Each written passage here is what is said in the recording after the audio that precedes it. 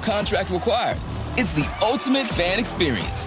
Level up for more on the ESPN app or at stream.espn.com.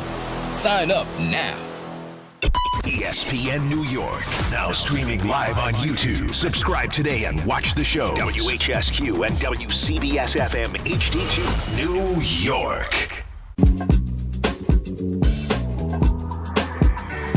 Got the number one pick in the NHL draft, but the men that can't seem to stump. Do something dumb, that's an observation. CLT make them need to run. That's Lawrence Taylor. Cut them every trash, CMT for short. Wonder if we best once you peep the score. Up at the crack of dawn, top stories of the morning. While you're yawning, grab your coffee, rise and shine with 8:80 a.m. This is Drop Time. We provide highlights from your favorite teams. Got Dave and Rick making plenty of picks. It's Rule 76. Oh, yeah. I love a good Wednesday. And I love a good Wednesday when we flip the calendar to April. And I love a good Wednesday when flipping the calendar to April now on a Wednesday is April Fool's. And I love it especially more when my dear friend Daniel Maurice Grassa is with us. How are you? DMG. That's what is right. going on? How you doing? Oh, I'm you great. look tired. Yeah. I mean, Ray, I'm not coming after you because you're so well adversed at this now. Grassa, understandably so. You did the Rangers last night on the app. I heard it was a massive success. Nailed the heart out, by the way. Good, I'm glad. Yeah. I had nothing but confidence that you would be able to get that done. You look a little sleepy today, though. I'm a little sleepy. And when Ray walked in this morning, I said, hey, it's great seeing you again after we spent 3 hours or 4 hours apart or whatever it was. Just because, we got out of there late last night, and by the time you get the car out of the garage there because it's busy, and then you get home at, whatever. Nobody cares. And then the alarm goes up early, and here we are. That's true. Nobody cares. Nobody cares. Those Here are we are. If you're on no sleep at all, nobody cares. Nobody cares. No, just shut up and give me entertaining sports Last talk. night was what, the 75th game, 76th? We're used to this. We do this. This is what we Season's do. almost over. It is what it is. It is what it is. And this guy does it every day. It's unbelievable. Times two. I know. Right. It's not even like he could be done when the Rangers were done last night. Now he's got to jump into Knicks mode. I'll be with him tonight because I'm doing the Knicks tonight, but it won't be. And that's a nice late game, right? 8 o'clock tip-off. Yeah, it's 8 o'clock. Yeah, At least we don't have to be terrific. in person in the building either. Right. You'll be in this building. Because we're not flying to Memphis. Right. Yeah. Which is a shame because you could probably have a good time down in Memphis. Barbecue, all that stuff, yeah. I heard Nashville's a great city. Yeah, it's very popular these days. Have you been? No. No, neither have I. Everybody and their mother, but they say when the heard draft like a great was there, weekend city. Yeah, when the draft was there, it was a zoo. Yeah. So we got a lot to do today. A lot of things. Like there's some days when we're here and it's like, there's really nothing to do, but let's tell people there's a lot going on. Yeah. Right? You know those. It's like, days. there's a busy Oh my day. God! The draft is 3 weeks away. Oh. And, baseball is a month away, and basketball is really gearing up, and the NHL and all these things.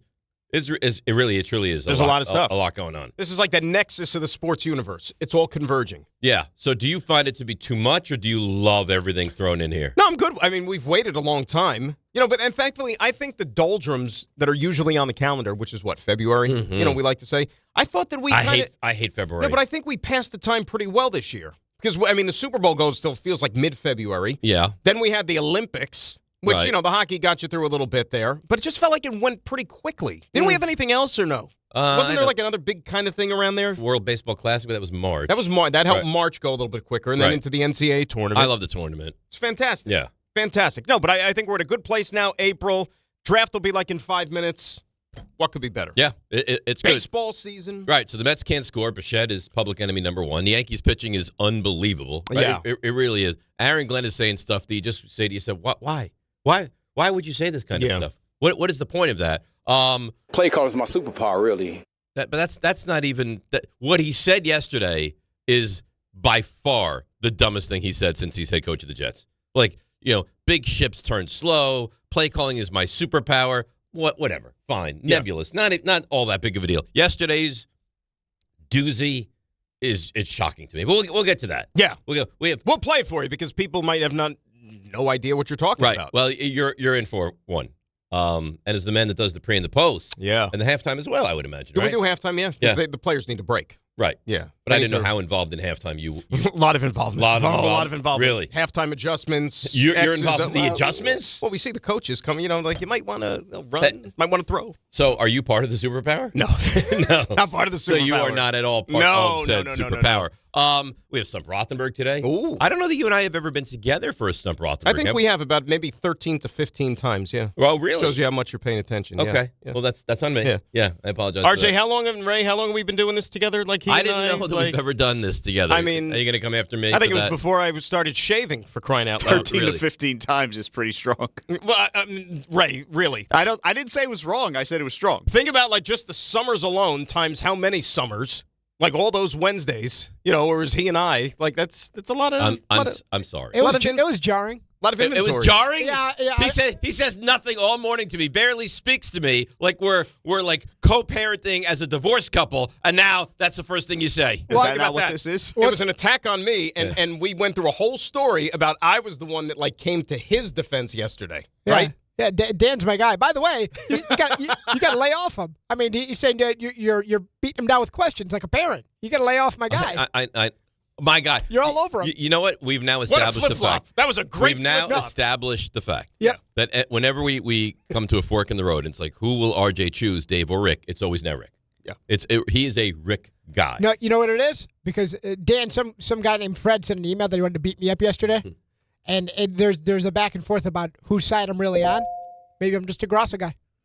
And now today, you're a Grassa guy. Maybe I'm just a Grassa guy. So I think what's being fully felt here He's been a Grassa guy before, 13 to 15 times. He's not a Dave guy. No. I don't know who wins, you or Rick, in that battle to win the heart and affection of RJ. But clearly, I come in third of three. Most cases, if you're in RJ's shoes, and I'm not saying he's this type of guy, right? But anybody in that type of situation, you're going to side with who? Who can help me out the most? No. Who can do more for me? I would think you would side with the person you're closer to.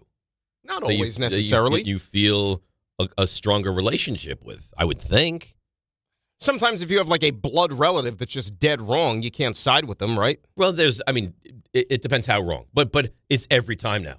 It's unanimous. I mean, Rick says yesterday to Buster, he goes, so Buster, this is not my actual question, right? He starts a question. This is not my actual question, blah, blah, blah, blah. Yeah. And then 48 seconds later. No. It wasn't an interminable question, but he starts the question out by saying, this is not my actual question. So as the driver of the show, when he finishes that question, Buster gives his answer. What do you think my thought was? Now he's going to ask his actual question. Yeah. There's dead silence. Oh. And he's like, that was hacky by you. I'm like, hacky by me? Why would you say it's not your actual question and leave it open-ended? I said, RJ, whose fault is that? And RJ, pivots, backpedals, doesn't give an answer. RJ will never, ever go against Rick. No, I mean, RJ, now that I know the facts, that's if you say this is not my actual question, you're expecting the follow-up, which will be the question. So there was a question that came with it. Maybe not his intended question, but what I will say is as recently as last week, Dan, Rick said to me by text, you're just a Dave guy, bleep you. So I think I'm playing it right down the middle. I think I'm where I need to be. No. Rick said to me via text, without the you're just a Dave guy, bleep you. You woke up this morning and said, bleep you. Bleep you. I believe that. Yeah, exactly. Yeah. And I returned the fire, by the way. He said, bleep you too. By the way, that's nice. You say I'm not a Dave guy. What's Dave going to get as a result of the nice Buffalo Sabres? Well, that's great by you, but I weaseled my way and Raymond's way into that wager. Dude, listen, I allowed the weaseling to happen, though. There's a Sabres wager? Oh, yeah. Sabres Islanders last night. Yeah, impromptu wager before we got off the air yesterday. Brunch, so the loser had to pay for the foursome, and now Rick has to pay for the four of us to get a beautiful brunch. We were talking about that before the show with the Sabres Rangers next Wednesday. Well, the home finale. I wouldn't wager on that. No, but I mean, RJ going to be in the building. That's you're gonna go to that, RJ? I think so. So there's certain events you'll stay out late for, and other events you won't. So I said if RJ's going to be there, I said I'm going to have to go, and then we're going to have to make it a big communal, gathering. That's again. nice. Yeah, that's nice. Passover tonight, by the way. Real? Is it tonight? Tonight. Really? Yep. The only time I know when that happens is when I look at my little calendar book and it says Passover. Yeah. Otherwise, I have no idea. Well, why would you? Right. I'm not on the email chain for that. Is there a Passover email? In some cases there are. Yeah. So what do you do? Are you looking for? Is that something you look forward to? Yeah, I think so. Well, I mean, we're not really doing anything tonight, but tomorrow night we're gonna have the grandmas over. Oh, nice. Yeah, we're gonna do a little Seder and yeah, it'll be nice. Be nice. Nice little family gathering, little chit-chat. Yeah, a little chit-chat. It'll be early, so it'll be done early, and, Is the Seder the thing with the unleavened bread and all that stuff? The matzah, yes. Oh, nice. Yes. I like a good matzah every once in a while. A good matzah. Peanut butter? Yes. Very nice. You could throw a little butter on there. Tasty. Little peanut butter. Let me tell you something. Haroset. Let me tell you something. Mm-hmm. I mean, this is not unleavened. This guy had one hell of a sandwich last night at the world's most famous. Really? Ooh. Raymond, yay or nay? You had a special sandwich? In the media area? No, this was free for all patrons. But this was my dinner last night. Because the way what do you mean? It was free for all patrons? They're giving out free sandwiches? The way it works at the Garden now, like post-COVID, there's no more media dining. Oh, I didn't know that. Yeah, so what they do is they're very nice. They give you a food voucher. Oh, okay. And you can wander about to any concession stand or whatever in the entire arena. So I stumbled upon this. I think it's technically like an Italian place. Oh my! You want to see a picture of it? Yeah, I'd like. Oh, he was so happy really? with the sandwich. Well, I gotta Faust tell you. was the one who actually had it. I said, yeah, Faust put him on. Let me ask you a question. Where'd you get that sucker? And he told me. I said, that is my destination. Really? Look at this bad boy. What was on this? Wow. And they made it that looks fresh. Like you should hold that up for the people. How can I? There you go. There you go. That's perfect. Yeah, is that good? Zoom in on that, Raymond. Can you do that, Ray? It looks like there's some mozzarella on there. Here's what I'm seeing. You're eating good. I'm seeing greens. Yes. Tomato. Yes. Chicken cutlet. Mm-hmm. It looks like drizzled with balsamic. Caprese. Oh, it's a caprese and chicken then cutlet. And like you said, the mozzarella and a little piece of prosciutto on there too. Really? And look at this. Not just one. There were two. Oh, there were two. Oh. So, I was sitting there like in the. Then we're not two. They cut it in half. Yeah, they cut it in half. But I mean, no, but each half was like monstrous. Really? I was like Costanza at the with the ice cream sundae or whatever on press row. Did it fill you up? Oh yeah. Yeah. I could barely finish the damn thing. Really? A lot of bread too, which you always won't watch these days. So we got to get into the football. Sure. We got to get into the baseball. We've got to get into the basketball. Mm-hmm. We have Stump Rothenberg. Ooh. We have stuff you missed. We have everything happening today. I got more sound than I could possibly use right now. I've never seen this many things on this soundboard in my I got life. Mike Brown. I got Josh Hart. I got Aaron Glenn, which is always special. Also, by the way, I got Odell is begging to get back with the Giants. I mean, can we stop? I got JPP is begging to get back with the Giants. You know why? Because they see. They see the worm is turning, Dan. No, you know what it is? When you tell me, like if I just woke up and you said, you know what, Odell and JPP want to be back with the Giants. You think it was 2016? No, I would say, I get it. It's April Fool's Day. That's why. That's why you're telling me this. It's April Fool's Day. It makes no sense. You're not an April Fool's guy, are you? No, it's silly. Yeah. By the way, free coffee today at Starbucks. Dunkin'. Yes, on April. No lie. So I walk in. I said, listen, I'd like a large coffee. I'll show you right now. Really? Why would you lie? Even though you think this is our first Wednesday together? Yeah. I never said it was our first ever. I don't remember doing a Stump Rothenberg with you, but that's fine. Free coffee. That's nice. If you're a rewards guy. You have to guy. be a rewards member.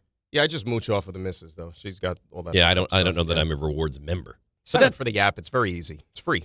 But that's fine. So yeah, there's just a lot going on. And how about the two goalies fighting last night? Yeah. How about that? The gloves. Markstrom wanted all the smoke. The place, Ray, was absolutely bonkers when that was happening. I mean, look at how awful Sounded of like a season. rock concert.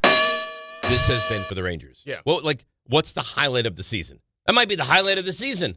There have not been a lot of really good things with the Rangers this year. Ray, do you have the highlight there? I mean, I played it in the postgame of Faust on the call.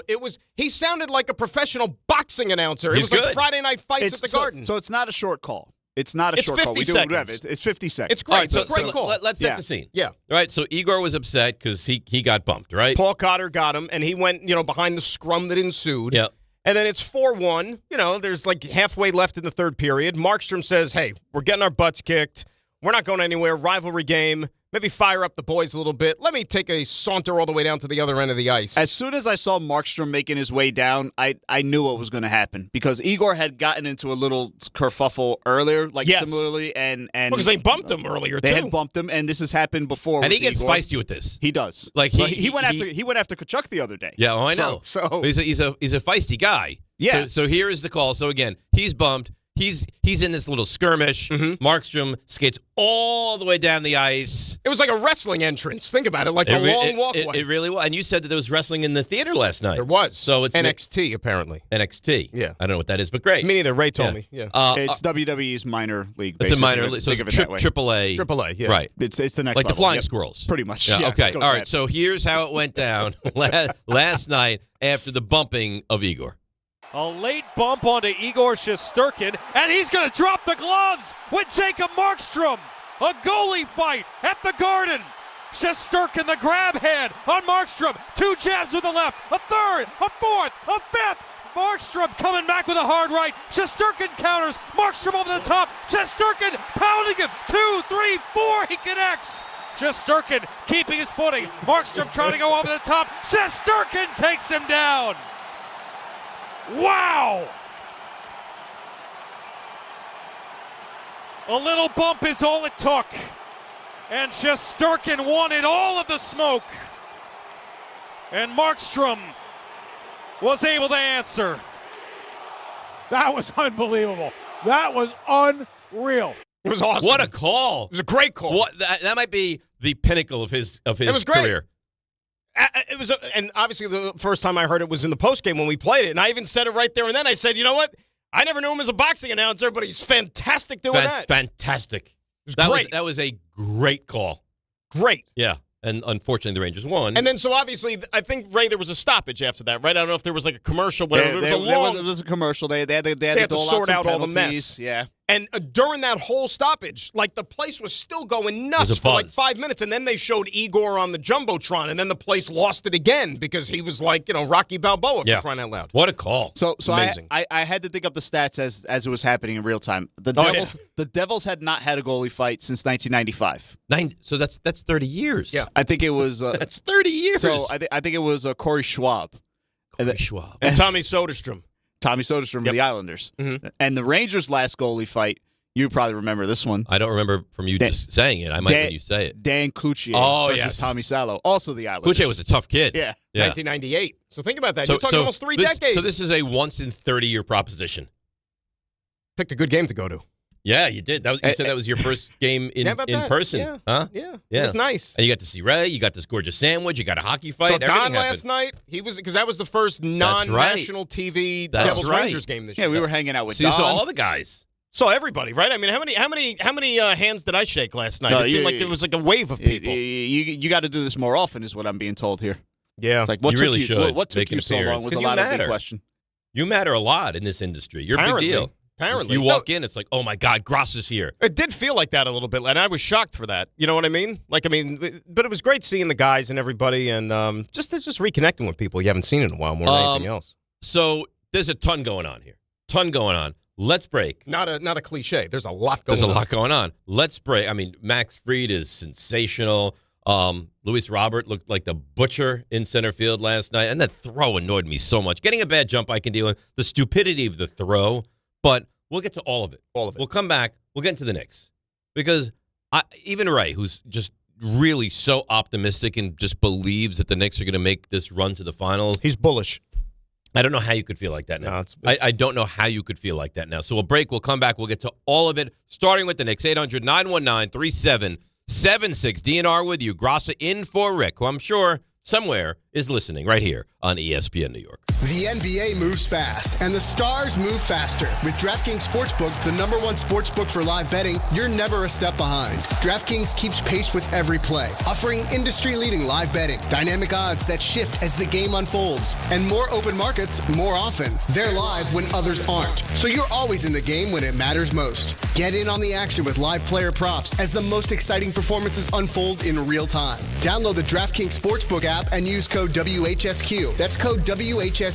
In partnership with DraftKings, the crown is yours. Gambling problem? Call 1-800-GAMBLER. In New York, call 877-8-HOPE-NY or text HOPE-NY 467-369. In Connecticut, help is available for problems gambling. Call 888-789-7777 or visit ccpg.org. Please play responsibly. On behalf of Boot Hill Casino and Resort, Kansas, pass-through of per-wager tax may apply in Illinois. 21 plus age and eligibility varies by jurisdiction. Void in Ontario. Restrictions apply. Prizes, flyaways, even Cash money. You want it? We've got it. Find a list of all contests and official rules by visiting ESPNNewYorkContests.com. That's ESPNNewYorkContests.com. Hi, I'm John D'Agostino from D'Agostino & Associates, the injury firm.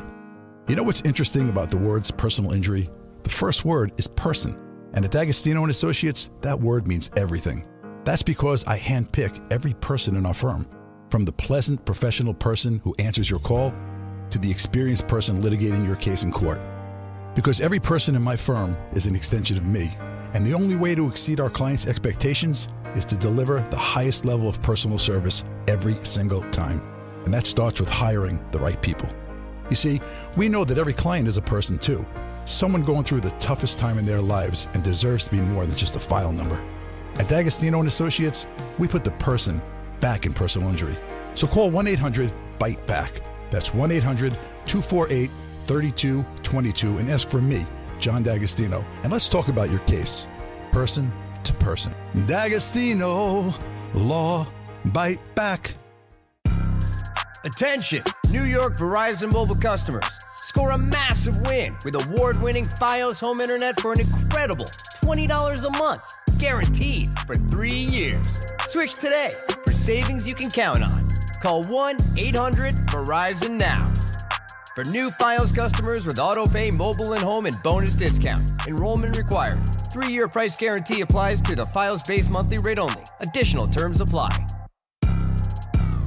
Evan Cohen here. Game day brings the excitement. Your stay should feel just as memorable. With Marriott Bonvoy, official hotel partner of the NCAA and U.S. Soccer, you're connected to a portfolio of brands designed for how you travel. Some offer complimentary breakfast, others give you room to spread out, space to stay productive, or extended stay comforts. So whether you're a traveling fan or part of the team, Marriott Bonvoy celebrates the moments that live on before and after the game. Marriott Bonvoy, where game day checks in. It's Rich Eisen for Pella Windows and Doors. Sometimes teams take a timeout to regroup and call the right play. When it comes to your home, Pella Windows and Doors always has the winning game plan. They do it every day, and that's why your neighbors trust them. Visit Pella.com/Eisen today. Right now, Pella Windows and Doors of New Jersey is offering up to 25% off windows and doors and 0% financing for 24 months. Some restrictions may apply. See store for details. Offer ends April 30th, 2026.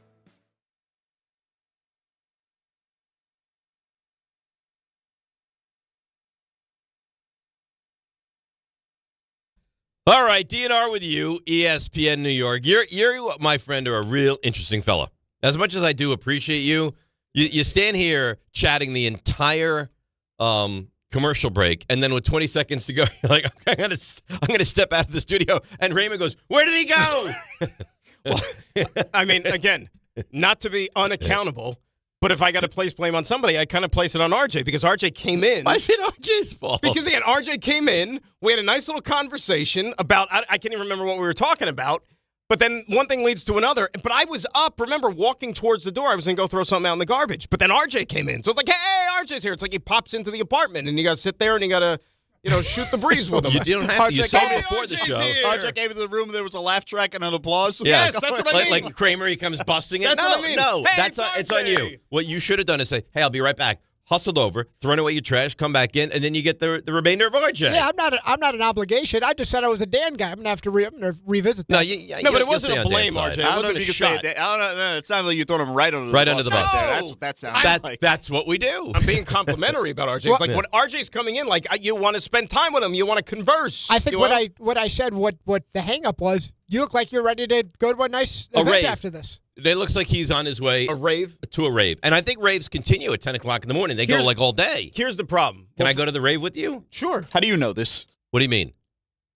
I was not an old man my entire life. The rave hours. I used to go after it. Oh, there's an unnamed place on my way here. Sometimes it's not a rave, operating well past hours. Oh, absolutely. Oh, yeah. So like as you're coming in, like they're still hanging out, doing their thing. Yeah. Yeah. And back in the day, I could do that. See, you don't strike me as that kind of guy. RJ. Though. You don't. I'm just saying. He would not strike you now, but the stories have been corroborated, I believe, by trustworthy sources. Yeah. I think he's got a history. Really? Yeah, oh, yeah. There was a time where I could really let loose. What? Give me a range, like age. I don't know why you played that. That was gross. Yeah, but it was also on, like, what does that mean? 18 to 27. Oh, really? Oh, yeah. Have you That's a good 9-year range, basically. Have you done crack? I used to let it go. Wow. Like that kind of party? The gambling, the partying, gambling and raving are two different things. Well, but it was all encompassed into one. All encompassing. Yeah. I would be placing bets at a rave. Wow. Yeah. Those back rooms or those downstairs basements or whatever, a lot going on down there. Yeah. I was once at I told the guys this. I don't know if I've told you. Yeah. And we'll get to the Knicks in a second. This is more important than the Knicks. Underground casino in New York City, right? Really? Right across from the Empire State Building. You go in, you knock on a door. I'm here for password. Is there a password? There was. I don't remember what it was. Yeah. And I get into the first door. Then it's like Randers, right? Then they have the camera. The second door, I go in. They have the tables in the back. They got craps. They got blackjack. Playing blackjack. Over in the other corner, it's like heavy drugs going on. Like it was heavy drugs. Heavy drugs. Yeah. Recreational drug use. I think needles were involved. Needles. Right? Yes. Properly discarded after use? They're just like I don't know if they had the little red containers like Igor. Contaminated waste. They were walking around like the shot girls were going. Okay, please dispose your needle. And I went on the hottest blackjack streak I've ever gone on. Ever. I'm winning doubling down, splitting, you name it, to the point that I was up so much. Now I wasn't up like a grand amount in the grand scheme of things. You were like Dan Campbell going for it on fourth down like there was no tomorrow. I got I got a 16 against the 9. Hit it 4, 20, like I'm up hundreds and hundreds of dollars. Bring it. And I look down and I think I need to lose a little bit. I think they're staring at me. I got people that looked very unsavory. They think you have like an earpiece or something and people are, I am terrified. Yeah. And then finally I was up a good amount. I was like, I'm going to be done. So I grabbed everything, cashed out, and I was like looking around. Were you solo? No, I was with a friend. I was about to say, like, going to a place like that solo. But I remember walking out. RJ's talking about people, like, stumbling out of these after hours. But I remember walking out as the sun was coming up. Wow. And, yeah, that was quite a time. I can't imagine that. Yeah, it was quite a time. All right, Knicks. RJ walks in and he goes, if you were buying stock in a team right now, it would not be the Knicks. I guess my question to you is, at what point, and maybe you were there, are we allowed to look at this team? Because it's not like Durant hit a shot at the buzzer last night. It's not like they were really all that competitive. Right? They trailed the entire game. They were down 11-2, and it really didn't get much better than that the entire game. At what point are we allowed, or do you feel like, like this team they're not playing well? They're not playing well. RJ and I were talking before the show, and I don't remember how we stumbled upon it or what we came to, but right now as a fan, are you sitting there and thinking that, man, maybe this team's ceiling is only the second round, which would be disastrous based on what we outlined all year. So here's the thing. I've kind of thought that for a bit, and I've been telling Ray, and he goes, oh, you're so negative. And I feel like he's the other way, and he's very optimistic, and I understand why he would be, and I understand this idea with having accomplished very little. Oh, I mean, not that they didn't go to the Eastern Conference Finals, but, like, I would think that these games would be more meaningful, and I don't know whether they're just not good enough to beat the OKCs and the Houstons, and they lose in Charlotte of the world, or if they're just on cruise control and they're able to flip a switch when we get to 2 weeks down the road. I don't know, but to say I'm not concerned would be a lie. I'm very concerned. Well, apparently they haven't beaten a team with a winning record in 3.5 weeks. Right. You're judging it based off of that. Okay. And even those wins against the Nets, they were on site. God, I mean, the Friday night Nets game in Brooklyn was one of the worst basketball games you'll ever see. And now they win it, so it doesn't haunt you. Barely won it. Right. Well, the Nets with their play in the backcourt. The G League team tried to win the game, but they weren't like physically capable as much as the Knicks tried to let them win the game. But no, you're right. And now we talk about this a lot in sports where, okay, team is maybe kind of going through the motions close to the finish line. Can they flip that switch right when it matters the most? Right? Are you going to be able to turn it on in the playoffs? Right. How many teams, forget about can this Knicks team do it? How many teams in the NBA? Because generally you say they have a championship tradition. They've gone on deep runs in the playoffs before. How many teams are we talking about in the entire league that you think are capable of that? Not many. When you say deep run, you say NBA Finals? Right, meaning they could flip the proverbial switch is what I'm saying. Oh, not a lot. Right. I don't like playing like that. I want to be dialed in. Now, if you have a game where you don't show up against the Nets and you barely win, fine. But, they tried the other night against Oklahoma City. I never get a feeling they're going to win these games. Like, you watching them, I feel like OKC, and they're clearly better. But even last night, Houston was, you never, even when they cut it to 4, you never had the feeling the Knicks were going to win that game last night. And Houston, mind you, has not been a great team lately. No, they haven't at all. And I think that they're certainly flawed, and they're not. Remember, Houston was part of that conversation with the at the beginning of the season, the odds. Weren't there like 3 teams in the West, and then it was the Knicks? It was OKC, Denver, Houston? Yes. Right? Because it wasn't San Antonio yet. No. But now look at what they've done. Right. Now they're vying for the number 1 overall seed, San Antonio. It's incredible. And that's a big feather in Wembanyama's cap as far as the MVP is concerned. Awesome. But like, if you look in the Eastern Conference right now, what I was just talking about a couple of minutes ago, like, which team do you have faith to be able to, like, snap your fingers and they're going to turn it on? Celtics maybe the only team? Maybe the only team? Yeah, but they're also playing good basketball. Right, but I mean, they also have won before that. Right, so you have to have something to fall back on that you can then turn it on. Right, like Denver. Could Denver, I mean, you said Eastern Conference. So Detroit never takes a night off. Everyone had this idea that, Cade Cunningham's out, now they're going to struggle. Yeah, not at all. I mean, not even a little bit. No. This idea that they're a one-man team is nonsensical because you see how well they compete when they don't have Cade Cunningham. And you could actually argue that's a blessing because now they will play really good basketball without him. Then they'll be infused by him coming back and maybe be a better version of what they've been. Are we starting to draw a line? Okay, even though the Knicks are technically 3rd, do you think there's a significant step down from Detroit, Boston, and now the Knicks? Like, are they on a different level? I don't know. See, I thought it was Detroit and everybody else. Mm-hmm. And now I think it's probably Detroit and Boston. I still can't put Detroit on a level with because they haven't done it before. Because they haven't won a series. That's fair. You know? But they're a good team. They're a good team. team. They're going to win a series this year. Now, look, you never know what's going to happen. Like, I mean, 1 year different than the next. Like, I mean, think of the Jason Kidd's Nets teams in the East. They went to the NBA Finals after never winning anything. Right. That group. Now, granted, they didn't have Kidd either, but, like, all of a sudden it could happen. You can catch lightning in a bottle. So you wouldn't be surprised if Detroit went to the finals. Not at all. Right. Not at all. They're a really good team. It would be nice to say that, okay, they've done this before in the playoffs. Last year they were one and done, against the Knicks. Last year the expectation was that they were going to lose in the first round. Right. Like they went from a team like, hey, getting in and competing, and they competed really well, was a hell of a season. Final, at a bare minimum, is going to be cause for a shakeup of this team in the offseason. 100%. I mean, like, let me ask you this. You're a betting man right now. Yeah. Like, think back to, 18 to 27-year-old Dave on a roller in those seedy, back rooms. Benders. This team getting past the second round right now? No. How could you? I wouldn't find too many people, I think, that would disagree with you. Here's the thing. Well, let's go to the man that's been, and I'm not giving him a hard time. No. Let's go to the man that has He's been very bullish all year. The most positive, optimistic, I believe. I don't care what his happens attitude here. has been bring it. Bring it the entire way. So, bring it.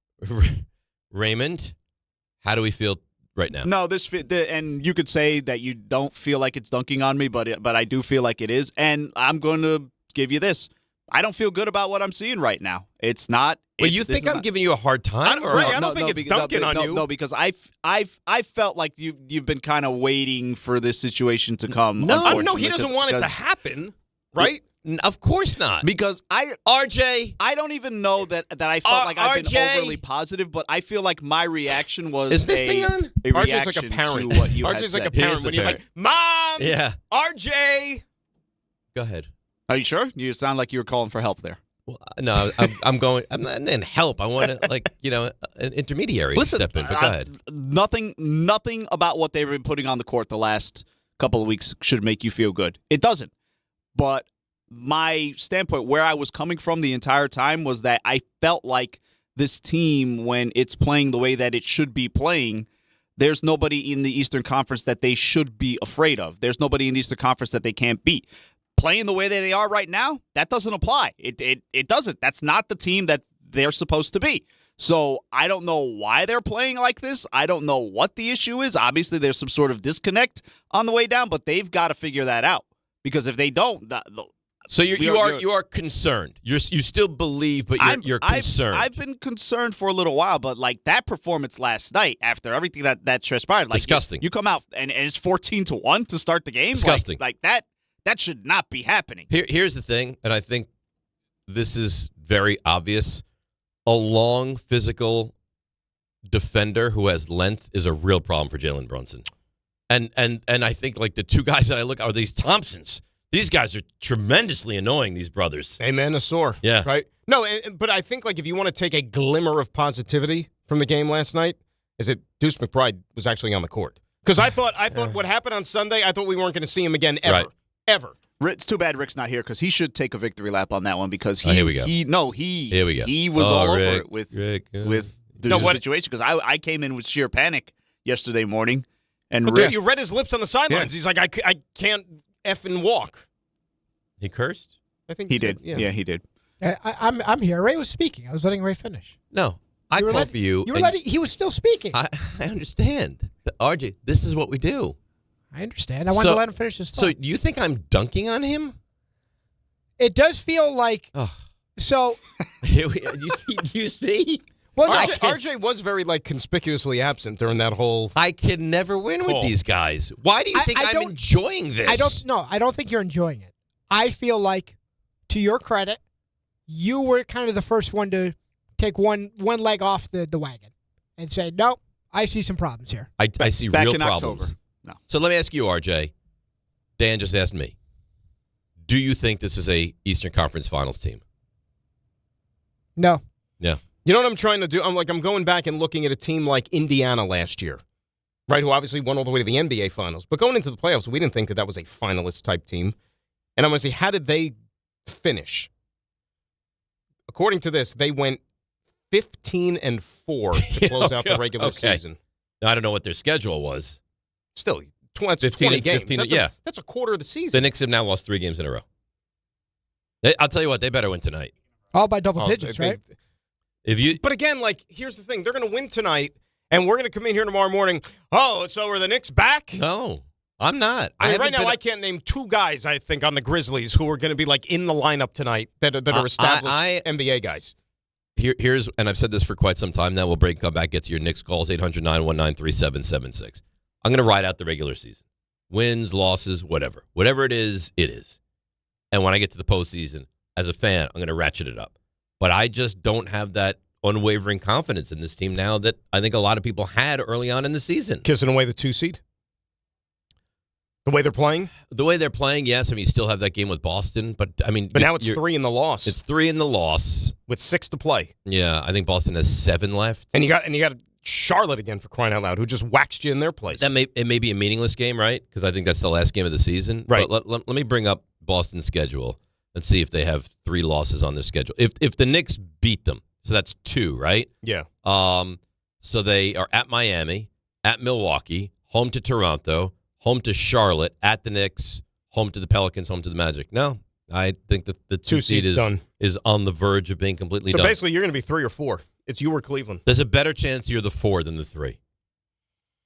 Than the 2. There's a better chance you're the 4 than the 2.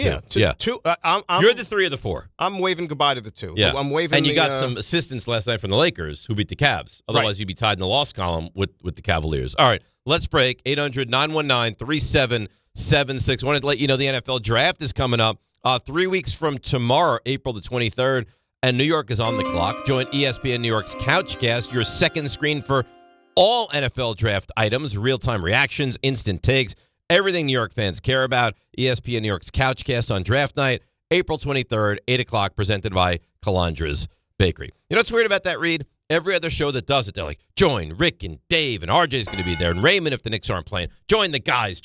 And our Reed doesn't even mention it's going to be us. Well, what does it say? I just read it. I wasn't paying attention. I knew what it was, because I've heard the Couchcast. But it doesn't mention us. Have the other shows mentioned RJ and me being there? Is that actually a thing? Well, I don't know that they mentioned you guys. Still being negotiated. But they mentioned from the read I just did. I don't know who's doing the Couchcast. Well, I think it. Yeah, I'll put it in there. I guess you know what you should do. You should walk out after the show and go into John's house. Hey, John. So this Reed, who's doing the Couchcast? Yeah, who's doing the Couchcast? I think the thought would be that you're doing it, and that's obvious. But congratulations. I'll put it in there. Let me read this for you again, okay? You tell me at what point you're like, okay, it's obviously Dave and Rick. Sure. Ready, Dan? Listen. Yeah. NFL draft is coming up on Thursday, April 23rd. Anything? You stop me. New York is on the clock. Mm-hmm. Join ESPN New York's Couchcast, your second screen for the NFL Draft. Real-time reactions, instant takes, everything New York fans care the most about. ESPN New York's Couchcast, Draft Night, April 23rd, 8 o'clock, presented by Calandra's Bakery. I know the Jets are making a pick. I know the Giants are making a pick. I know there's a draft. I have no idea who's part of it. Right. No idea. Well, it's me. It's Rick. RJ will be there as well, and hopefully Ray can be there. We're going to get a little pregame meal, and we're going to really pregame meal here, pregame meal we're gonna go out. some of their establishments. We're going to go out. Nice. So I'm going to take the guys out for a nice dinner. Nice. Yeah, because I'm a generous soul. You don't have the place picked out yet, right? No, wherever they like is fine with me. That's a good idea. Let's take, because we're bonding. It's a bonding experience. Camaraderie. You go over notes, say, well, what's this team going to do? I don't know. So the buzz is all this. Oh, we're going to go over everything. And it's going to be a late night, too. Which I really look forward to. Yeah. Then you got to wake up and do the show the next day. I've heard all about it. Let's take a break. 800-919-3776. Your calls on the Knicks. Where is your concern level? We'll hear from Mike Brown and Josh Hart next. DNR with you, ESPN New York. Right now, new FanDuel customers can get up to $300 back in bonus bets every day for 10 days.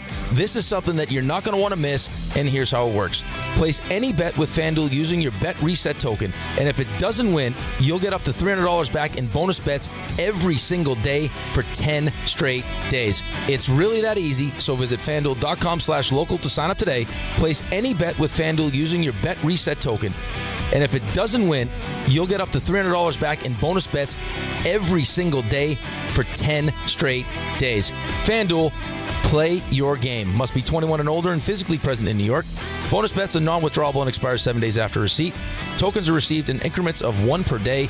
Restrictions do apply. See terms at sportsbook.fanduel.com. For help with a gambling problem, call 1-877-8-HOPE-NY or text HOPE-NY at 467369.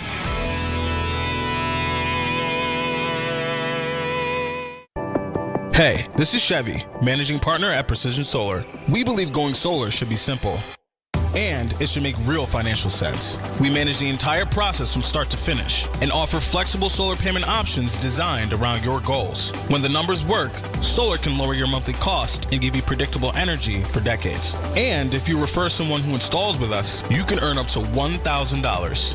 Visit PrecisionSolar.com to schedule your free home assessment.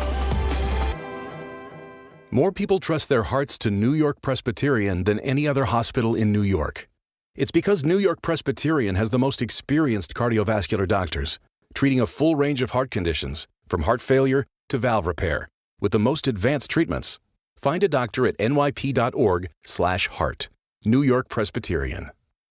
New York Presbyterian Hospital, based on U.S. News & World Report 2025 to 2026 cardiology, heart, and vascular surgery rankings. Gold prices are soaring and silver is near an all-time high. If you've got gold or silver just laying around and you want top dollar, then go to the Estates Roadshow this Friday through Tuesday at TMT Cash for Gold in Old Bridge. For info, go to tmtcashforgold.com.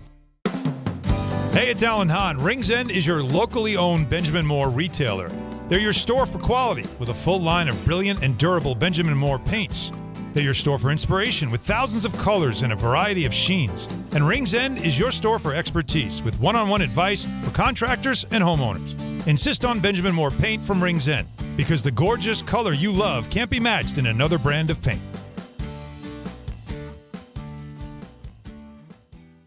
Think great meat has to come with a high price? Not at Wild Fork Foods. Get beef tenderloin for only $10 a pound. Yes, $10 a pound. And Atlantic salmon portions just $9.98 a pound. That's awesome quality at a great value for your table. Everything is blast frozen to lock in flavor and nutrients. Shop one of their 7 locations, or you can order online for same-day delivery. WildForkFoods.com. Wild Fork Foods. Quality meat. Wild prices.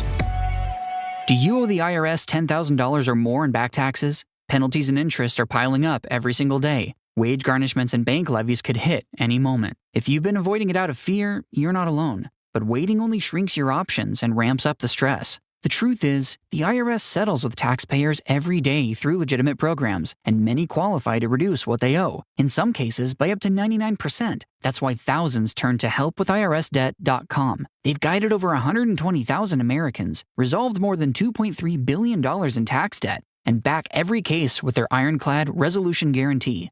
If there's no real path forward, you get a full refund, no fine print. They even randomly select one qualifying client each year and pay off their entire IRS balance. Terms apply. Don't let another day pass. Go to helpwithirsdebt.com right now. It's fast, easy, and confidential.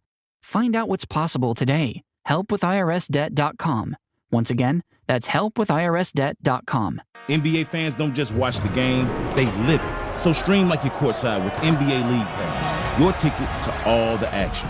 Watch your favorite team shine and catch the league's brightest stars and rising stars at the same time with multi-view on your favorite devices. From the plays you can't believe to the most live games and the drama that comes with it. If it happens on the court, it's happening on NBA League Pass. Only select out-of-market games available. Blackout restrictions apply. Additional charges and other conditions may apply. Visit NBA.com/subscriber agreement for full terms and conditions.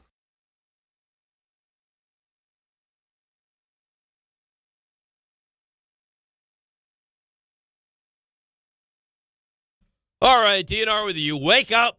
We're rolling along. Gross has got a little juice, a little energy. Orange juice. Orange juice? Yeah. I don't know. Orange juice with something. It's all good. It's all April. great. It's April. It is April. We're here. It's going to be 80 degrees Fools. today. I know. It's warm. I left the house this morning. I was like, oh, it's warm. But you know what the problem is? Tomorrow it's going to be like 40. I'm sick of it. I'm sick of this fluctuation. We can't have the fluctuation. That's why everybody's sick. I say everybody. That's a large generalization. I was going to ask you something, and I have no idea what I was going to ask you. You ever get this? I hate when all the time. I hate when this We got happens. a few people that are sick again. Don's sick again. Again. No Yeah. one. Did you hear? No one is sick more often than Don. Did you hear what happened? Because No. Alan was broadcasting from MSG, like the MSG booth they used to for the show for DHR. Right. He and Don, to start the show, in the same airtight box. Ecosystem. And I heard Michael. So Alan was sick, passed it to Don. It's that same room that we have run the remote broadcast out of in the past. Oh, Alan was MSG. sick? Yeah. And then that's no, how Alan was in the room with Don. Alan's okay for now. Oh, so Don is sick, and now we're thinking Alan might come down with something. Alan may be contaminated. And if you listen to the start of the K show, Michael very unhappy that they left the window partially open in Seattle 2 nights ago. Now he's not feeling great. Well, yeah, but that's also from an open window. Well, no, no. Come on. That's the travel, though. Like I could see, unfortunately, like all that traveling that he's doing. Like you're in San Francisco for a few days, then they go to Seattle. Seattle was like frigid. Oh no, I'm not Frigid. saying he doesn't come by it. Honestly, that No. Travel, But that airplane, explains it. You know what I mean? exposes you to germs all over. I don't Everyone's think immune the system window is being open compromised. in Seattle is going to put it over the top. No. The window, I mean, if anything, the cold air kills the germs. I know what I wanted to say. Okay. And you probably know the story better than I do. Yeah. Because you were here me and Raymond as well. RJ, I'm sure you know it. The April Fool's joke that was pulled on Don and Michael. I was there. I think of that constantly. I was there. And so I don't know, it was something with the trade, and they had somebody on to break Was down it Mike the trade. Piazza being traded? And it was a made up trade. I'm so scared. How about this? I was actually, you talk about being inside those walls. I was actually in the, the planning meeting, if you will, for that. For that? Oh, yes. This story and makes did me you say, I don't think this is You know what you just said? You know what's interesting? What he just said, and I never really thought about this. Out of all of us, I actually stepped foot in this place before all of us. Like I was like the first guy out of the four of us. You were That's here, right. and then you left. And then I you left, came- and I came back. Right. Which is impressive because we're talking. I actually just hit 13 years last week, I'm 15 and a half. and Ray is 17. He was here before me. That's good staying power by you guys, by the way. I think I just hit 18. 18. But- Congratulations. This story though, I've only heard it in retelling. Actually, gives me anxiety. So hearing it. it's not anxiety. To me, I wish to God that I had been here on that one day. Do you want the full? I want the story. Do you want the 30 for 30? I want the 30 for 30. But the thing that I wish I was here for is Don Oh my God. chasing Oh my around God. around the program director. No, he won the program I director. thought he at the was, time. no? Not at the time. At no. the time, no. Executive producer? Maybe. Okay, whatever. Yeah. I wish to God I could. RJ, could you imagine Don running the halls and chasing a man who was terrified No, there for was- his life? It was a much angrier Don at the time. There was Angry Don really. There was only one person running, and it wasn't done. I thought Don was running after him. There was only one person running, and it wasn't done. Tell me the story quickly. And then we'll get to All the right, so next anyway, call. it's April Fool's Day. You know, how can we reinvent the wheel? I think we had moved to afternoon at the time already. All right. We were ready. Yes. And were you on the show? Yeah, I was You're producing I was it? like what RJ and Ray are doing. I was Okay. in the control room. So And this is, 20 years ago? it had to be like 05. All right, so 20 plus years Yeah, ago. somewhere around there, like 05. So, meeting earlier in the day, what can we do for the show? Hey, it's April Fool's Day. Let's do something funny. Let's come up so they came up with, Mike Piazza traded. Right. And we'll surprise Michael with this. I can't remember if Don was also in on it or not. I don't think so. He might have known. No, I think How's that possible? No, I think. Then why would he have gotten angry? I'll tell you why. Because anyway, we do this thing, and it was Larry, who Larry Hardesty, the great, love the Larry great. Hardesty. Yep. He was one of our reporters at the time, back when we had reporters, and that was such a thing. So they worked it out to where Larry, because he was probably covering the Mets or something like that, called in would call in with like breaking news. And think about it, this was before Twitter, before social media. Right. So if somebody was calling in with breaking news, they had breaking news. So we're going to call in to Michael, surprise him on the air, and say that Mike Piazza was traded by the Mets, and played it off. And this thing went on, I would say, for at least a good maybe couple of minutes on the air. I thought they started taking calls on it. No. I don't remember that part of it, but it went a little bit. Again, you're going to know better than me. You were involved and ensconced in this. Such a long time ago. Yeah. So, anyways, then the war. They finally because Larry stayed on the phone. And then he was breaking down the trade. And then ultimately he said, "Michael, April Fools," and Michael was not amused. Immediately, you could see, and I'm sitting here looking straight at him, through the glass into the studio. So how did the phoner end with Larry? Was it goodbye? Did he hang up on him and was? I don't think it was anything. I don't think he was blaming Larry because he knows that Larry didn't come up with this on his own. So he was not amused. I don't remember how much longer the segment went. Go to break. The other person, the mastermind behind this whole thing, goes into the studio. Michael's not happy. Don's in there as well, and I think that he tried to lump Don as also being a part of it, or saying that Don thought it was a good idea or something like that. Don said, no, not necessarily. And then something, because I was in the other room, they were in the studio having it out, and then something happened, and then all of a sudden, I look to my left, I see the studio door go open, said person go running out of there like Usain effing Bolt, and Don basically like this. I remember seeing this from Don. It's like it's him getting up from his seat. John, by the way, chiming in, he said the trade was Piazza for Sammy Sosa. Well, it doesn't matter who the hell it was I'm just giving a little more insight into it. So anyway, was John in the control room? Was he sitting next to me? Was he on the? No, was he? I think that was back in the days when Don may have been sitting. I was John. John. I'm sorry. trying to think if John was in the. No, it had to still be Joey. No, Joey's next to me. So, like I said, studio door opens. Yep. I see the other guy come running out, and this is what I see Don. And he goes after him. So he goes storming out after him. And how did it eventually end? Where did this other person get to, and did Don get close enough? Was there a confrontation? How it eventually ended, I think the next day he was working a different show. And that was it? And that was it. And that's the beginning and the end of this guy at the station? No, he had a few more years after that. Yeah. Wow. But, yeah, it was a ugly, ugly scene. Yeah. Didn't go over. Let's put it this way. One of those pranks that didn't go over all that well. That's some story. All right. Let's get back to the Knicks. 800-919-3776. Let's go to Joe in Ocean Gate. Joe, good morning. You're on ESPN New York. How you doing? Hi, good morning, fellas. Dan, good job filling in this morning. You guys are always like Rain Man, with your knowledge and stuff. Joe, we're not spiking the football yet. It's still the first hour. They could go the next 3 hours just going to be dreadful. We'll do that. We'll do that at 10 o'clock. Try to give you. All right, sounds good. So if I get to a quick Giants point at the end, but for the Knicks last night, or then even just the last or the recent games, they just don't look. I'm talking my wife down. She's ready to quit on them and stuff. I think the rotation that they put in for the start of the second quarter, they were great energy, and they seemed like they were playing way harder than the first stringers. And I don't know, how far they're going to go in the playoffs.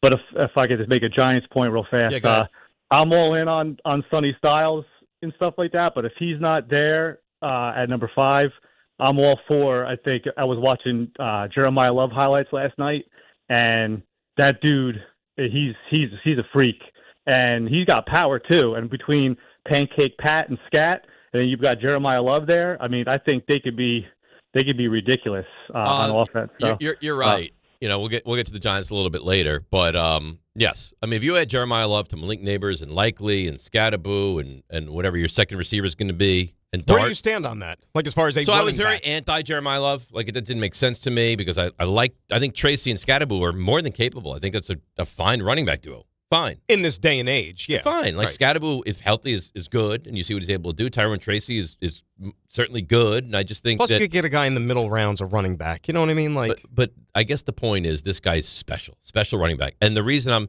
and you understand, I'm scarred from the whole Saquon thing. Absolutely. However, you didn't have a quarterback at that time. You have a quarterback now. So, I don't know. I think, well, here's the thing, too. I'd prefer Styles, but I think I'm coming around to taking Jeremiah Love. You're in a good position. I mean, they are as an organization. You are as a fan, because you're going to get a good player no matter who you take. At 5, you're going to get you hopefully get a great player, right? You hopefully get a gold jacket player at 5. You're either going to get a terror on your defense, or you're going to get a guy who hopefully is going to be able to add another dimension to your offense. That's right. Yes, absolutely. I mean, you should get a terrific player. I would personally. Now, he said Sonny Styles being gone. I don't think Sonny Styles is going to be gone. No, he's not going to be on 5. He's going to be there at 5. That would be my lean. If you're asking me, I agree with you. Give me, Giants defense. You know this, Giant defense. Well, not only that, but you need defense. Yes. Like you're kind of.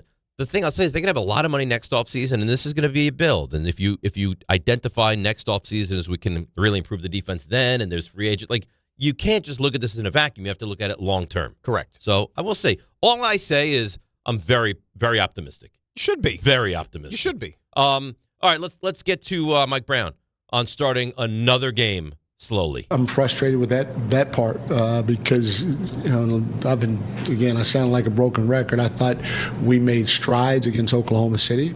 I got to give our guys credit. We competed. We came out to start the game. They felt us, but tonight everything was just real easy for them, and especially in the pick and roll, they didn't feel us at all. The game was over. 6 minutes into the game, Dan, it was over. We're down 22-5. They made a run. They cut it to, I think, 4 at one point. Then it went right back to 10. It went back to 19. And then it got cut to 13 at the half. And you thought, they were not competitive. I mean, Houston, from the beginning of that game to the end of that game, whooped up on the Knicks last night. And it's just more, what's funny? Like the game the other night against OKC on Sunday night. Can I be honest with you? And I don't know if this is like a bad thing to say. Let me see what you're going to say. You never thought the Knicks were going to win that game. Yes. Is that what you're going to say? 100%. Yeah. 100%. There were so many things on Sunday night, by the way. I can't remember what, but there was a lot of stuff going on Sunday. Remember, it was still just not long after the UConn game ended and the euphoria for that. Unbelievable and game. Still trying to process that, texting with people and everything. And so, there was other stuff happening, and then, the Knicks game started. And I wasn't, watching that intently. I might have had it on the iPad or something. And then I said, you know why? Because I didn't think they were going to win. You never did. I didn't think they were going to win. So why should I pay more attention to it? I didn't think they were going to win that game. Yeah, I feel exactly the same. And it's sad because, you go into a game with Houston, for example, now, and that is almost starting to fall into that category. Well, again, I guess if you're an ardent Knicks fan, you kind of have to have blind faith and say, when we get to the postseason, they're going to flip the hope, switch. Right? You got to hope. Because otherwise, what else do you have?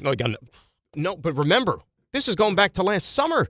This is what you were building towards. Right. It was all about the postseason. So now we're 6 games away. You have, 6 games left? If you go 2-4 and you end up with the 4 seed and you go to the conference finals or the NBA finals, this will be a successful season. If you go 6-0 and you crap yourself out in the first round of the postseason or the second round, this is going to be a failure. Here's the difference, right? We said the regular season really doesn't matter. It doesn't matter where they finish in the regular season. It doesn't matter. As long as they fulfill in the playoffs. Difference is that this Eastern Conference is better at the top than we thought it probably was at the beginning of the year. 100%. 100%. We didn't realize Boston would be this good and this healthy, and we didn't think Tatum was going to be back. Nope. We didn't think Atlanta was going to be good. We didn't know Charlotte was going to be good. And Detroit. We didn't think Detroit was going to be this good. Right. Good, yes. Detroit is this year's version of Cleveland last year. Yes. With Xfinity, you already enjoy ESPN as part of your TV lineup with live games, daily sports coverage, and expert analysis. Now, the ESPN Unlimited plan is available at no additional cost, giving you access to additional ESPN content in the ESPN app, including more must-see action like WWE Premium Live events, on-demand programming, and originals to explore. Visit Xfinity.com/your subscriptions to activate ESPN Unlimited access, then start watching in the ESPN app. More from ESPN, all in one place. Let's break. Come back. More on the Knicks. Over to the baseball. Stump Rothenberg. Some football. There's a lot going on, Dan. There's a lot going on. DNR with you, ESPN New York. Gold and silver prices are soaring and near all-time highs. If you want to get cash in your hands for your old jewelry, Now is the time. Get the most competitive prices at the Estates Roadshow. Old rings, chains, and even broken jewelry. Don't wait. Cash in while gold and silver are hot. 3 locations this week: Staten Island, Old Bridge, and Toms River. Bring your gold, silver, coins, diamonds, and watches, even broken pieces, and get cash on the spot. There's never been a better time to sell. No appointments, no fees, no pressure. Just friendly professional buyers with over 35 years in the business. Go to the Estates Roadshow Monday through Friday in Staten Island at the Hilton Garden Inn, and Friday through Tuesday in Old Bridge at TMT Cash for Gold, the bright yellow building on Route 9 South, or TMT Cash for Gold in Toms River on Route 37, corner of Hooper Avenue, just off the Garden State. For more info, follow Estates Roadshow on Facebook or go to tmtcashforgold.com.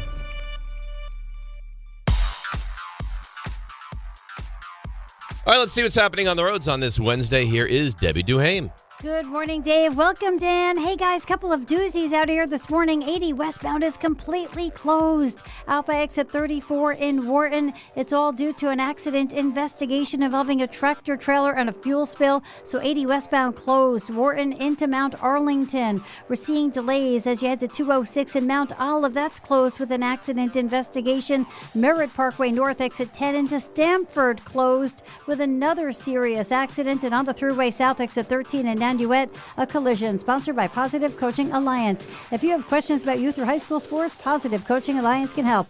PCA builds better athletes and better people through sports. Info at positivecoach.org. I'm Debbie Duhame, 880 ESPN, New York. 880 ESPN, WHSQ, and WCBS-FM HD2, New York. A Good Karma Brands radio station. Baseball fans, FanDuel is giving you a chance to call your shot with daily dingers. Joining the action is easy. Just make your free pick on who's hitting a home run in their game. And if you're right, you'll get a profit boost to use on your next bet for a chance at extra winnings. It's just another reason why FanDuel is home of the home run. Here in New York, a lot of people will have all eyes on Aaron Judge. But what about big playoff G Giancarlo Stanton? Head over to FanDuel.com/local to opt in for daily dingers and make your free pick on who's hitting a home run. Joining the action is easy. Just make your free pick on who's hitting a home run in their game. And if you're right, you'll get a profit boost to use on your next bet for a chance at extra winnings. FanDuel, an official partner of the MLB. 21 and over in Fisley Present, New York. Opt-in required. Bonus issued as non-withdrawable profit boost tokens. Restrictions apply, including any token expiration and max wager amount. See terms at sportsbook.fanduel.com for help with a gambling problem. Call 877-8-HOPE-NY or text HOPE-NY 467-369. Life is motion, but for Jaime, debilitating pain in both hips brought everything, including family time, to a halt. Every doctor told me the same thing. They would do one hip at a time. At White Plains Hospital, Dr. Jacob Totka's unique expertise provided an alternate approach by replacing both of Jaime's hips on the same day. In just 2 hours, I got 2 new hips, and I went home that day. White Plains Hospital, among the best hospitals anywhere that just so happens to be here. A member of the Montefiore Health System. The New York City Department of Correction offers countless career opportunities, from specialized units to leadership roles that support public safety and change lives for the better. It starts with one step: registering for the New York City Correction Officer exam. Earn over $109,000 after just 5.5 years. Benefits on day one, job security, pension at any age after 22 years of service. Go to nyc.gov/joinDOC or search Join DOC. One career, many opportunities. Register today to take the test. Smalls here. Did you know there are many ways to do your taxes with H&R Block? You can go to a local office and get expert help in person, or you can choose virtual tax prep and get expert help without leaving home. Or you can even do them yourself online with live human help standing by. Whatever you choose, you can file with confidence, having H&R Block's 70+ years of tax expertise in your corner. Switch today and file your way at hrblock.com. This is the story of the one. As a procurement manager for a hospital system, she keeps every facility in her network stocked and ready. That's why she counts on Grainger to be her single source for thousands of products, from disinfectants to lighting, air filters, and more. And with fast, dependable delivery, Grainger helps her keep every facility stocked, safe, and running smoothly. Call 1-800-GRAINGER, click Grainger.com, or just stop by. Grainger, for the ones who get it done.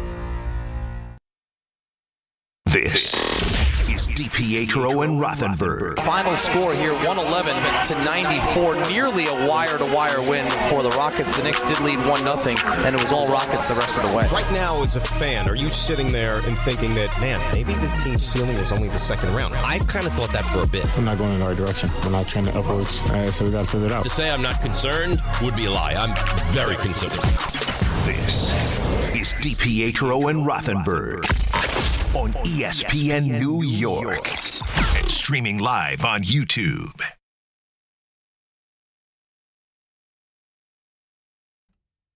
What is this, like a We Didn't Start the Fire cover I had band? the same thought, and that's why I was hesitating. It's got to be. I feel like this is like an alt version of We Didn't Start the Fire. It's exactly what it is. What's the act? It's Fall Out Boy. Oh. You're familiar with Fall Out Boy? Sure. Yeah, of course. But it took a minute there, though. Because I was like, this is We Didn't Start the Fire, but this is not We Didn't Start the Fire. It's like they changed the lyrics to modernize it a little bit. Oh, like a modern version. Yes. I like a We Didn't Start the Fire circa, 21st century. I heard, and I have to look up who I think from the original Billy Joel song. Yeah, there's like 3 or 4 people There's still only with 3 us. people that are still with us. 2 of them are Beatles. Dylan, that's 3, so there's a few more than that. I think there's only 3. I'll look it up. Or Raymond, can you look it up actually so we can? You know what's crazy? I was talking about with Ray. You'll appreciate this. I was telling Dave this during the break. I saw it pop up. You realize crisscross, like jump, Mac Daddy make it jump. Remember that, Ray? Who doesn't remember that? That was. Do you believe? You want to feel old? 34 years ago. That's crazy. 30 freaking. Did you know, Ray? 4 One of years them ago. died. I did not know. Yeah, that. That's been a while. Yeah, one of the crisscross duo is no longer with us. I said to Dave, him and the surviving Milli Vanilli member should form a duo and go out on the road. Is Chubby Checker still alive? No, he passed away a while ago. Chubby Checker's not with us anymore? I don't think, he's not doing the twist. You ever have that when someone's mentioned and then you're uncertain whether they're alive or not? all the time. Yeah. Chubby Checker. Chubby Checker. Psycho, Belgians in the Congo. I know. He is alive. Uh-oh. He is alive. So okay, so I think it's you the guys 3. stink. I didn't know. You guys are killing Chubby Checker. He's alive and well at serious? 84 years old. Are you serious? So What? Bob Who am I Dylan- getting him confused with? So Bob Dylan, Chubby Checker, and Bernie Getz. That's it. Boy, that really went sideways. Well, he says, but he said Beatlemania. So I mean, 2 of the 4 Beatles are thankfully still with us. Right. But that doesn't count. Yeah, well, it's only half of them. But they're still human beings, Raymond. Yeah, but it's the group, not the people. I don't think you can count the Beatles. I think by name, there's 3 alive from the song. All right. Chubby Checker, you're trying to kill off. Oh, wow. Bernard Getz, who's known for villainous things. Is he out? Yes. Bernard Getz? Didn't he murder people? I don't know The whether subway? they died. Yeah, but they attacked him. Oh. He was the vigilante. What, So is he was this like court? Batman. Batman Bernie Getz. Yes. He'll be observing a Seder tonight. Bernie Getz Jewish? I think so, yeah. 78 years old. 78. Does he do like speaking engagements? Like you hire Bernie I Getz don't to think come he's to your like considered, 50th reunion or something like A that? hero. What? You called him a vigilante. Like you made him Batman. Charles Bronson in Death Wish. Think of that. Like, it's not a good thing he's doing, but he's doing it for the right How reasons. many death wishes are there? Maybe we should have another conversation. Maybe we should talk about anything else. How many Death Wish movies are there? A lot. And The they first, were- have you ever seen the first one? No, but do you remember how they were always on like Channel 11 on like a Saturday afternoon or something like that? RJ, have you ever seen the movie Death Wish? I've not. The first movie Yeah. is so violent and so graphic. That one they couldn't air on Channel 11. It is jarring. And one of the hoodlums, Jeff Goldblum. Really? Yes. I can't see Jeff Goldblum as a. He does as horrible a- things. Horrible things. So why don't you give me your money there if you know what's good for you? It's not bad. Mike Brown. Yeah, very impromptu, Ray. Mike Brown Yeah. on playing this poorly as the postseason is approaching. Here's Mike Brown. Well, the last few games we haven't had it. Teams go through the stretches like that. We got 7 more games to try to find it. He's so relaxed. I'm surprised we went from Death Wish, Charles Bronson to Mike Brown like that. That's what we can do. Like I wasn't ready to go there yet. On a dime. We were able to do that. How'd you feel about Chuck Norris, by the way? Stop it. No, seriously. I don't root for anyone to die, so I didn't feel great about it. He had a good run. He had a great run. Were you a Walker, Texas Ranger guy? Not even a little bit. I don't think I've ever seen the show. Can we get back to the Knicks? Yeah, because they're a lot worth getting back into. What do you want to do? I don't know. Talk about movies the 7 o'clock I would hour? love to. That'd be great. Would you? Seriously, like that game last night. It was awful. They've been awful. They've been awful, and you can't not be concerned. And you know what the problem is? Tonight they'll probably win, They but it better still may win. not even be a work of art. Because like even if you win by 40, like think about who you're playing. Like Memphis is dreadful. Awful. They're not Brooklyn dreadful, but they're close. The Knicks, guess what the spread is on this game tonight? In Memphis, mind you. 7.5. Higher. 12.5. Higher. 17.5. 15. Okay. The Knicks are 15-point favorites. So do you consider it an L if they don't cover? No. Style points? I don't want to win where it comes down to the final 3 minutes of the game.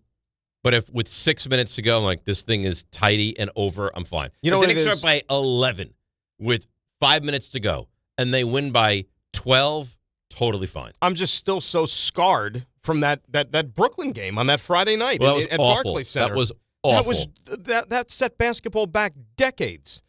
That was an awful game. It was an awful game. Can you imagine if they had lost that game, what we'd be sitting here saying? Like, given everything that's transpired I mean, look since. at how you feel anyway. You feel even worse than you do. D in Queens wants to talk about the Knicks. Good morning, D. How you doing? What's going on, man? Listen, I said this the end of last year, and I said it. I kept saying it all year. I feel bad for Thibodeau and Mike Brown. This is a structural issue. When your best player is under 6'3", Isaiah Thomas and Allen Iverson, those are the only players that take a team to the finals. Okay? It's a structural issue. That's all it is. There's nothing you can do to I can see the Knicks losing in the first round to every team but Toronto. Of all the bottom teams. Every single one I can see beating them.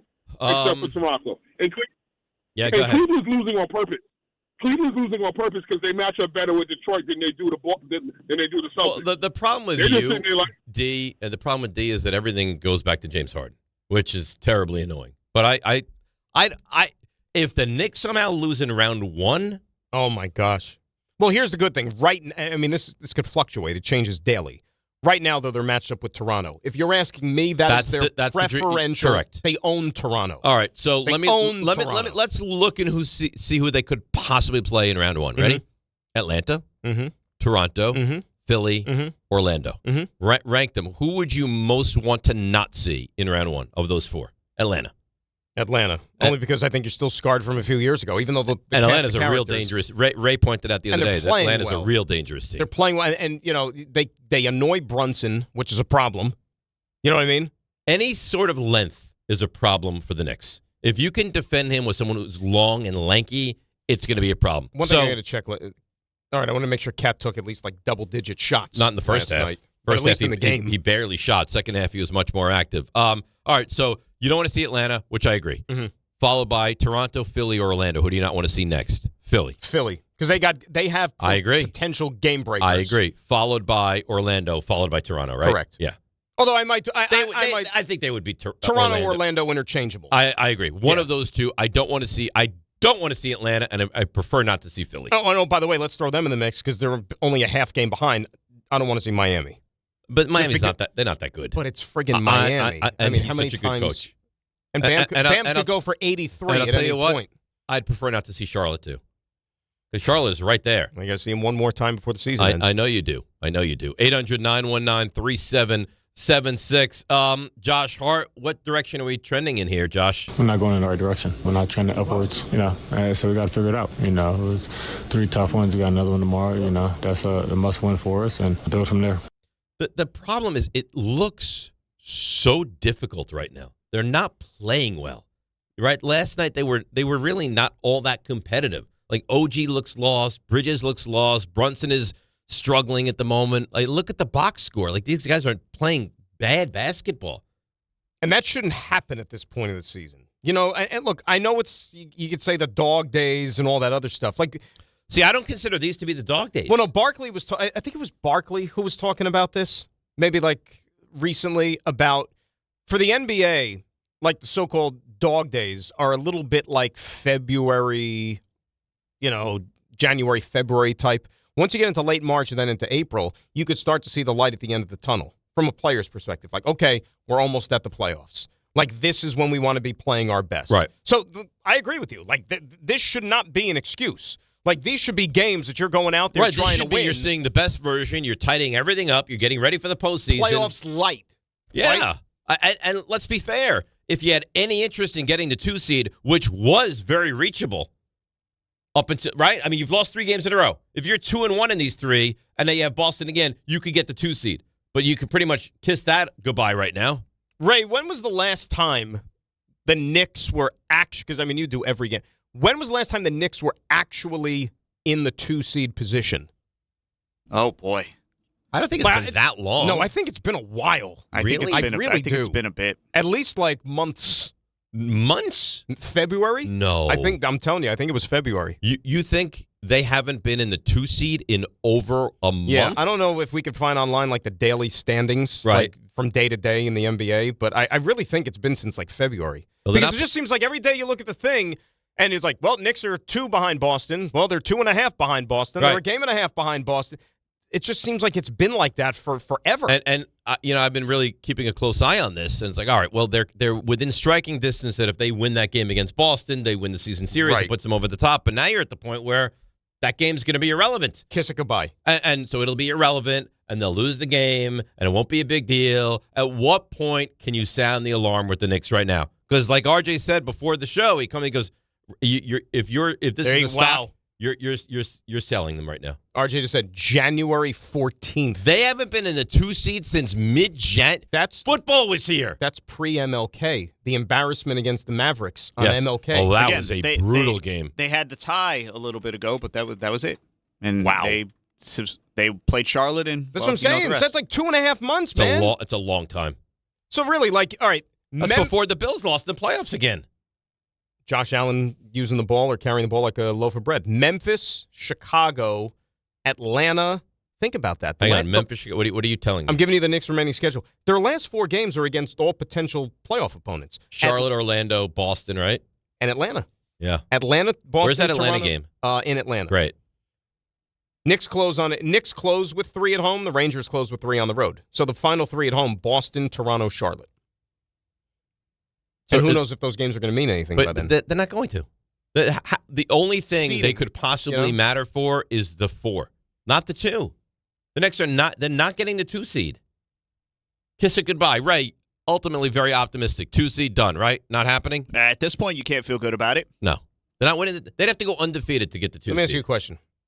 And maybe you don't even remember, because I don't even know if I remember. This time last year, thought on the Knicks was what? With 6 games left in the season? I think it was similar to this. I think it was they should win their first round matchup and they'll lose in the second round. Okay, the reason I ask you that is, and I just looked it up, identical record after 76 games this year and last year. But here's the difference. The expectation for this year's team was far superior to last year's team. I don't know if far superior. Nobody thought they were going to beat Boston in the postseason. Well, no, nobody hoped they would. You hoped nobody thought they would. But think about it. At the beginning of the year, you gave up 5 first-round picks for Bridges. Right. You made the Minnesota trade to bring in Cat. Like that was, and you were just in the second round the previous year. You hoped to get to the conference finals. Nobody thought they were going to get to the Ray. Did anybody think the Knicks were going to get to the conference finals? Not many people. Well, not many people. Not many people, but I'm just saying you still had expectations. Like, it's not like this team is saying, oh, win a round and that's a successful season. We weren't saying that. You hope that they would take it one step further than they did the previous year. Stop texting John. I'm not texting John. Yes, I looked over in the group text. I see all this stuff lighting up. RJ's in it. John Winthrop. Am I in it? No, but can I tell you what you did like in the last hour, which was amazing, by the way? I don't even know how you did this. What? So, like, we're on the same text chain. Yeah. John's texting us. I'm looking at these texts go like, bloop, bloop. And then I see, like, Dave Rothenberg. And I'm looking at you. I'm like, I didn't even see him touch his phone. It's like ESP texting. That's the genius of me. That is amazing. Yeah. It's I like thought you it have went right text down. go through your fingers, and it's like, voila. Are you using Siri? That was special, RJ. I was just catching up.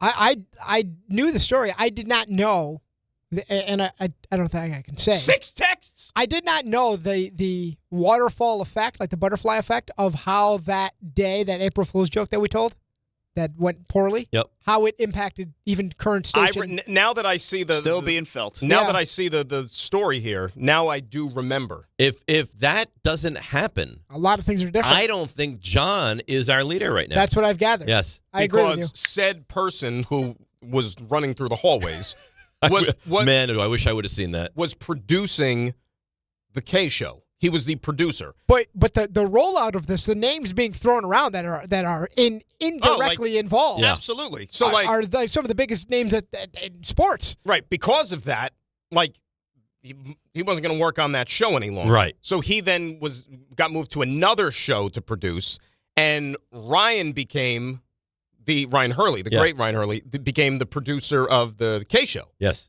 And for a long time. Yeah.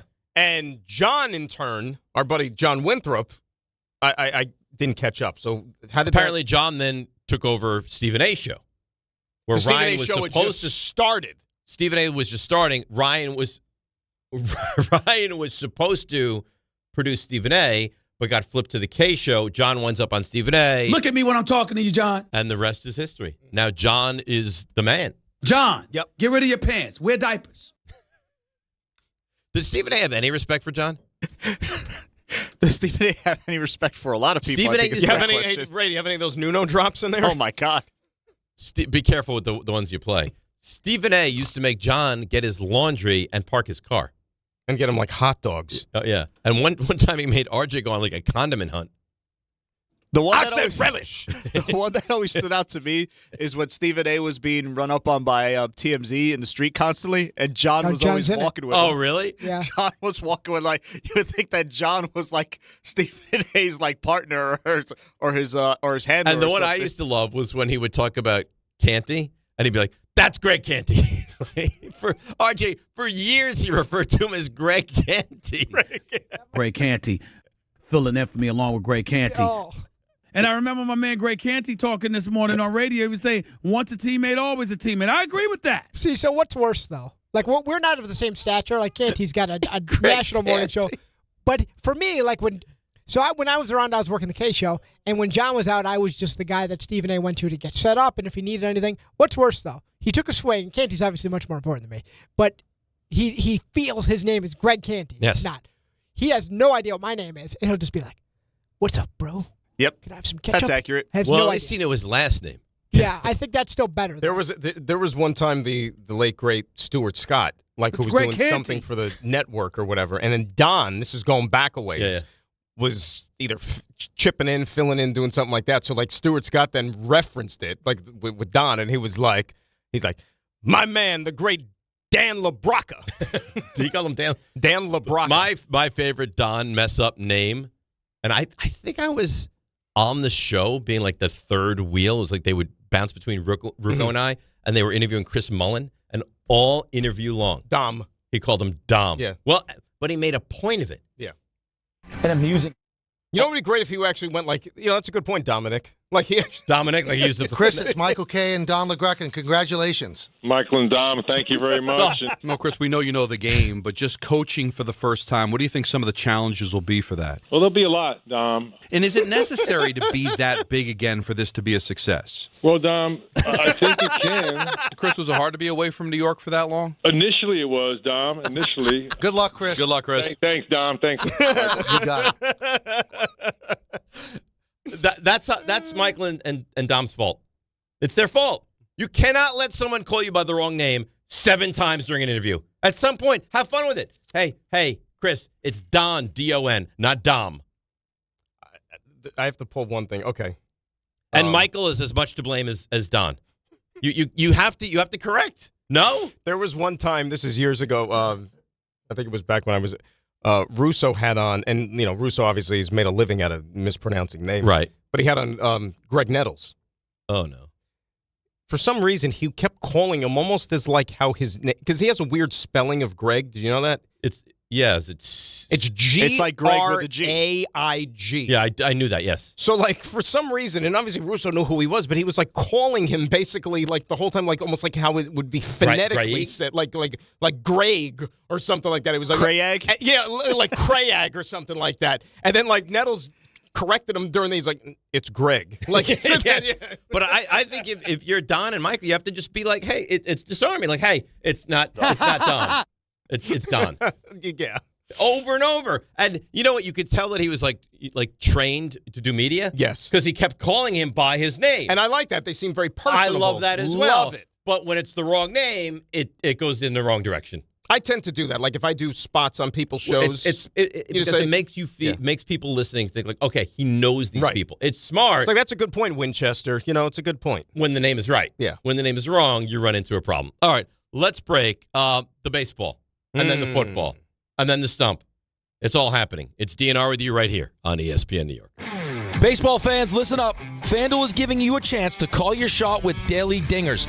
Joining the action's easy. Just make your free pick on who's hitting a home run in their game, and if you're right, you'll get a profit boost to use on your next bet for a chance at extra winnings.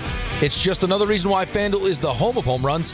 So whether you want to get on board with Juan Soto, Aaron Judge, or someone else around baseball to hit a homer, head over to FanDuel.com/local to opt in for daily dingers and make your free pick on who's hitting that home run. FanDuel is giving you a chance to call your shot with daily dingers. FanDuel, an official partner of the MLB. Must be 21 and older and physically present in New York. No purchase necessary. Opt-in required. Bonus issued as non-withdrawable profit boost tokens. Restrictions do apply, including any token expiration and max wager amount. See terms at sportsbook.fanduel.com. For help with a gambling problem, call 1-877-8-HOPE-NY or text HOPE-NY at 467369.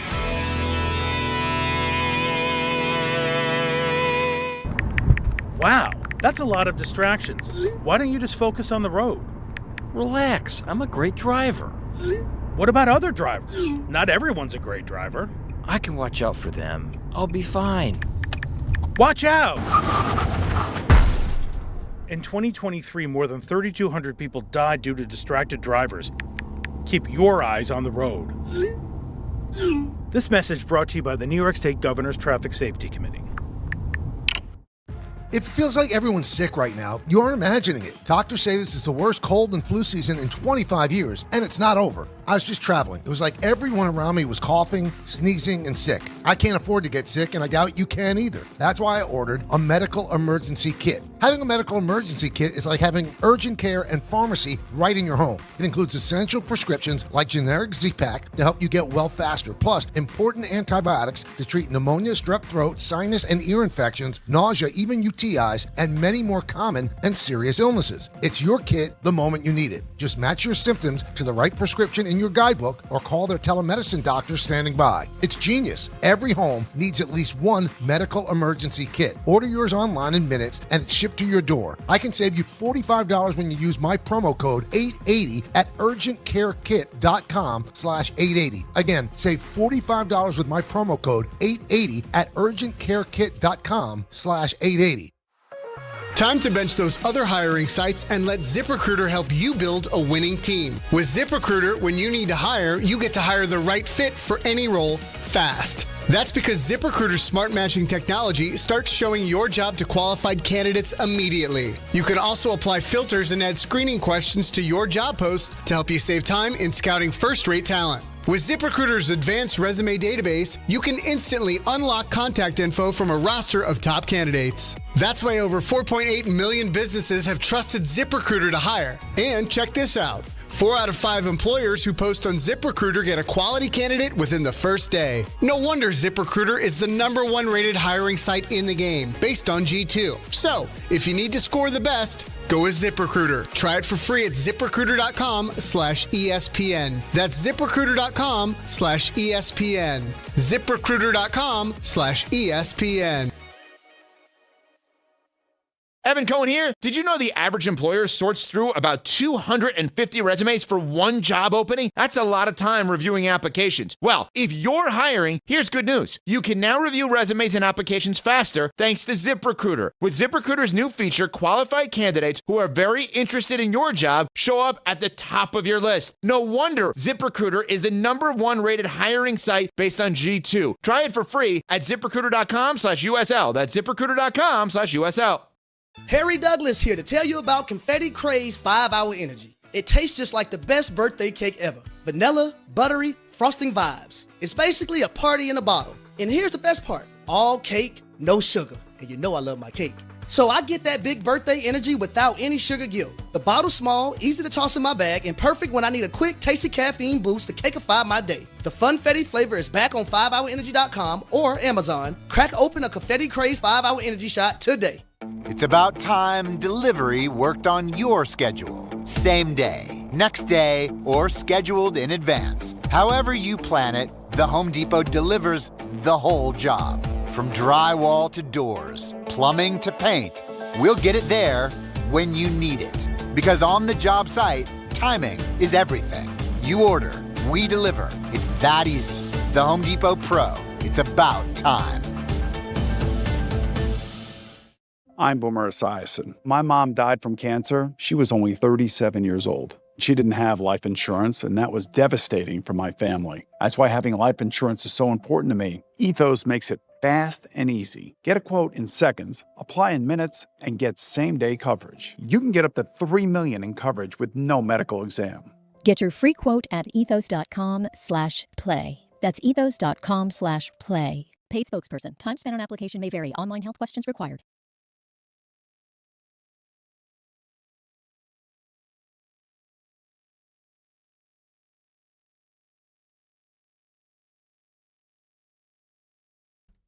Is that me? I did a. It sounds like they're doing the. You hear that? The track. Yeah, but it's ridiculous. But I imitated it once, and he will bring it back because that's exactly what they're doing though. They're clicking. This is a horrendous intro to the song. I know everyone's like, "Oh, it's such a great song." By the way, it's ridiculous. Shout out Mike. Pharrell Williams is a musical genius. He may be the Paul McCartney of this generation. The fact that he's taking his tongue and going, by the way, at the beginning of the song, synergy with the company and everything. Yeah, I feel so bad. I feel like so guilty now. Are you gonna embarrass someone? Friday and Saturday at Epcot Center, Walt Disney World. You know who's performing? Chubby Checker. Yeah.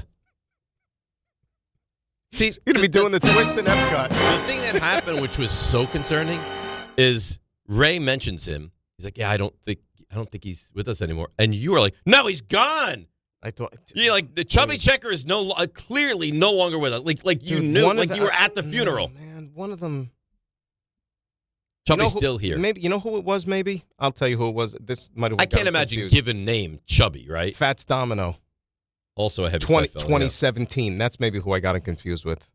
You know, ain't that a shame? Fats Domino. Yeah, it really is.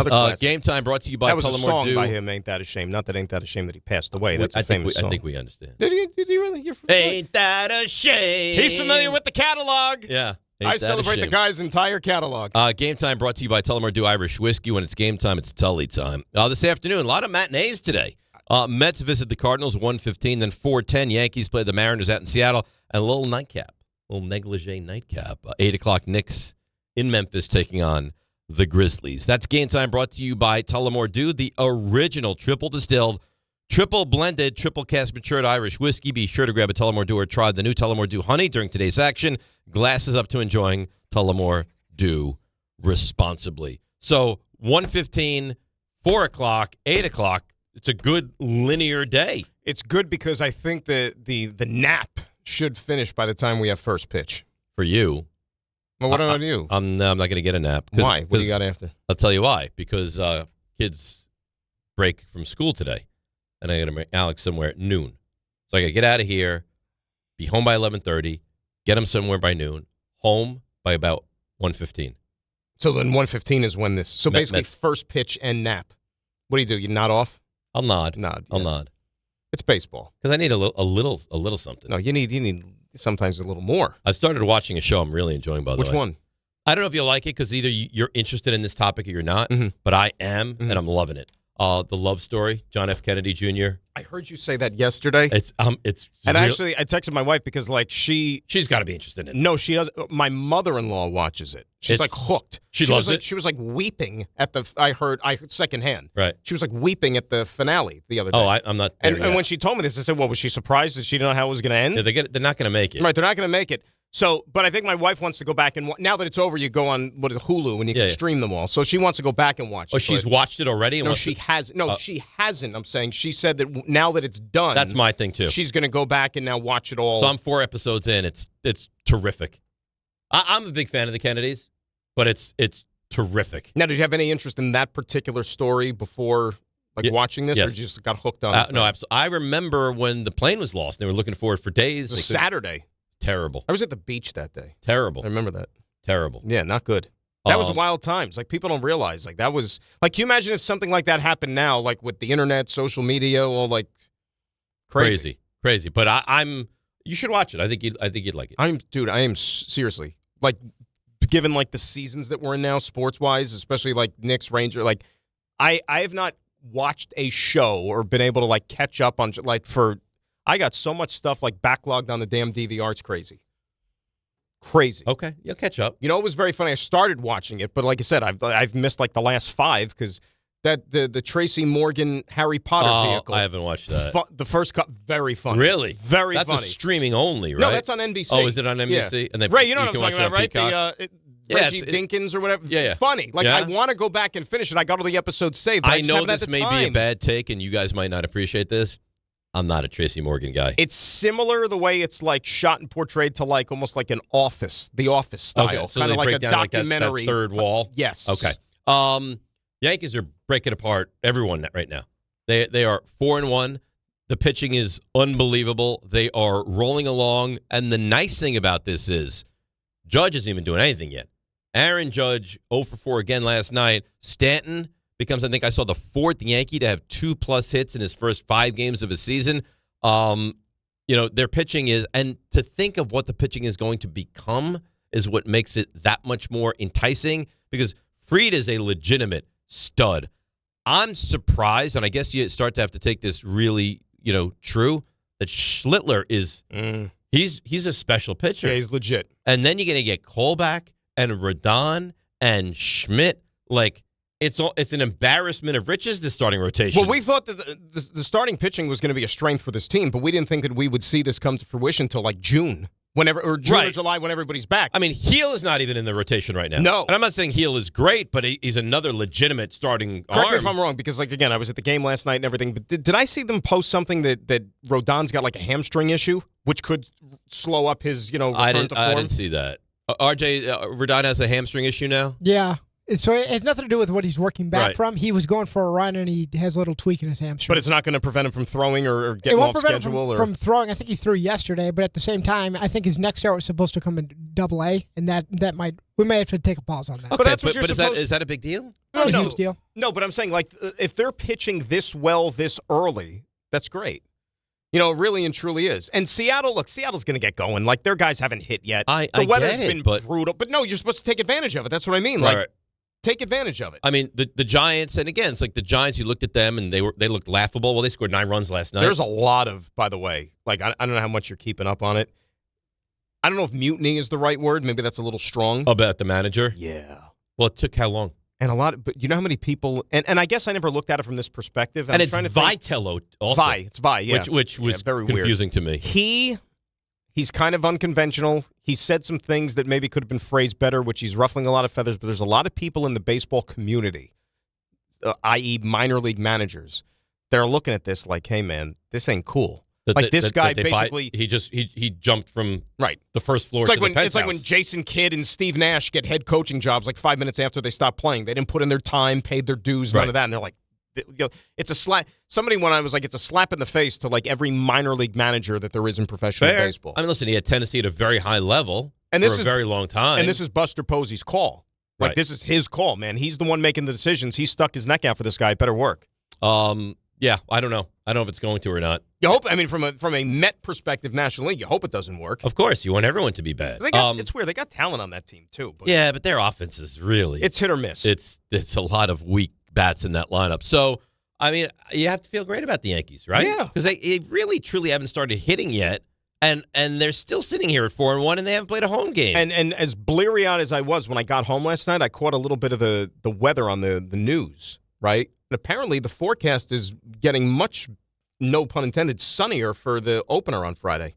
Oh, yeah? It was supposed to be cold and rainy for like a week. Right, I'd seen And now that. they're saying, I thought, like mid-60s, and maybe the rain will hold off. So I was like, good for you. Because that's kind of look, I know it's the home opener. Like, you're in, I mean, isn't it a little bit of a buzzkill that the Marlins? I was going to say, the Marlins? Like, see, here's the thing, though. Yankees sell out almost every game anyway. Right. But you know that the home opener is going to be a big pomp and circuit. So you can put anyone there. Right. Right? You can put a AAA team. It's not about who the opposition is. At least an American League team. Give me some tradition. I'll always remember going to a Yankees-Marlins game at the old Yankee Stadium. I guess it was 98.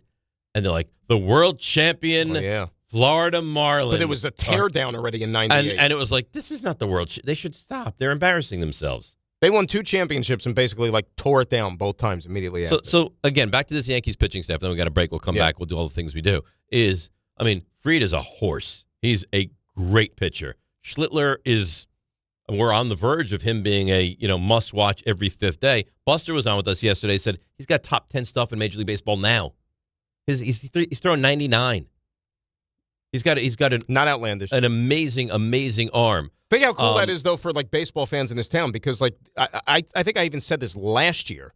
We're gonna sit here some mornings. I guarantee you, on a Wednesday or whatever it might be in the summer, you and I sitting here, and we're gonna have debates. Who would you rather have? Who would you buy stock in, McClain or Schlittler? That's gonna be fun. And I don't know why we force ourselves to do that, but that's gonna be a big conversation. Because they're both young studs, righties. They both got unbelievable stuff, and they're going to be like anchors of these pitching staffs for hopefully a decade. But here's the difference, and I don't think this is my not paying attention.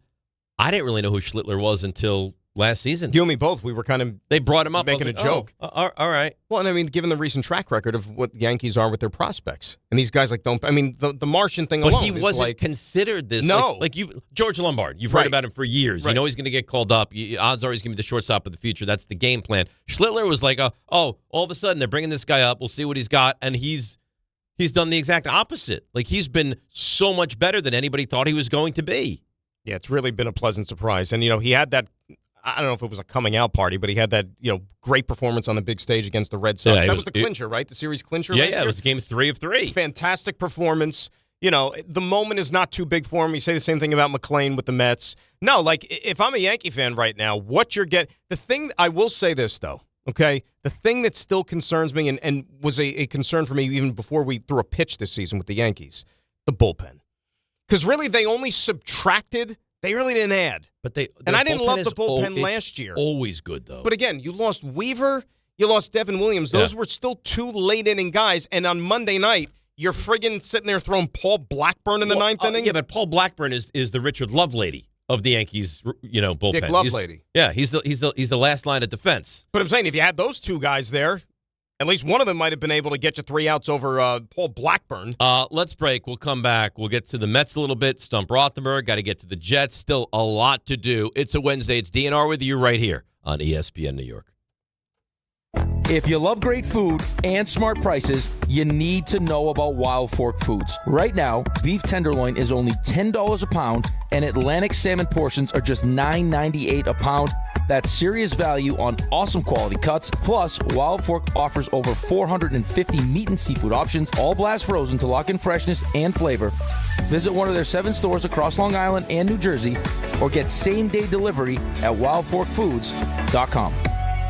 At Uline, they know firsthand the road to success is an uphill climb. Uline started in the family basement, and through hard work is now North America's most trusted shipping and industrial supplier. They get what it means to have the support of reliable, hardworking partners. So they keep 41,000 items ready to ship. Whether your company is still in a basement office or expanding cross-country, Uline will be there on your road to success. Visit uline.com. Gold prices are soaring and silver is near an all-time high. If you've got gold or silver just laying around and you want top dollar, then go to the Estates Roadshow this Friday through Tuesday at TMT Cash for Gold in Old Bridge. For info, go to tmtcashforgold.com. Hey, New York and New Jersey, Boost Mobile has an unlimited talk, text, and data plan that's only $25 a month forever, meaning you'll only ever pay $25 a month for the rest of your life. Who wouldn't want unlimited wireless when it only costs $25 a month forever? If you don't, you must be one of those people who enjoy overpaying for their phone plan. $25 a month forever is truly as good as it gets, so go online and switch now at boostmobile.com. After 30 gigabytes, customers may experience slower speeds. Customers will pay $25 a month as long as they remain active on the Boost Mobile Unlimited plan. Hey fans, on Sunday, April 19th, when the Yankees take on the Royals, take your family out to the ballpark for the chance to receive a very special kids giveaway. It's Hershey Park Kids Ticket Giveaway Day. The first 10,000 kids, 14 and younger in attendance, will receive a Hershey Park Kids ticket, courtesy of Hershey Park. For tickets, log on to Yankees.com/tickets. That's the Yankees and Royals on Hershey Park Kids Ticket Giveaway Day, Sunday, April 19th. Visit Yankees.com/tickets today.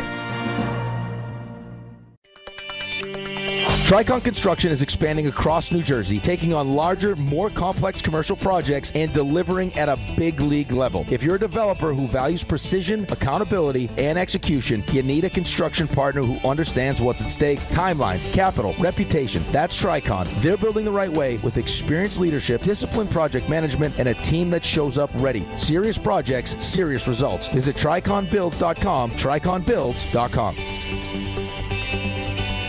Smalls here. If it feels like everybody's sick right now, you aren't imagining it. Doctors say this is the worst cold and flu season in 25 years, and it's not over. I can't afford to get sick, and I doubt that you can either. That's why I ordered a medical emergency kit. It's like having an urgent care and a pharmacy right in your home. It includes prescriptions like generic Z-Pak to help you get well faster, plus antibiotics to treat pneumonia, strep throat, sinus and ear infections, nausea, even UTIs and other common illnesses. It's in your kit the moment you need it. No waiting for your doctor, no hours at urgent care, no lines at the pharmacy, no copays. Just match your symptoms to the right prescription in your guidebook and call their telemedicine doctor standing by. Order your medical emergency kit online in minutes and it ships to your door. Save $45 with my promo code SMALLS at urgentcarekit.com/smalls. Again, that's $45 off with promo code SMALLS at urgentcarekit.com/smalls. That's urgentcarekit.com/smalls, promo code SMALLS. Prescription required. Always consult your doctor to determine if this product is right for you. Pros, just because something on the job runs out doesn't mean you have to. Order it on the Lowe's app. My Lowe's Pro Rewards members get free same-day delivery on eligible orders over $25. Get the fasteners, hardware, or tools you need to keep the job moving. Order by 2 p.m. and get eligible in-stock items delivered right to your job site by 8 p.m. Members get more at Lowe's. Loyalty program subject to terms and conditions. Subject to availability. Restrictions and terms at lowes.com/shipping terms. Subject to change. I'm Boomer Esiason. My mom died from cancer. She was only 37 years old. She didn't have life insurance, and that was devastating for my family. That's why having life insurance is so important to me. Ethos makes it fast and easy. Get a quote in seconds, apply in minutes, and get same-day coverage. You can get up to $3 million in coverage with no medical exam. Get your free quote at ethos.com/play. That's ethos.com/play. Paid spokesperson. Time spent on application may vary. Online health questions required. Join DiPietro and Rothenberg Thursday, April 23rd for a special couch cast of Round 1 of the NFL Draft. Presented by Calandra's Bakery. The Jets and Giants have 3 picks in the top 16, and Rick and Dave will react live as the first round unfolds.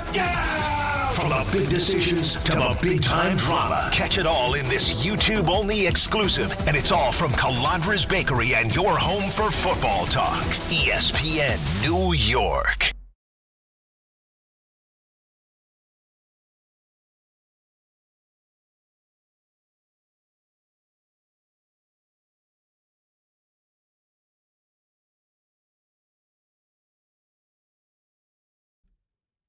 All right, DNR with you, ESPN New York. This is the big segment now.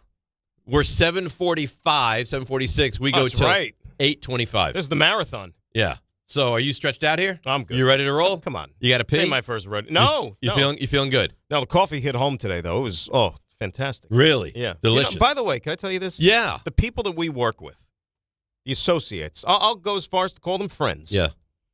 They're really nice people. Terrific. I got not one. Oh, Tom Bauer? But 2 different requests from 2 different friends as to whether or not I needed a beverage. Bauer was one. Who was the second? Ray Deanahan. Really? And Ray Deanahan offered to go to a different establishment because he knows I prefer that one over the other. That little jerk. Why? He didn't offer me anything. Yeah, but we're closer, I think. We work together. You and Deanahan? Yeah. Deanahan and I are close. We do the Jets. I understand. So he's concerned about your beverage needs more than mine because I think he's more Jets particular together? to it. Yeah, he produced my show for years, but that was a long time ago. But I thought the relationship was still on. No, really I think stable it's footing. rock solid. You're going to have to ask him why you weren't included on the text. I'm going to ask him why it was a solo thing. Who's your favorite person at the station? Closest. You were closest to who at the station? I always tell you I've known Don the longest. Yeah, but I'm not asking you who you've known the longest. I know it's Don. I'm asking you who is the closest person to you at the station.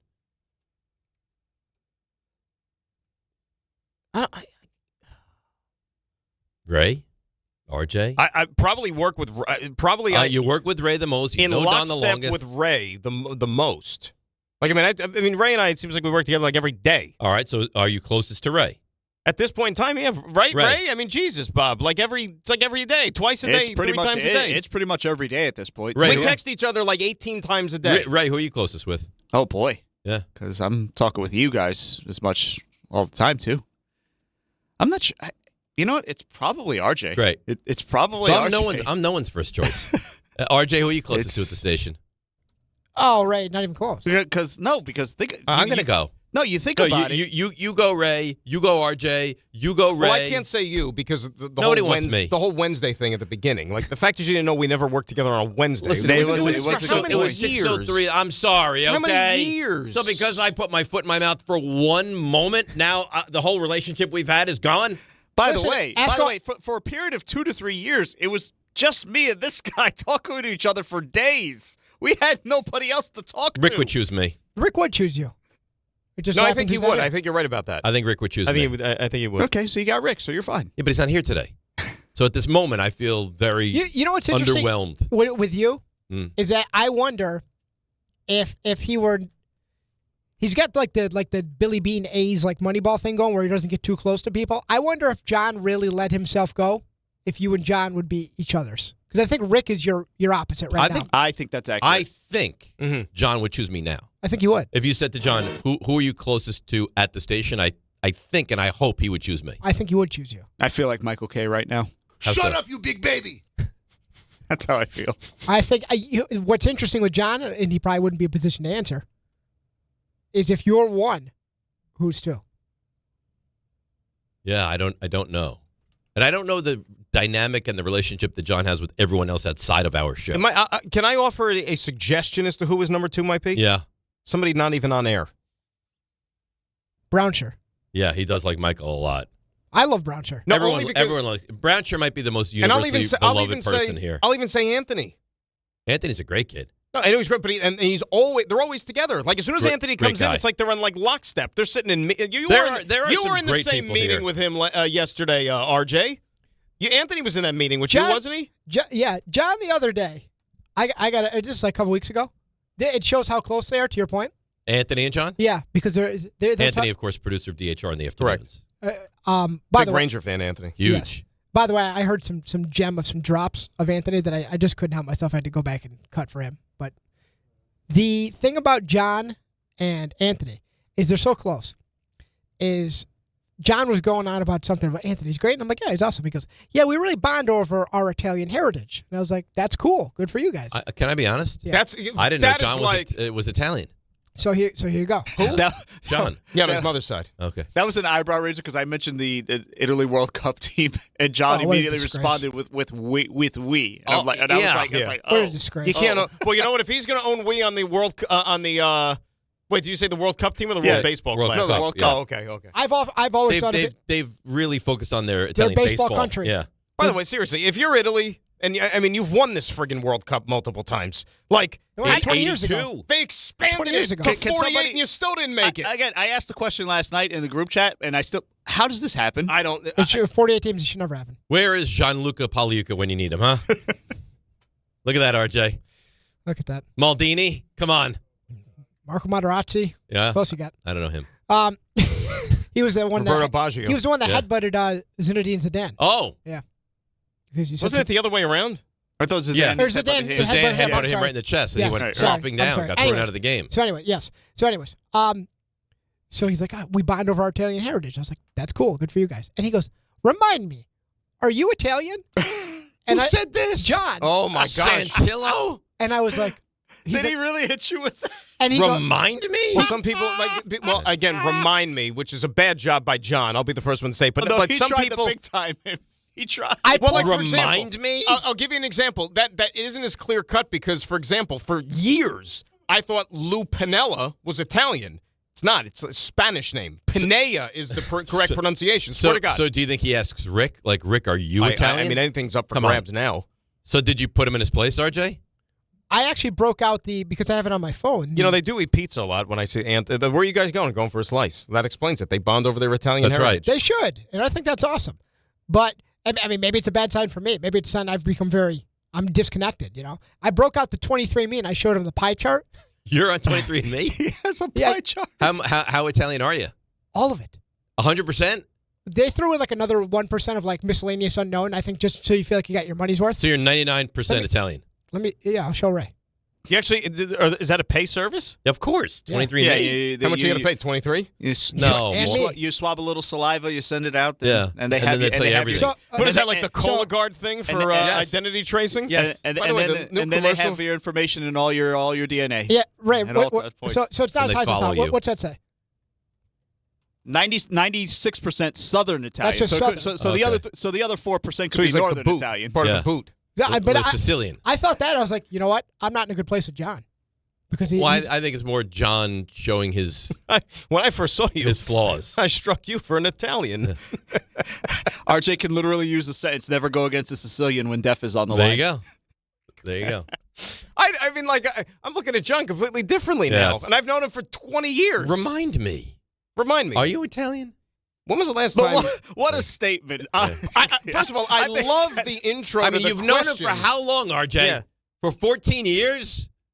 It sounds very sophisticated, doesn't 13. it? Remind me.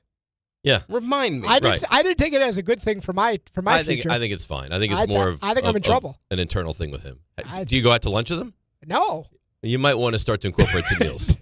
Really get into that inner circle. Go for some nice ravioli, and it can bond over your heritage. There you go. A little Parmesan. And you know how John is. I always say, you could be promoted or traded or booted at any moment. Yeah. He's the Brian Cashman of bosses. And then you'll never speak to him He's again. always looking to replace you, and you have to fight for your worth every single day. And then you'll never speak to him again because that's where his friendship goes. Knowing his Italian heritage, you might drop a piano on my head. No, you guys will reconnect at the San Gennaro feast.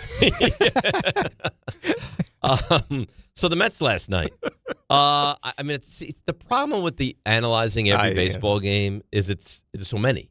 You're disappointed you lost last night. You fall to 3-2, but you're back at it at 1:00 today, right here on 880 ESPN against the Cardinals. You got Peralta on the mound today. Like, they're not hitting. I can't imagine Bo Bichette's going to hit like 091 like he is on the season. Can I be honest with you? Because, again, I'm going to preface everything by saying I was at the game last night, so that's what I was kind of You were like at the Rangers Devils last night. So I was like, oh, yeah, that's about, I don't know, like 8 o'clock, 8:30. Oh, the Mets, that's right. Let me check. Oh, they're losing. Honest to God, I didn't even know who was pitching. Like, that's how off the radar. Senga was last night. And he pitched really well. 9 Ks, you'll take that. You know, he didn't let the game get out of hand. The bats didn't show up. It happens. You ran into a hot guy in Palante who's got stuff that, you know, at times can shut down the opposition. You know, get the game today. Get the rubber match. Right. You went 2 out of 3 in St. Louis. There's nothing embarrassing. Hey, you know what? You win that. 2 out of 3. Guess what? You won 2 out of 3 your first 2 series. That's it's a good percentage if you do that all throughout a long season. You lose today. Maybe tomorrow's a different field, different conversation. But you have your, quote, ace on the hill. And it's a getaway day. There's probably going to be 5 people at the game in St. Louis because they don't draw well anymore. By the way, terrible. I don't know so we made our baseball picks last week. What's the matter with you? What? Did I strike a nerve? What is wrong with you? Why are you disengaging? I was part of it. I know. I'm saying we made our baseball. Okay. I thought you were telling me. No, you're with Rick. Yes. Of course I know. RJ, myself, I think that's where RJ wanted to go with McLean. Yeah. And I was like, I think Weatherholt. I think McLean could see a little bit of moving in the wrong direction. Not that he won't be good, but I could see McLean being like 12-8. Let's hope it's better than that. Let's hope it's better than that. That's right. So, yeah, I mean, Bichette is ice cold. Soto's hitting, which is nice. And you figured he would. I mean, that's one guy that if you're a Met fan, you don't got to worry about. He's gonna post. Numbers are gonna be there at the end. Like, think about how the panic that ensued the first 2 months of the season last year with him. How he was underachieving, he wasn't hitting, he wanted to be on the Yankees still, and yet he finished 3rd in the MVP.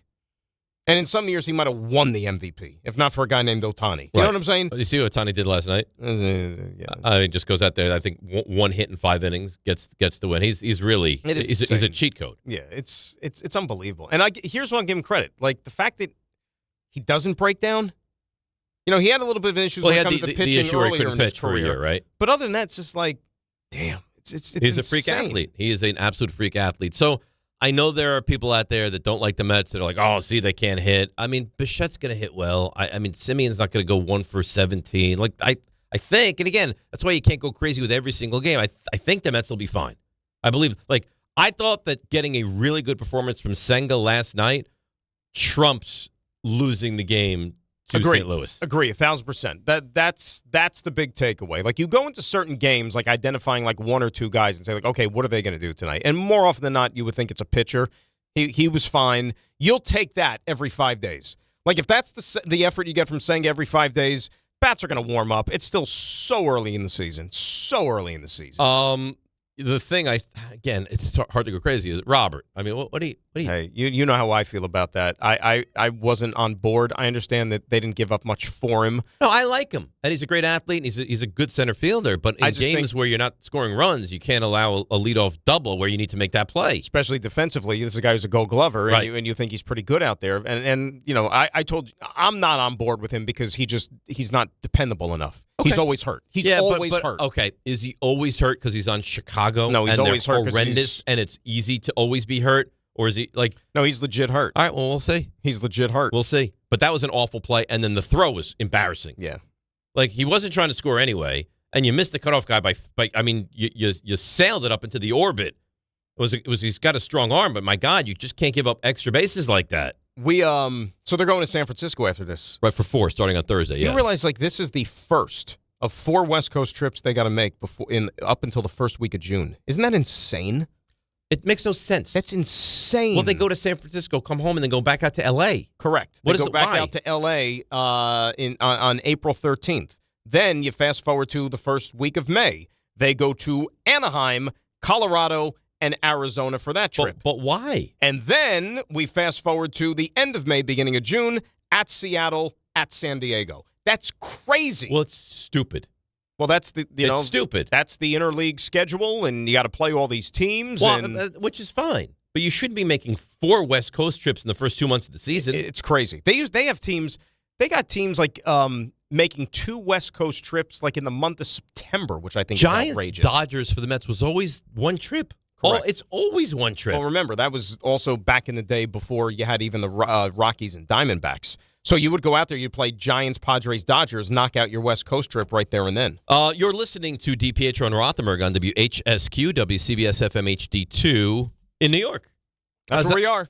How's that? Oh, love it. We just crossed over the halfway point of the show. How you feeling? I feel fantastic. How do you feel? I feel good. You good? I feel good. Because now you put that 1:15 nap thing in your head, and it's kind of, Nah, you know what?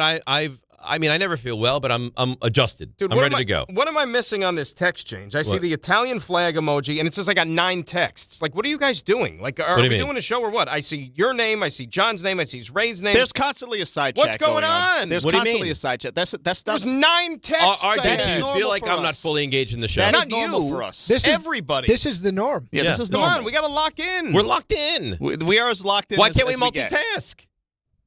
I'm easily distracted. I don't know if you've noticed that. Oh, I know. I noticed that with you. We worked together a long time. Yeah, years and years. But I'm capable. I can stare you dead in the eye and text away, and you'll have no idea. Like you said before, you're receiving texts. You couldn't even believe it. My wife not happy about what you told me that I conveyed to her with the windshield. Yeah, I hope that's not the case, but I wouldn't be surprised. Yeah, not happy about it. Yeah, it's unfortunate. Not what you want, Bob. You're gonna have to deal with it. Yeah. Took a pebble to the windshield. Pebble. It was like a boulder. Well, that mess that it made. Is it a chip situation or a crack situation? It's a direct hit. Yeah. Oh, so yeah, that's probably a replacement. I was wondering about and obviously it's a non-issue. The convertible. When you're in the convertible, you never pebbles never fly into the car ever.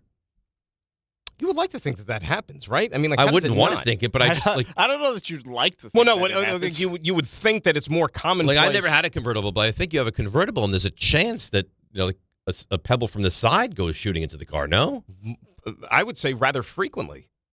And yeah, but by the way, shout out our. I've never heard a convertible person complain about this kind of thing. Why are you laughing?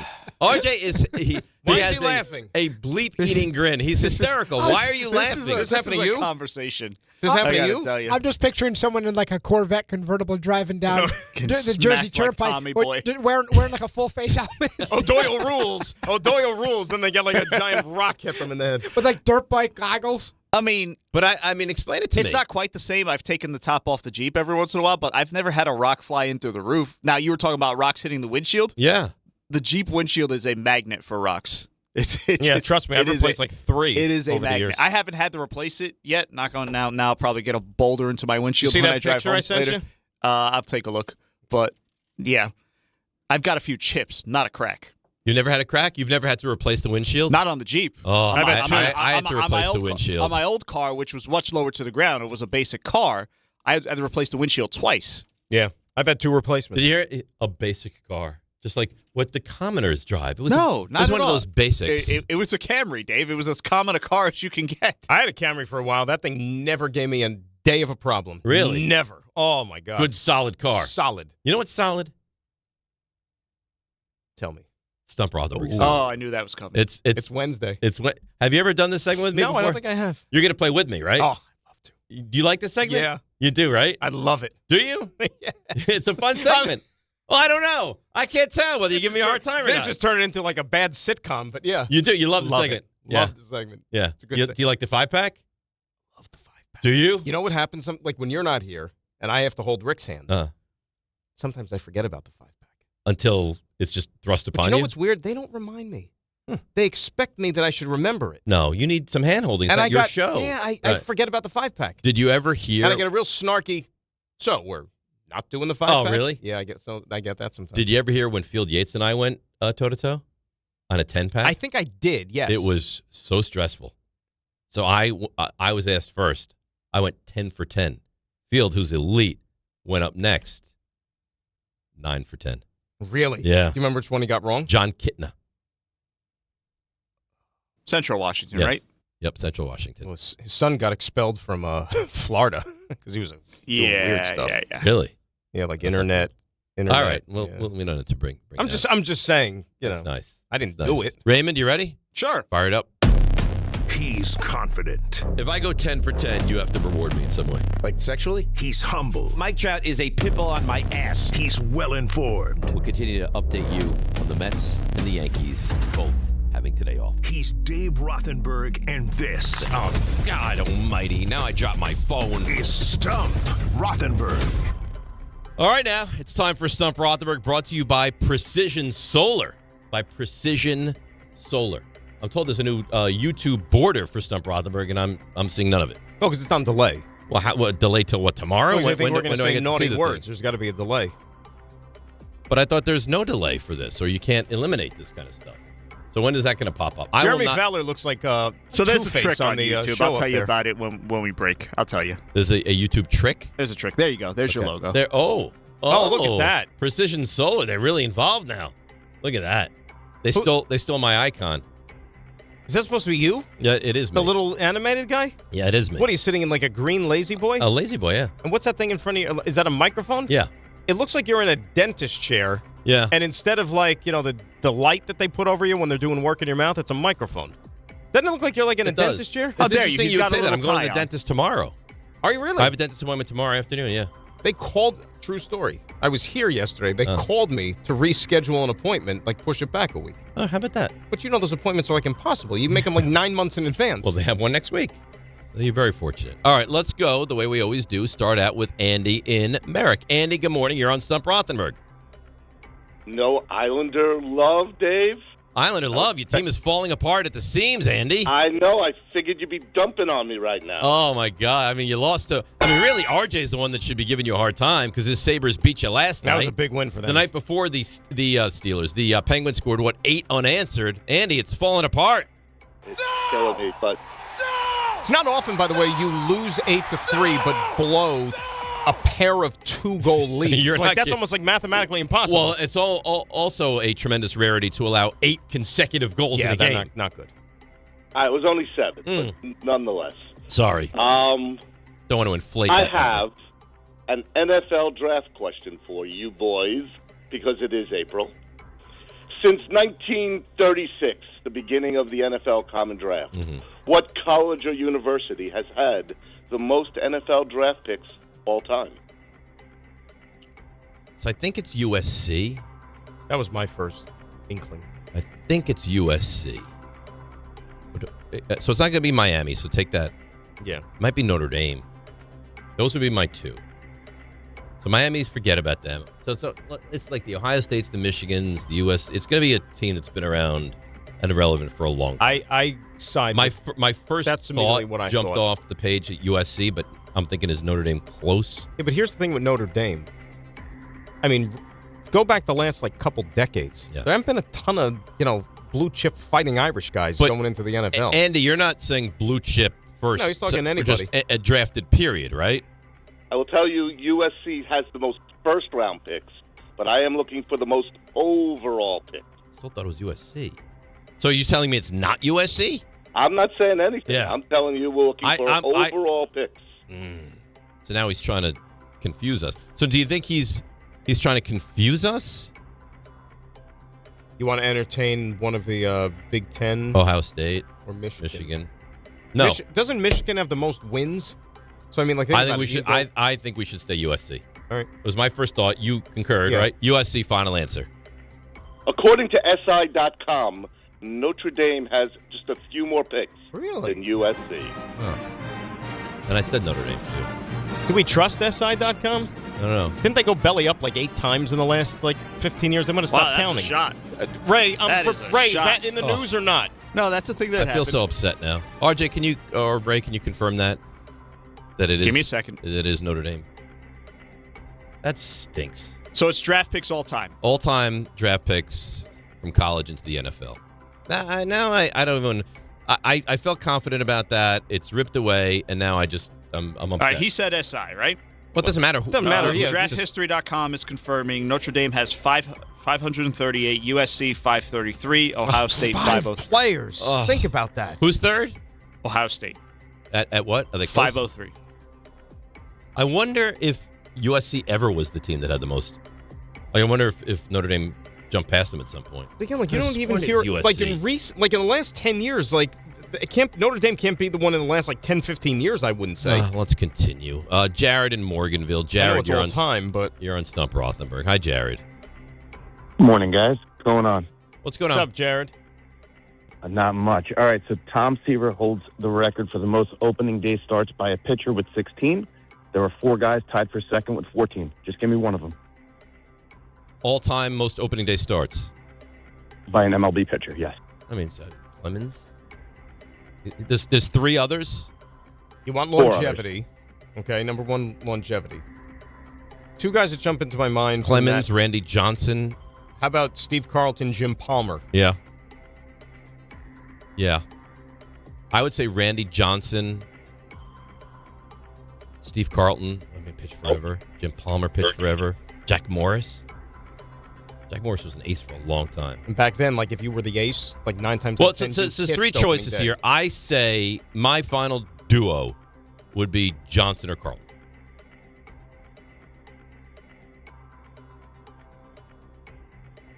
That's where I would go. Yeah. I'd throw Palmer into the mix, too. We'll go Randy Johnson. With 14 starts, Randy Johnson is one of the 4. That's correct. There we go. Who else is... Give me the ding, Ray. Who else you got? You also have Steve Carlton with 14. Look at us. And who's the third? And Walter Johnson with 14. Okay. And Jack Mirrors with 14. Who? Jack who? Before our time. Exactly. Have a good one, boys. No, who? Did you say Jack? Jack Mirrors. Mirrors? Who the hell Like is mirror on the wall? You never heard of Jack Mirrors? Mirrors? Oh, dude, I don't. There's nothing that shows. Is he reading it wrong? Did he mean to say I Jack think it's got Morris to be again? Morris. No. Who the hell is Jack Mirrors? I don't Nobody's see a showing Jack up on Mears. Baseball Reference. Jack I see a Nick Mears. There's Jack Myers. Who is Jack Myers? Why'd you let him hang up? Let's. Yeah, but Jack Myers didn't even play 14 years in the big leagues. I don't know. I don't know. By the way, Nick Mears is not a pitcher, I don't think, Ray. You say Jack or Nick? He said Jack Mears.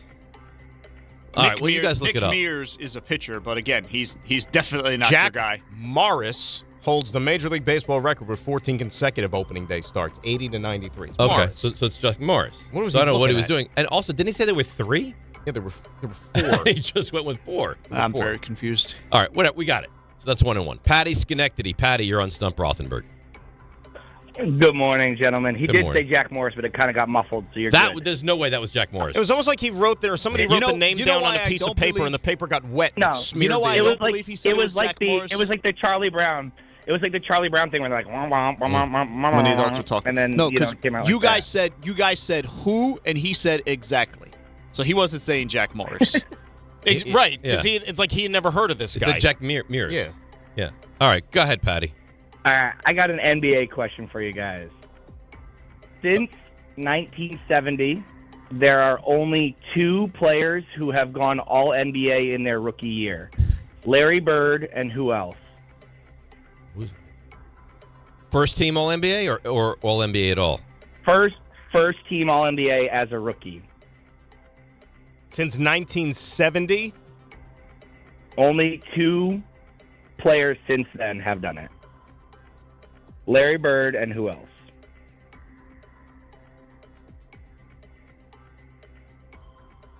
Now, it's not Magic because, like, Larry Bird, I think, won Rookie of the Year, but, like, remember the Lakers wanted the championship. Yeah. That's what mattered more than Magic. All NBA first team as a rookie.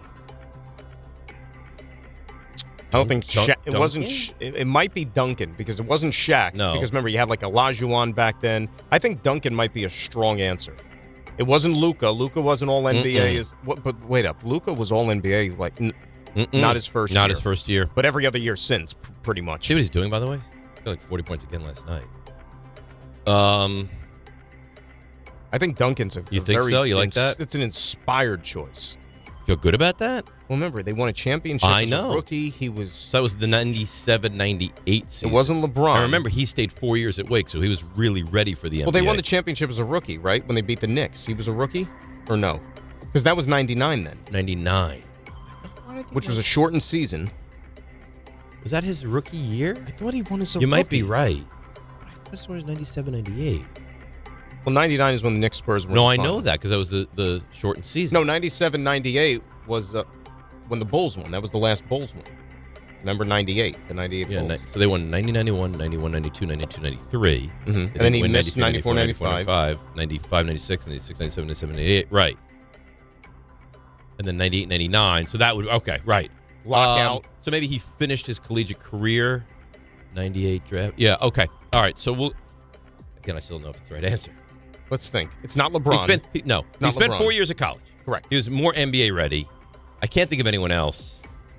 I'm trying like rookies who made an unbelievable freaking like I'm thinking like phenomenons. Like Shaq was a phenomenon, but I don't think he was not. first. I don't think he was because there was first team. back then there were so many good centers. And we're talking remember? about first team. Yes. So top 5 player, and back then they did 2 guards, 2 forwards, Right. and a center. Right.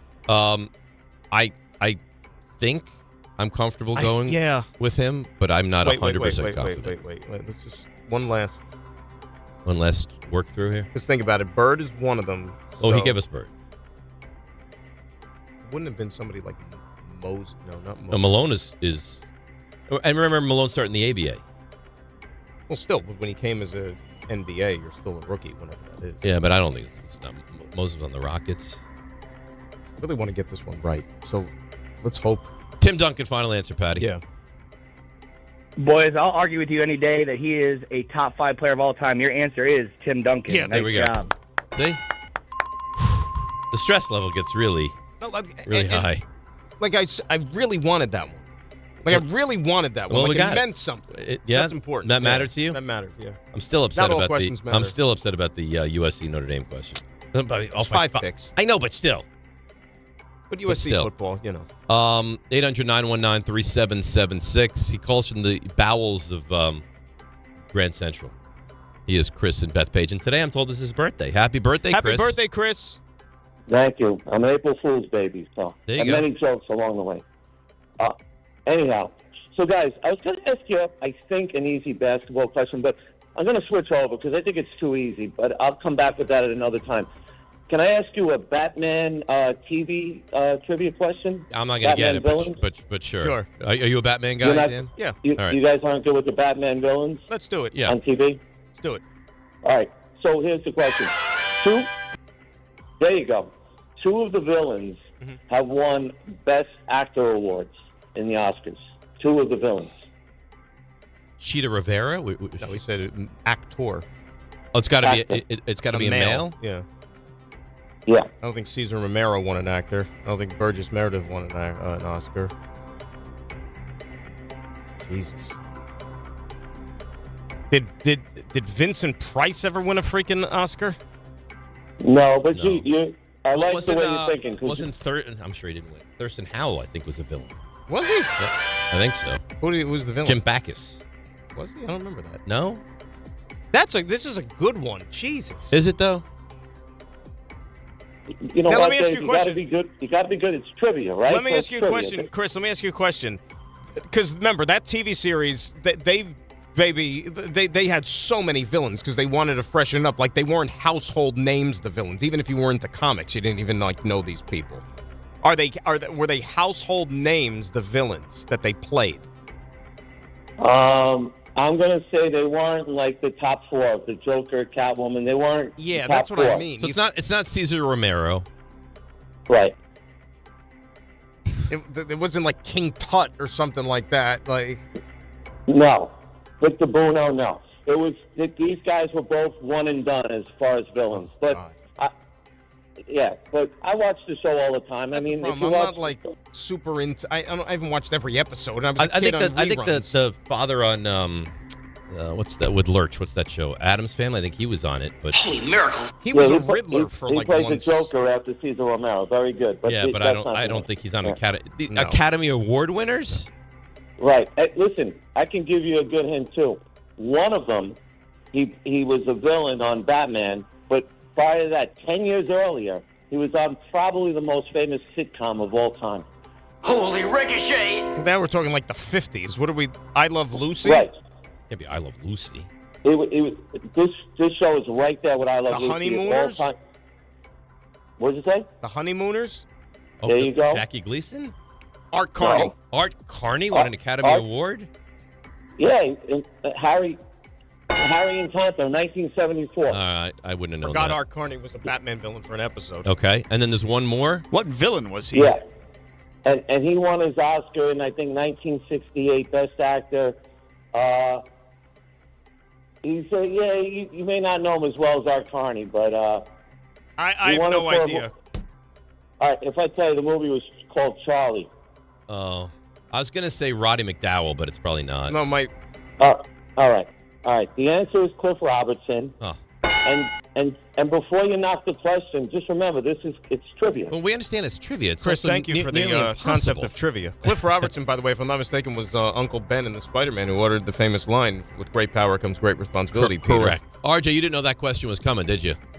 No. Do you want to know the original? Cliff Robertson, that's the guy. Good call. Yeah. That's good, right? That was Uncle Ben. He got killed on the streets of Manhattan. Correct. When Yeah. you were, how much guilt Peter must have felt. You know, he needed Peter a lift. Parker? That's the essence of Spider-Man right there. I liked Batman. I actually liked Batman, the TV show, more than any of the movies, but I would have never gotten those.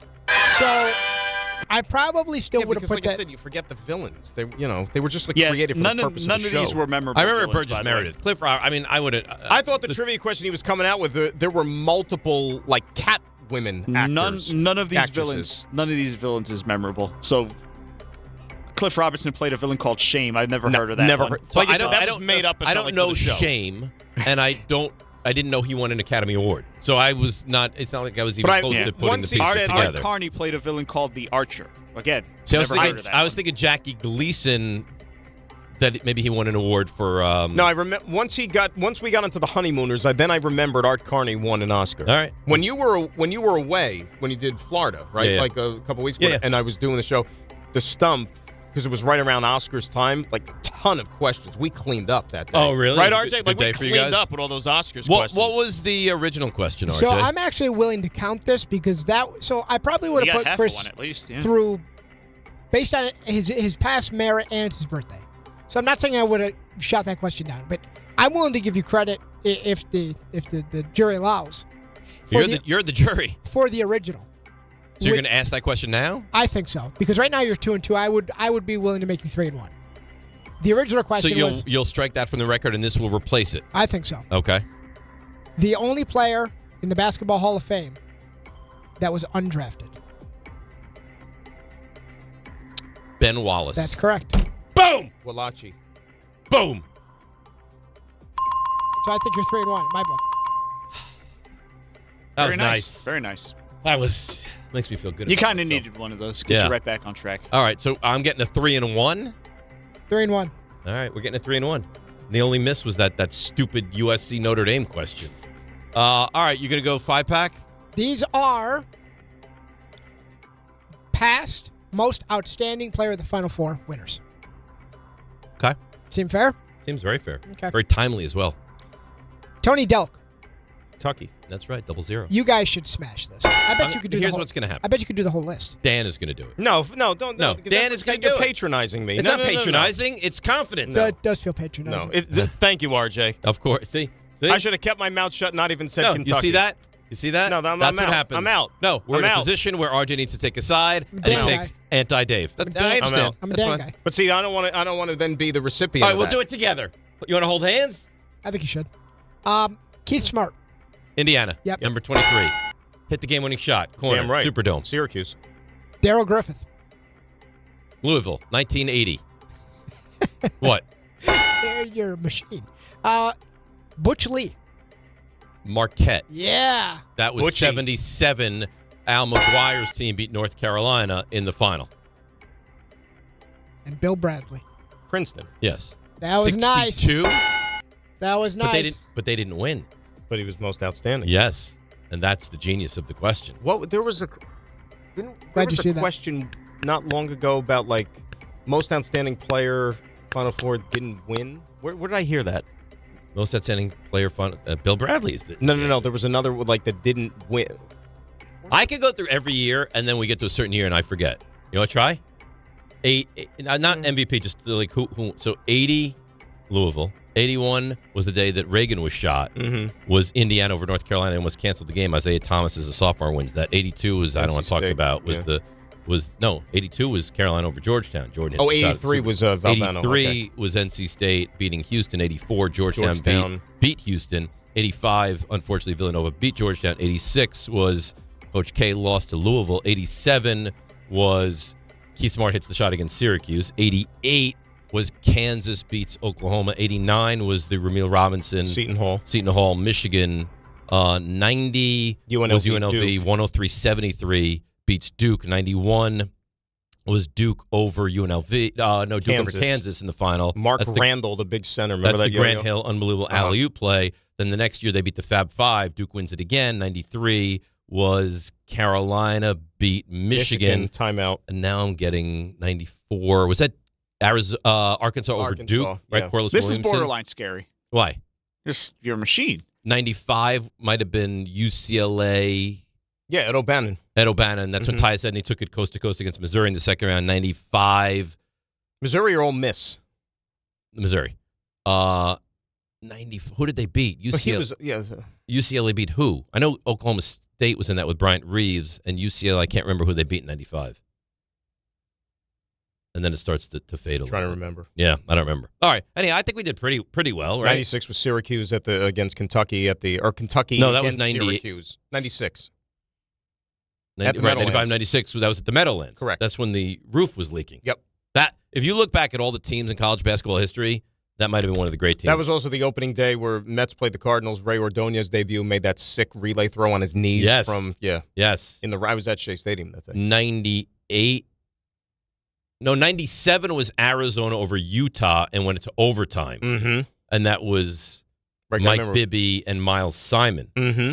And then 99, or 90, that was 97, 98. Might have been Kentucky again. 99 was UConn. Yes. It was UConn. So the 95. Who did they beat in 95? UCLA beat, I can't remember who they beat. Stand by. Yeah. Well, anyway. Arkansas. And then Arkansas was going for a back-to-back. Yeah. And that was the Corliss Williamson, Dwight Stewart teams. 40 minutes of hell. With Lee Mayberry, Nolan Corliss Richardson. Williamson. Yes. Yeah. I remember when UNLV went into Little Rock, Fayetteville, where did they play? Fayetteville? And dismantled them. Yeah. Dismantled them. That was Stump Rothenberg. Brought to you by Precision Solar. By the way, I use Precision Solar. Do you? And it's phenomenal. Is it precise? Yeah, very.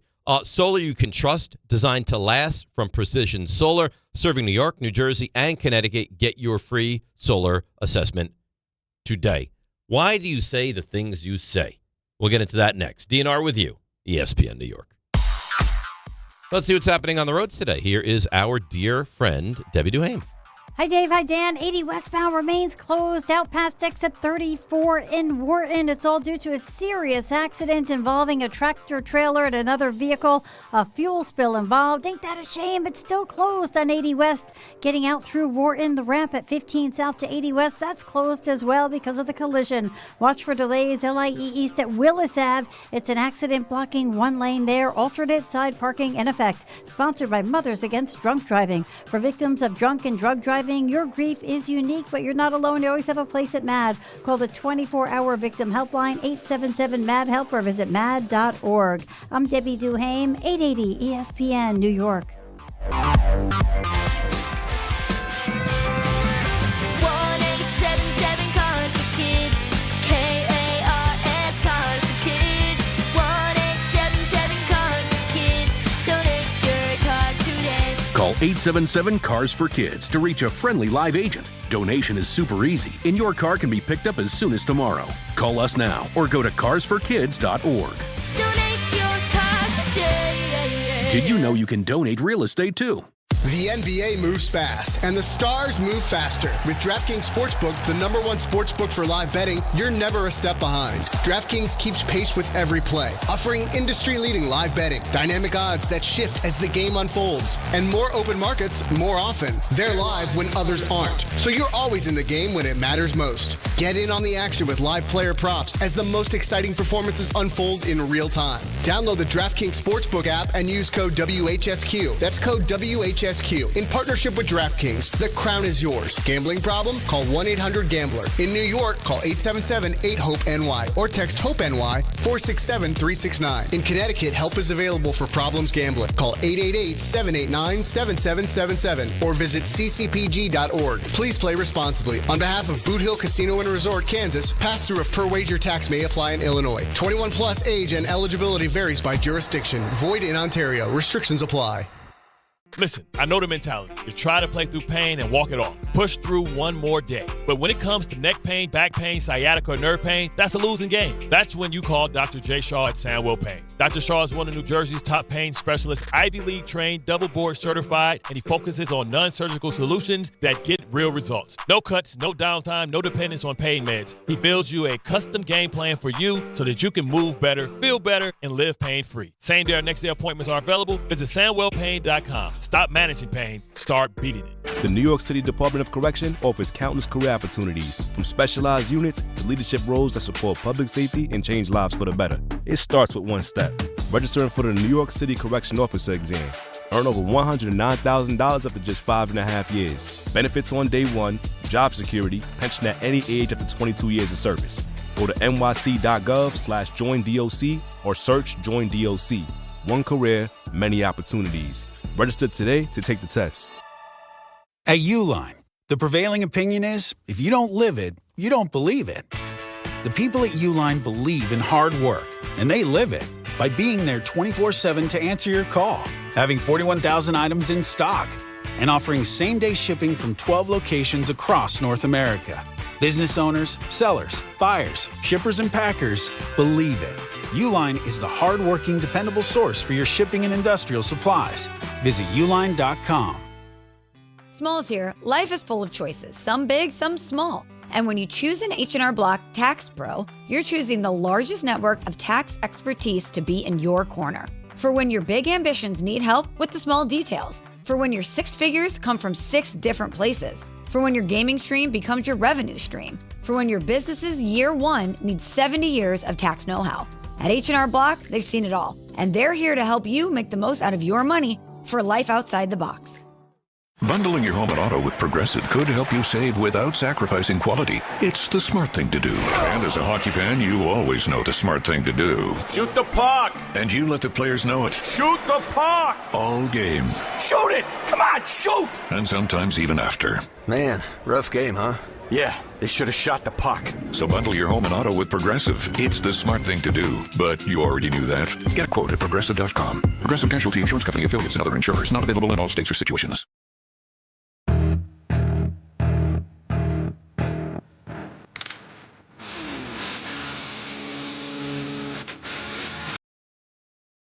Nice, Ray.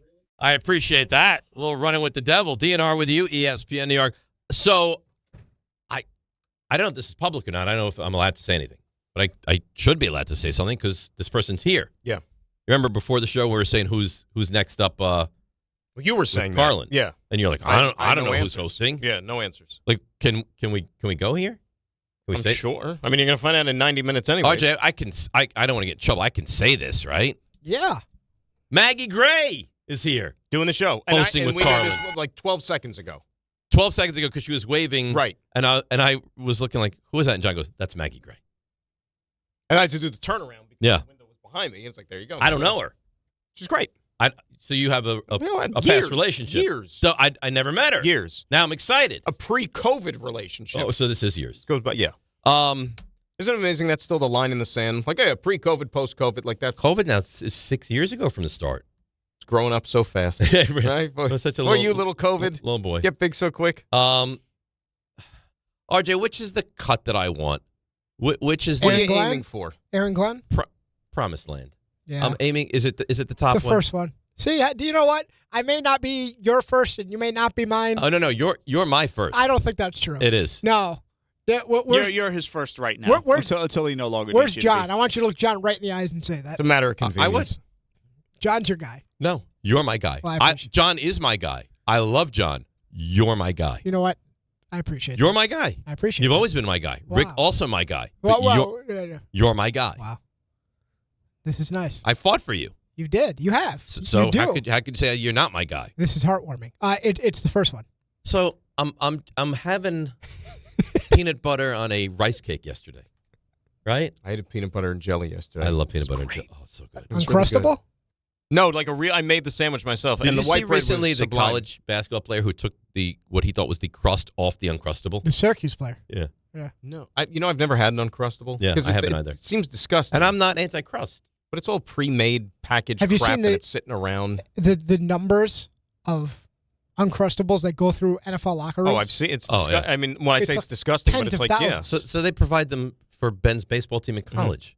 And I was like, do you want me to get you a sandwich in between games? He goes, no. He goes, I just had like 11 Uncrustables. I was like, Yeah, oh. it's gross. Anyhow, I'm eating rice cake, peanut butter, minding my own business, and I see this tweet, Rich Cimini. Mhm. And I think, this can't be true. There's no way Aaron Glenn actually used the words, Geno Smith is going to lead us to the promised land. And I have the audio to prove that, in fact, Like Moses. yes, Yeah. Passover. Yeah. That he, in fact, Topical. said this, Aaron Glenn praising Geno Smith. Something about a quarterback, and I'm going to say a quarterback with a chip on his shoulder. And listen, he's proven a lot in this league of what he's done, especially when you take those times when he was in Seattle. Listen, he fits exactly what we're trying to do. So obviously we've created an identity. The foundation of our offense is pretty good now. Like, I just feel like he's the guy that's going to lead us to the promised land. He's the guy that's going to touch the ball more than anybody else on offense. And listen, I know he had his struggles. And I think a lot of quarterbacks, they have their struggles. If you look at the last 5 years, the guy that's thrown the most interception. I mean, the top guys are up there. So here's my issue: is why everything he said is fine, except why would you say he's going to lead us to the promised land, Dan? And what does that mean? Because maybe I'm wrong. I hear lead us to the promised land. I think you're going to win a Super Bowl. Well, that's what most people interpret the promised land to be. But in this case, I don't think it's realistic for this team. Of course it's not realistic, but how unaware are you? And it started from like day one with this guy. That he says things that you hear and you're just like, that doesn't make any sense. If you say, I've seen a lot of guys bounce back. We have belief in Geno Smith. He's got the ball every play. He had a lot of interceptions. The offensive line wasn't very good. Their best receiver was hurt. He had a lot of things to overcome. Fine. We wouldn't even be discussing it. Lead us to the promised land? You hear that and you think Super Bowl, right? Promised land for them, unfortunately, might be 7-10. But that's not the promised land. But I'm saying for them, like realistic, and where they've been. I mean, let's be honest. If you're Aaron Glenn, after the season that you just had last year, I think that they would look at 7 wins as the promised land. Right? Because that would be leaps and bounds better than what you saw last year. And there's a lot of things that you can improve upon. You know what it is that bothers me about Aaron Glenn? It feels to me, and I know you're close to this team, it feels like he's so unaware of what he's saying and how people are going to take the things that he says. I think that you're not wrong, but I think from his standpoint, I think that, A, he has a lot of confidence. Okay, too much. Here's the problem: good, bad. Remember, he was a guy by all accounts as a player who was small in stature and was a really, really good player. Really and had good. a great career. Beat the odds, whatever you want to say. Terrific for somebody player. for his size. I think that he's taken that confidence with him throughout his life. Now he's taken it with him as a head coach. But unfortunately, the public is only going to judge you about what it says in those wins and losses columns. And right now, you're 3-14. You're 3-14. That's all you have to stand on. And I would say it's fair to say that almost no Jets fan has any belief that he's going to be able to turn this thing around. Well, here's the thing. I think he is at least smart enough to realize it has to turn around this year. It has to be better. I agree. Or else there's going to be some change. Well, he's going to be out. There's going to be change. Right. But right. do you think... And there was already... And think about all the change that happened with the coaching staff just from after year 1 to year 2. And a lot of it was his doing. Meaning like, damn, I swung and missed on a lot of these coaches. And he blew a lot of these guys out of the water. And in a lot of cases, most head coaches that feel the need to make that much change to their staff after 1 year... They themselves don't get a chance at year number 2. Yeah. So I think he's almost thankful for that. He probably should be. But, I mean, he wanted to bring in Wink, and that got nixed in the 11th hour. And now he's going to be the guy that's calling the plays. And then he comes out and says, I mean, play calling is my superpower. Well, if play calling is your superpower, why don't you do it from year 1? Fair point. Fair point. Like, that's the thing. I think he's probably a good guy. It feels to me like this job was maybe too much for him at the start. Well, I think year 1 and the undertaking that it had was maybe more, he bit off more than he can chew. I was talking about this yesterday. Like, do you really dismiss the fact that you might be looking at a team, and we're going to see how this all unfolds, of course, once we get going. You could be talking about a team that almost has 2 de facto head coaches. Because if he's going to be calling the defense, right? Okay, think about when the defense comes off the field. He's going to probably want to chat with the defense, go over the tablets. Of course. This is what we did. Here's what we want to do next series. Here's what we need to do better than. Okay, well, what about when your offense is out on the field? Frank Reich is going to run this offense. Frank Reich is essentially the head coach of the offense. All right. Didn't he essentially say that, right? Like last year, what are the parts of him hiring Steve Wilks, somebody who would be the head coach of the defense, somebody who had prior head coaching experience, which is why he wanted Steve Wilks, part of the reasons he got the job. Yep. So if he's now going to be locked in as the guy running the defense, you got Frank Reich, who has head coaching experience, veteran of the game. He'll be essentially the guy running your offense. It's almost like there's going to be 2 head coaches. Which I don't think is that big a deal. I think that's fine. I mean, listen, Frank Reich is an experienced offensive mind. He's been a head coach before. Like, he's good. He's good. He's capable. He's competent. Been around the block, which is good. But I just don't know why you say the stuff you say. RJ I don't think you were, maybe you were on this group text yesterday, said he reminds me of Joe Judge. Like, just. No, I didn't get that one. No? It's funny how I didn't get that one. Well, I guess it went to, like, the DNR chat. There's a different chat. Gotcha. Right? But, like, just shut up. Yeah. Why do you need to say the things you're saying? You're so unaware with your handling of the media. This stuff is going to be remembered. And this stuff is jarring that you say. Here's the problem. And unfortunately, a lot of coaches that say things that make people scratch their heads, that say things that maybe bring about disagreement and all that type of stuff, they only kind of find out that maybe they swung and missed with some of their comments when it's too late, when it's already too late. Do you think he's not aware? It's not that I don't think he's unaware. I think he just doesn't care. And then it goes back to the confidence, like I told you. He's got so much like a bravado, though. Oh, bravado, confidence, I think they're synonyms in this case. No, I'm being dead honest with you. I understand. Everything that, and I'll be the first to tell you, I don't know him well. Don't have really a good, I don't want to say, we have almost like no relationship. I didn't get a chance to talk to him much last year. Just the way the year went, didn't get a chance. Okay, remember, he didn't do any interviews with us for the show weekly. Like he didn't none. Well, he didn't want to do any media. Didn't want to do any media. Right. Okay. And that's something that I think maybe he's going to be a little bit more amenable to his second year. Okay. Like just because, now knowing what it is to be a head coach and some of the maybe responsibilities that you have to have and all these other type of things. And when you go 3-14, those are not the battles you want to pick because you're not going to come out on the winning end of those if you're not winning on Sundays. No. And that's from your fans. And again, like RJ, let me ask you. He says the phrase "promised land." What does that mean to you? So I was actually kicking this around, and I think the afternoon show said it, and I think they might be right. He may take it very literally. He may mean the end zone, like he can get us in the end zone repeatedly. Come on. What do you think? Or he could mean the promised land, and that we tank so badly. We get the quarterback with Arch Manning. We get the quarterback we really want. I got to tell you, if that is the promised land, you're not going to be here to enjoy the fruits of what the promised land is. Well, unless he's been guaranteed. There's no way. Well, to be serious, instead of just ripping him, I don't understand why he can't approach it, and that's why I wrote. I think I wrote that he's the most unaware New York coach when it comes to media, in my opinion, since Joe Judge, and I think they're both That's on a the statement. I think they're both on the Mount Rushmore.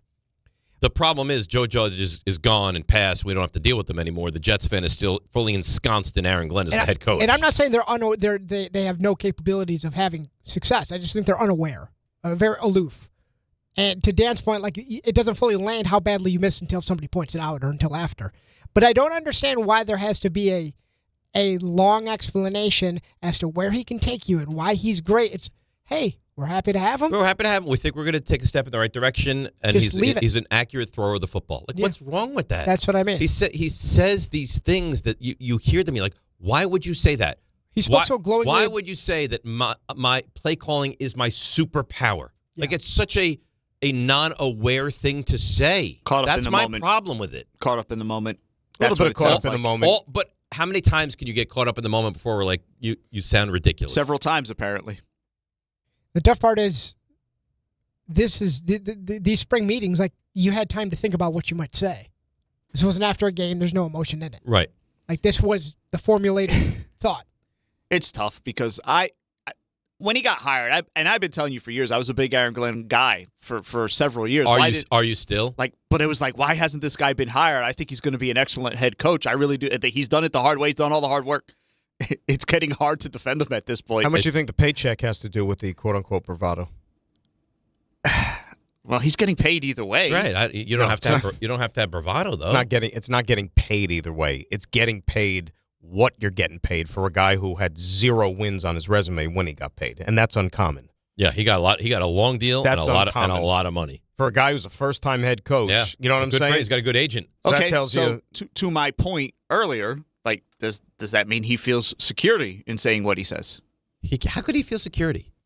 That's another thing you'd be completely unaware with if you I don't care who you are. I don't care who you are in this profession. You know what I'm saying? Like, for instance, you could say whatever you want to say, great. But at the end of the day, it still comes down to what happens on Sundays. And you could think you've got the most security, the most, whatever left on your contract. If you're going out there and you're winning, 2-3 games a season, you ain't going to last very long. You're not going 5-12 this year. Not going to come back for another year.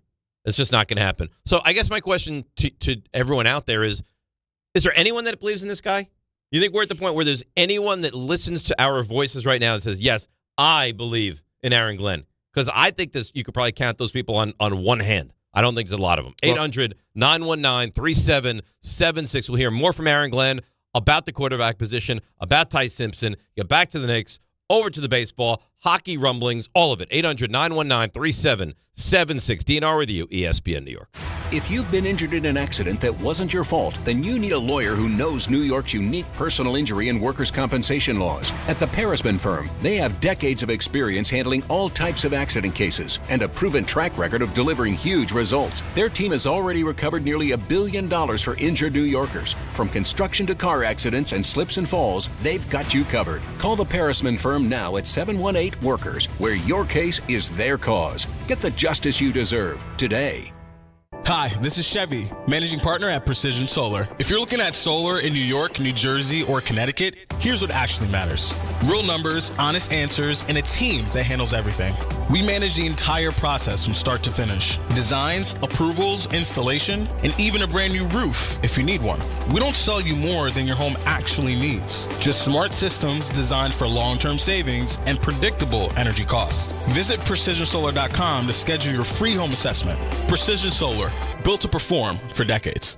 Hey, New York and New Jersey, Boost Mobile has an unlimited talk, text, and data plan that's only $25 a month forever, meaning you'll only ever pay $25 a month for the rest of your life. Who wouldn't want unlimited wireless when it only costs $25 a month forever? If you don't, you must be one of those people who enjoy overpaying for their phone plan. $25 a month forever is truly as good as it gets. So go online and switch now at boostmobile.com. After 30 gigabytes, customers may experience slower speeds. Customers will pay $25 a month as long as they remain active on the Boost Mobile Unlimited plan. It feels like everyone's sick right now. You aren't imagining it. Doctors say this is the worst cold and flu season in 25 years, and it's not over. I was just traveling. It was like everyone around me was coughing, sneezing, and sick. I can't afford to get sick, and I doubt you can either. That's why I ordered a medical emergency kit. Having a medical emergency kit is like having urgent care and pharmacy right in your home. It includes essential prescriptions like generic Z-Pak to help you get well faster, plus important antibiotics to treat pneumonia, strep throat, sinus and ear infections, nausea, even UTIs, and many more common and serious illnesses. It's your kit the moment you need it. Just match your symptoms to the right prescription in your guidebook or call their telemedicine doctor standing by. It's genius. Every home needs at least one medical emergency kit. Order yours online in minutes and it's shipped to your door. I can save you $45 when you use my promo code 880 at urgentcarekit.com/880. Again, save $45 with my promo code 880 at urgentcarekit.com/880. Hey, it's Rich Eisen for Pella Windows and Doors. Sometimes teams take a timeout to regroup and call the right play. When it comes to your home, Pella Windows and Doors always has the winning game plan. They're not just window and door experts. They're experts at taking care of you and your home. At Pella, they find the products that meet your needs and their experts install them. They do it every day, and that's why your neighbors trust them. Discover why Pella is a trusted choice for homeowners everywhere. Visit Pella.com/Eisen today. That's Pella.com/Eisen. Empower. After wanting one for years, Kevin is finally enjoying his new hot tub. This is the life. He worked with Empower to help him get good at money, so now he could be a little bad. Oh, no, not my phone. Oh, Kevin. Kevin's phone may be in hot water, but his finances aren't. Invest well, live a little. Start today at Empower.com. Step inside the game you love with the NBA app. Tap to watch every game as it's happening. Jalen Brunson does it again! And never miss a moment of the jaw-dropping action. Get closer to the players than anywhere else. Follow the latest schedules, scores, and stats. Keep up with every story from across the league. And with NBA ID, it's all personalized to you. The game lives here. Download today.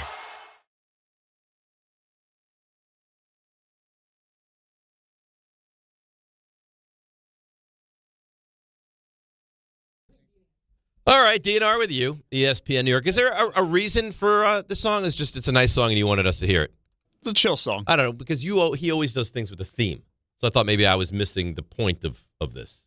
Maybe I'd like Aaron Glenn to chill out a little bit. Maybe. He can't. So you I told him one to play. I didn't know why he would cue it up. liked Aaron Glenn. Bad job by me. You were a fan of Aaron Glenn. I was. And still think he has something there. Here's but the bottom line. Not, I think deep down, not just Ray, but like Jet fans, I would say overwhelming majority of Jet fans a year ago were all in favor of this move. He's a Jet. Yeah. You want the conquering hero to come home.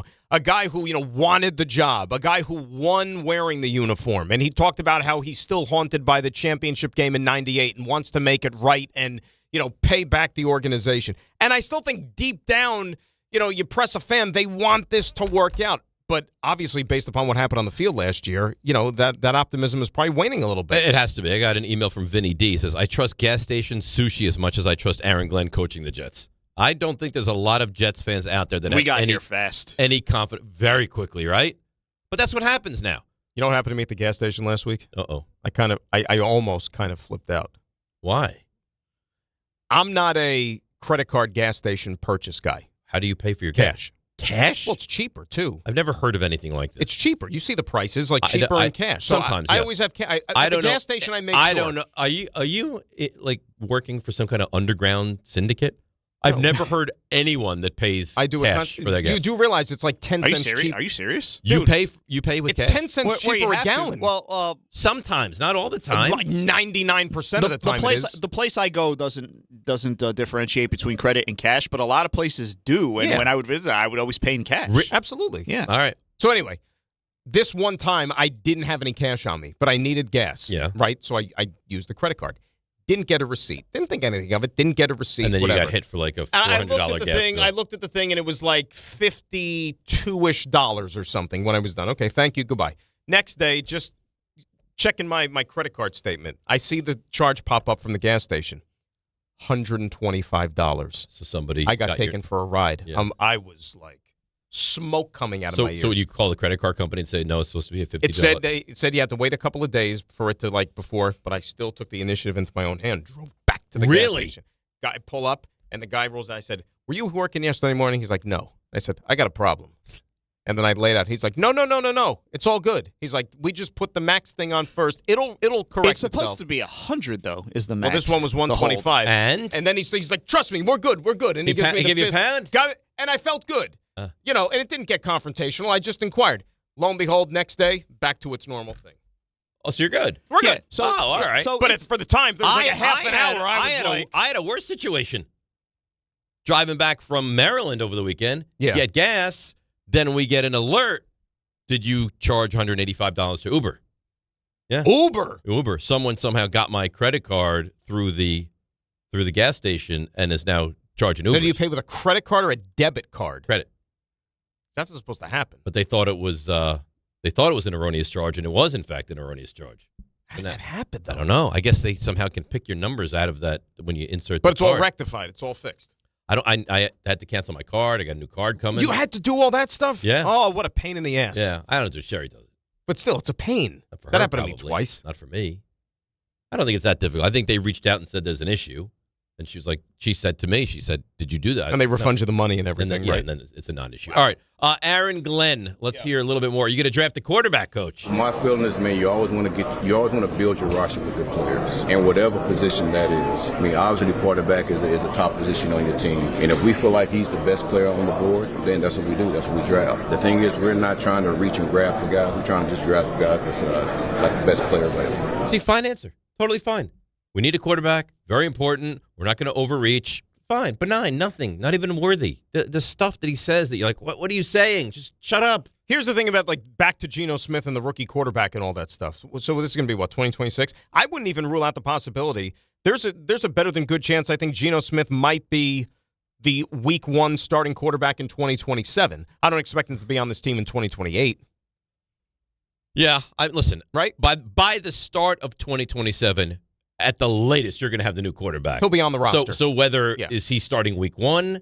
Is it Geno again? It depends what Geno does, right? If you go 4-13 with Geno and you get Dante Moore and you have the number 2 pick and you land him, and I know it doesn't matter what people say, they're going to clamor. They're not going to want to see another start or 2 or 3 of Geno Smith.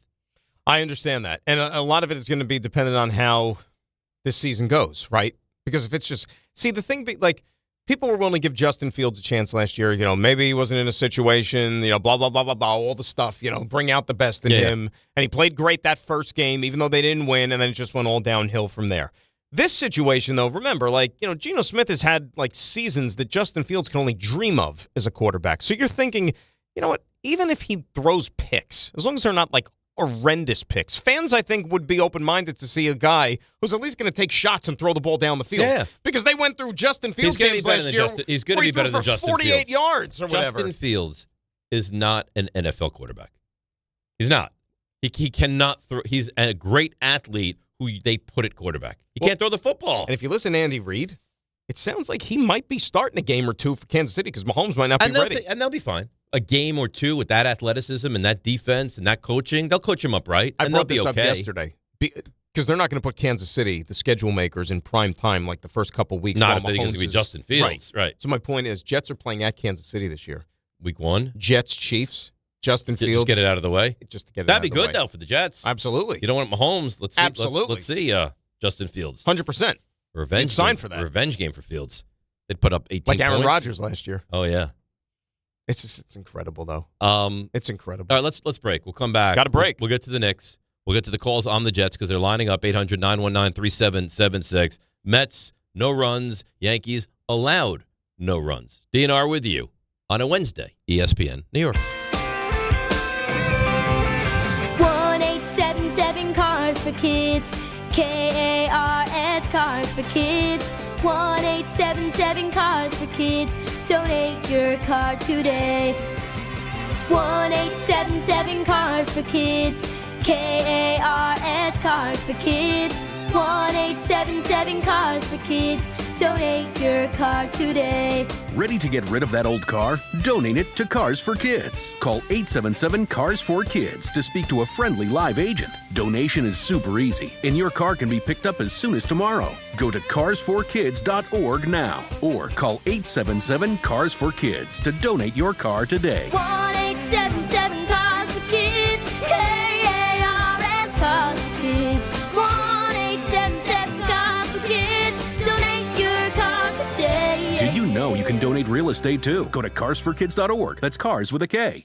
If you love great food and smart prices, you need to know about Wild Fork Foods. Right now, beef tenderloin is only $10 a pound, and Atlantic salmon portions are just $9.98 a pound. That's serious value on awesome quality cuts. Plus, Wild Fork offers over 450 meat and seafood options, all blast frozen to lock in freshness and flavor. Visit one of their 7 stores across Long Island and New Jersey, or get same-day delivery at wildforkfoods.com. It feels like everyone's sick right now. You aren't imagining it. Doctors say this is the worst cold and flu season in 25 years, and it's not over. I was just traveling. It was like everyone around me was coughing, sneezing, and sick. I can't afford to get sick, and I doubt you can either. That's why I ordered a medical emergency kit. Having a medical emergency kit is like having urgent care and pharmacy right in your home. It includes essential prescriptions like generic Z-Pak to help you get well faster, plus important antibiotics to treat pneumonia, strep throat, sinus and ear infections, nausea, even UTIs, and many more common and serious illnesses. It's your kit the moment you need it. Just match your symptoms to the right prescription in your guidebook or call their telemedicine doctor standing by. It's genius. Every home needs at least one medical emergency kit. Order yours online in minutes and it's shipped to your door. I can save you $45 when you use my promo code 880 at urgentcarekit.com/880. Again, save $45 with my promo code 880 at urgentcarekit.com/880. Hey, it's Rich Eisen for Pella Windows and Doors. Sometimes teams take a timeout to regroup and call the right play. When it comes to your home, Pella Windows and Doors always has the winning game plan. They're not just window and door experts. They're experts at taking care of you and your home. At Pella, they find the products that meet your needs and their experts install them. They do it every day, and that's why your neighbors trust them. Discover why Pella is a trusted choice for homeowners everywhere. Visit Pella.com/Eisen today. That's Pella.com/Eisen. I'm Boomer Esiason. My mom died from cancer. She was only 37 years old. She didn't have life insurance, and that was devastating for my family. That's why having life insurance is so important to me. Ethos makes it fast and easy. Get a quote in seconds, apply in minutes, and get same-day coverage. You can get up to $3 million in coverage with no medical exam. Get your free quote at ethos.com/play. That's ethos.com/play. Paid spokesperson. Time spent on application may vary. Online health questions required. Hey, this is Jalen Brunson. Jalen Brunson for 3. And this is your home for New York Knicks basketball. This is 880 ESPN. WHSQ and WCBS-FM HD2, New York.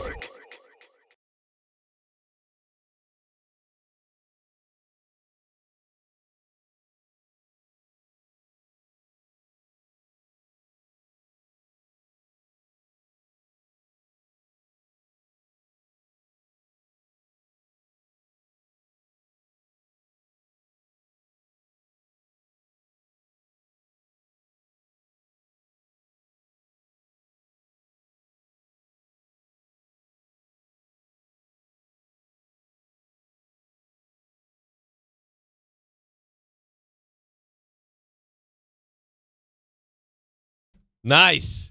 You know what? This is why the guy's a genius. Oh, this was you. You fed this to him, didn't you? You definitely fed it to him. I can't confirm or deny. I can. You did. This is where Aaron Glenn is leading the Jets to the promised land. Great tune, by the way. Great tune. Darkness on the Edge of Town, track 5. Yeah. Geno, Aaron, they combine forces. Promised land. I believe in the promised land. I don't know. It's hard to. I mean, you know what I'm thankful for? I'm thankful it's April. I'm thankful to be sitting here with you. Yeah, me as well. And in the time we have left together, I'm thankful that we have a draft in 3.5 weeks. Are we passing on? What do you mean the time we have left together? To work together. Is one of us leaving? Anything can happen. That would be very unfortunate. I know. You think he's going to take you out? Who, Dave? No, he would never do Well, that. he pays everything. He just offered me a shirt. The opposite. No. I think maybe Dave. No, why would I do that? Yeah, because I was like, you the pay guy offered me a shirt. You pay everything in cash. Cash.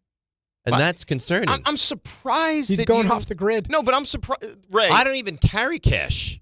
Ray, I'm surprised that he's not aware of like the whole cash credit discrepancy thing at but the pump. I go to a gas station that says cash or credit, same price. Can I be honest? My wife is the huge credit person. Not like 100% of the time, and I'm always the yo-yo with the cash. I'm not a huge credit person, but there's two things that I pay for in cash. Yeah. My barber and Veneer. The guy that I buy the eggs and the muffin and the tea I didn't from. know about Veneer. Oh, yeah. I think veneers. I didn't know that now he's a guy. So he's named after the porcelain teeth. I don't know if his parents looked up at like the OB's teeth. They're like, we will name him Veneer, but his name, in fact, Veneer. Lovely man. Good guy? Accepting of cash. Now, how is he compared to, what was our guy's name at the other place? Cataline. Yeah. Cataline Veneer. Give me a Originally, power I thought ranking. Cataline was Mateen. And I used to walk up all the time like, what's up, Mateen? How you doing? And finally one day he's like, who is Mateen? I was like, I would walk up, I was like, hello, Mateen.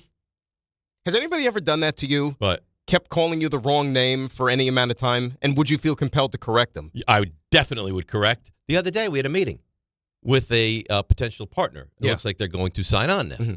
And they're all gaga over Rick.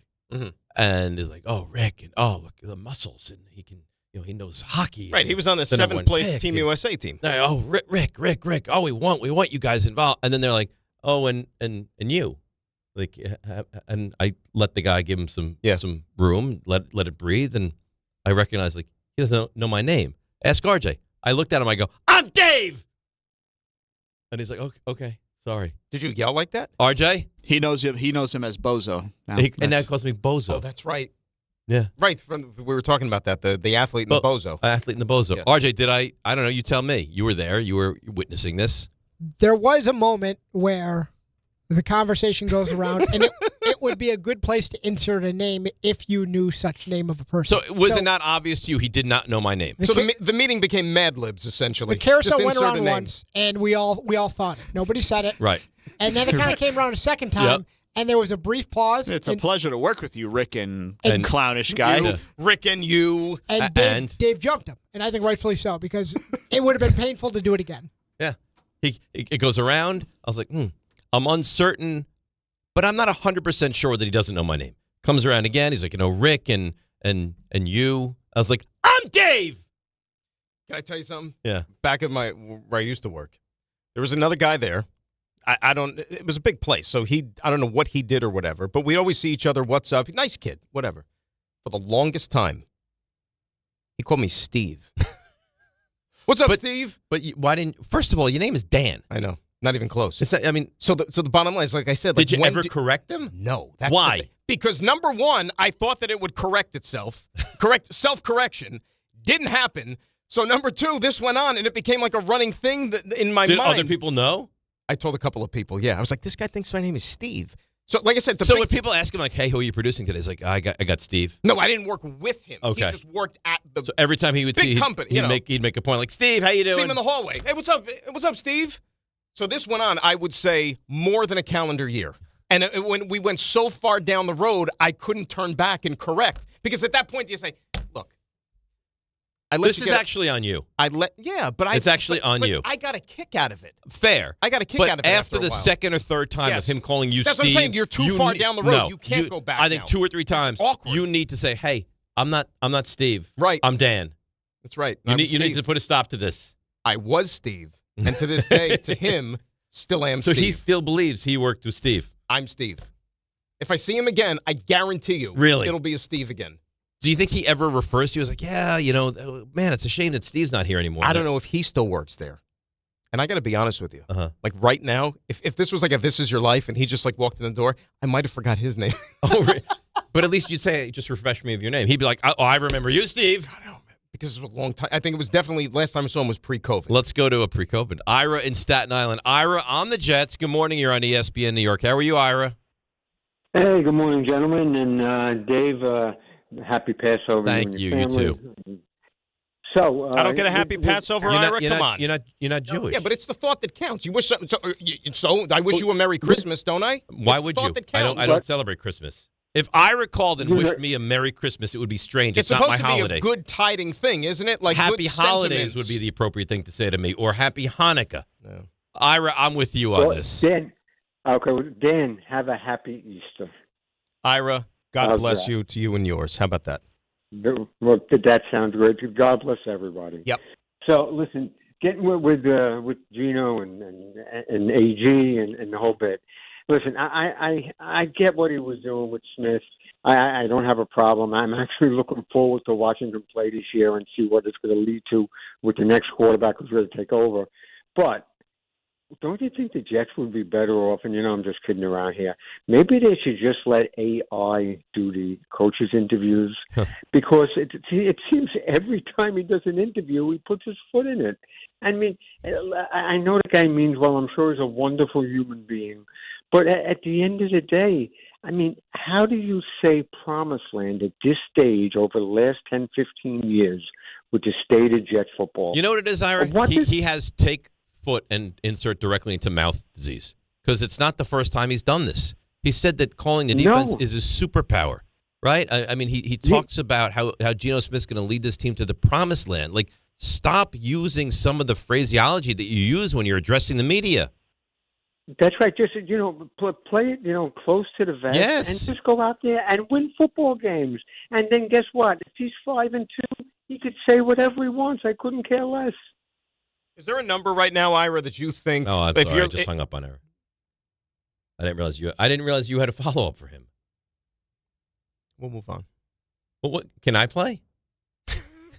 I didn't want to play with you. Well, I didn't want to play, but now we don't have Ira. RJ, you want to play? How about this? Can Ray play? If we play, can you be Ira? Can I call you Ira? So I'm wearing my bikinis. Well, you don't have to wear the bikini. The junk doesn't have to be out there. No, just I'm a lifeguard by trade.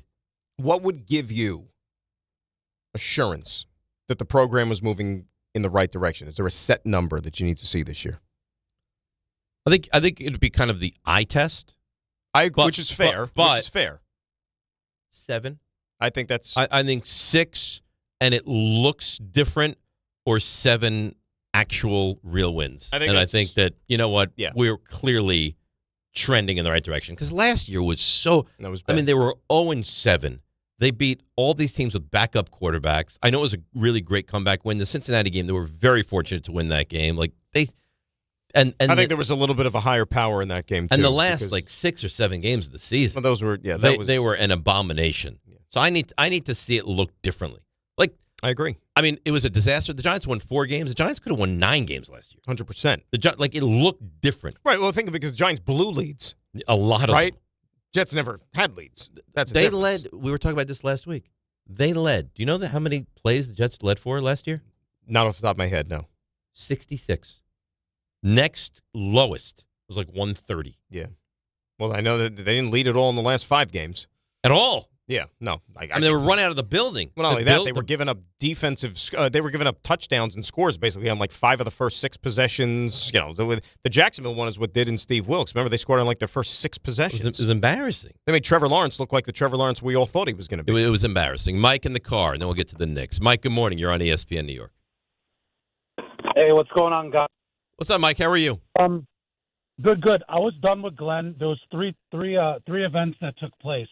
The Tampa Bay game when McDonald blocked a punt and he was dancing like a fool, and then of course we blew the game. Right. And then that's where it all started. Was there a game that was sprinting up and down the sidelines? That was the Will McDonald. Oh, that was that play when he blocked the field goal and returned it for a touchdown. Correct. He was running with him down the sidelines. Yeah, and they took the lead. Yeah, and lost the game. But it was.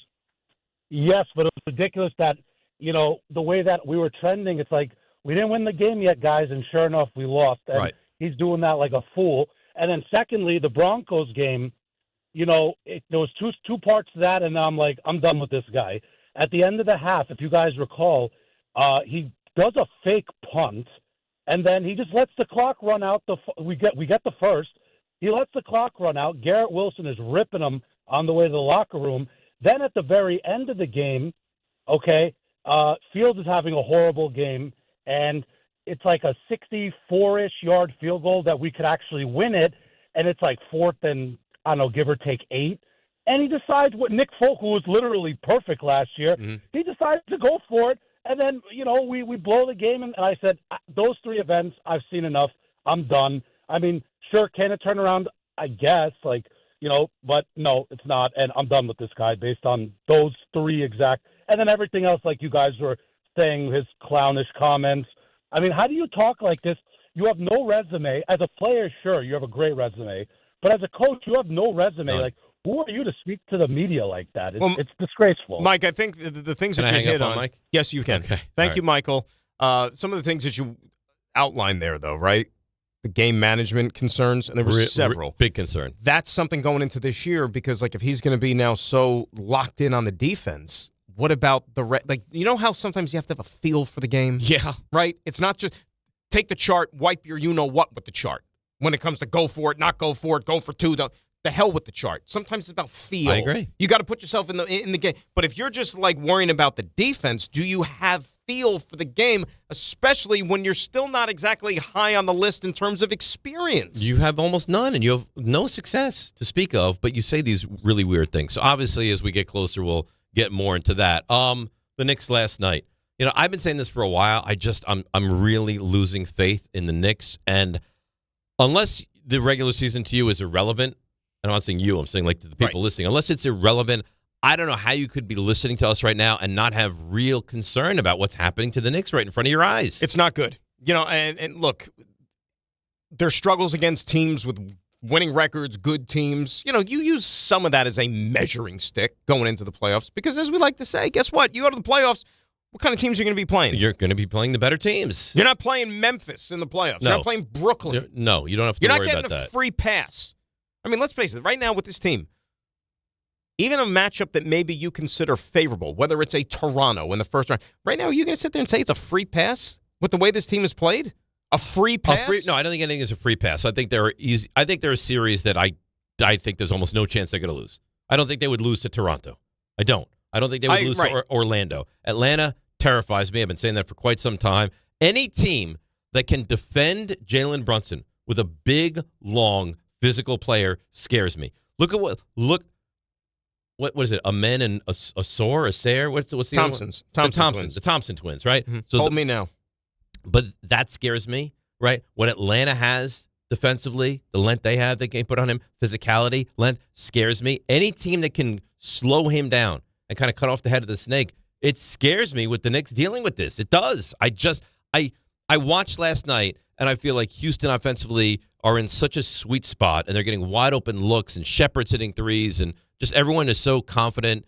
And then I watch the Knicks, and it feels like it's kind of a chicken with the head cut off. It's just like, all right, go here, try to do this, let's see if you can get an open look. It's just, it doesn't feel like it's trending in the right direction right now. So we talked about, minimum, right? And we haven't, I think, backpedaled off of this. Yeah. I said amen? Yeah. It's all right. I say amen sometimes, too. You know what we'll do? We'll co-sign a letter of apology to the family. And it's amen and a sir. A sir? Yeah. Amen. I mean, a sar. Sorry. Oh, so you're looking it up and you got it wrong. No. So it's amen? Amen and Asar. Whatever. They're a real problem defensively. I don't remember what we were talking about now. The Knicks. Okay. Big guards on Jalen. Yeah. Big guards on Jalen. You agree conference finals is like the boomer bust. That I would say conference finals is like chalk. Okay. Like now you've done what you've needed to do. You're not going to break this thing apart necessarily, but you've accomplished the bare minimum of All success. right, let's go with this. Second round. Changes need to be made. Yes. All right, let's go doomsday. Okay. Can I follow up? Sure. Walk me through the second round. Am I losing in 7 tightly contested games to Boston? That game 7 is 5. over? Changes. Okay, all right, I agree. And chances are, regardless, even if it's a white knuckler 7-game series, ultra competitive, you lose on a half-court But it'd be different. But it would be to lose in 5 and get exposed and not be all that competitive is different than the way 7 white knuckler. Remember, the decision they made last year after losing in the conference finals, right? A place where they hadn't been in 25 years, and they decided to point the finger at the head coach. I don't care how they lose. If they lose in a 7-game series in the second round and they lose on like a UConn shot from Sunday or something like that, there's going to be a change. I'm not saying there will be something of significance. Whether it's the coach, whether or it's somebody with this core. Towns, you move something to get Giannis. I agree. Okay. Let's go one step further. All right. Okay. Because we haven't even in our wildest dreams broached this one yet. First round exit. What happens? Sweeping. What happens next? Sweeping changes. What happens next? Define sweeping. Coach gone, and you're moving on from Towns, Bridges, all of it. Well, you got to find takers, though. That's the thing. But all bets are off, is what you're saying. So RJ said about Leon Rose. I don't think Leon Rose is on the hot seat. Although I'm not even thinking that losing in the first round is a possibility. That would be terrible. If this team lost in the first round, that would be catastrophic. Like I said, all season long, that was not even in the vocabulary. Not even an iota of a thought popping into your mind that could happen. No. But we can't live in that world. And I won't even allow us to think. To me, the worst thing that could happen realistically is you get beaten up in the second round. I can't even put into my head that they're going to lose in the first round of the postseason. It would be catastrophic, Dan. It's, man. I still don't think push comes to shove it's going to happen. It can't. But I was just curious because, what would constitute sweeping changes? That. Right? I think if you get beaten up by Boston in the second round, you'll see changes. I think if you lose, no matter what the series is, in the first round, sweeping changes. Sweeping changes. How could you not? This team has been sitting here all year long telling us they're good. NBA Finals, Let me ask you a NBA question. Finals. This might be a little bit difficult, too. Yeah. Let's say they never change coaches. So it's still Tibbs. They're in the exact same situation they are right now. They're playing the same way they've played all season long. Okay. Same records. Everything is the same, except there's a different coach on the sidelines. Does that increase or decrease your optimism going into the playoffs? I would say it's either I'm standing pat or I'm more optimistic if there was a different coach. If it was Tibbs. That's all I asked. I believe more in Tibbs than I do Mike Brown. Well, what do I have to believe in Mike Brown? I haven't seen anything with the Knicks that makes me fall in love with Mike Brown. And to be fair to Mike Brown, we weren't going to see anything really from him at all that he could have done, unless you're sitting here 62-6, right? Like if you have some kind of an insane record. But that would almost be bad because then it's like you've got nowhere to go but down, and it's like, boy, you better win. But imagine if the Knicks won 60 games in the regular season, and let's say they crashed out in the second round. That would be awful. Wow, that would be awful. But if you were a 60-win team, it's like Avery Johnson and the Mavericks when they were like a 60-win team and lost in the first round to Golden State? Yeah, that was the Baron Davis team, right? Was Monte Ellis part of it? Yep. Monte Ellis was. I saw something there. I was like, think about Monte Ellis, pre-Curry Warriors and everything. For a couple of years, that dude was one of the best. It was really good, underrated, great players in the NBA. And now he's almost you've forgotten that he even existed. And I think Golden State pummeled them. Yeah, I think they beat them in 6. If you didn't know and you just watched that series, you would have thought Golden State was clearly the better team. Yeah. What was remember the Mutombo Nuggets when they beat the Supersonics? That was when it was still best of 5 in the first round. So they beat remember them in Dikembe 5. on the court, holding the ball, That's very sad. No longer with us. Right. That's accurate too. That's accurate too. And his son played for the alma mater as well. Ryan. And he stunk. Yeah. He was a 4-star. He's a 4-star because his last name is Mutombo. Don't get me started on Georgetown. Everyone's gone. KJ Lewis gone. Ed Cooley making a couple of bucks. He's doing a great job. Great job. He's a phenomenal job. So how about this? And then we'll get to the Knicks calls. How about this, right? Mm-hmm. Danny Hurley wanted to go to Georgetown. They hired Patrick Ewing. Rick Pitino apparently wanted to go to Georgetown. They hired Ed Cooley. Patrick Ewing won you a Big Ten or Big East championship. Jason in Queens. Good morning, Jay. How are you? Hey, guys. Morning. Hope you're all doing well. Love the show. The Knicks. I'm finding it really hard to be excited coming into these games, especially the contender games. And I'm really wondering if there's some major chemistry issues between Brunson and Cat and the coach, or both for that matter, because there looks to be some sort of major disconnect with Cat in the office. He looks like he's completely out of it sometimes. And it really stinks because when these guys are hounding Brunson, he needs to be that number 2 option. He needs to assert himself, but we know he's not like that. But is that a coach issue, Jason? Because I feel like we had the same exact conversations last year with a different coach. But I feel like, maybe it's not, but I feel like it's on the coach to help him gain confidence and bring him into the office. I know that Brunson and Towns are not Jokic and Murray, but, I mean, come on, there has to be some sort of better offense we can run between the two, you know, because when we're not hitting threes, the offense looks horrible.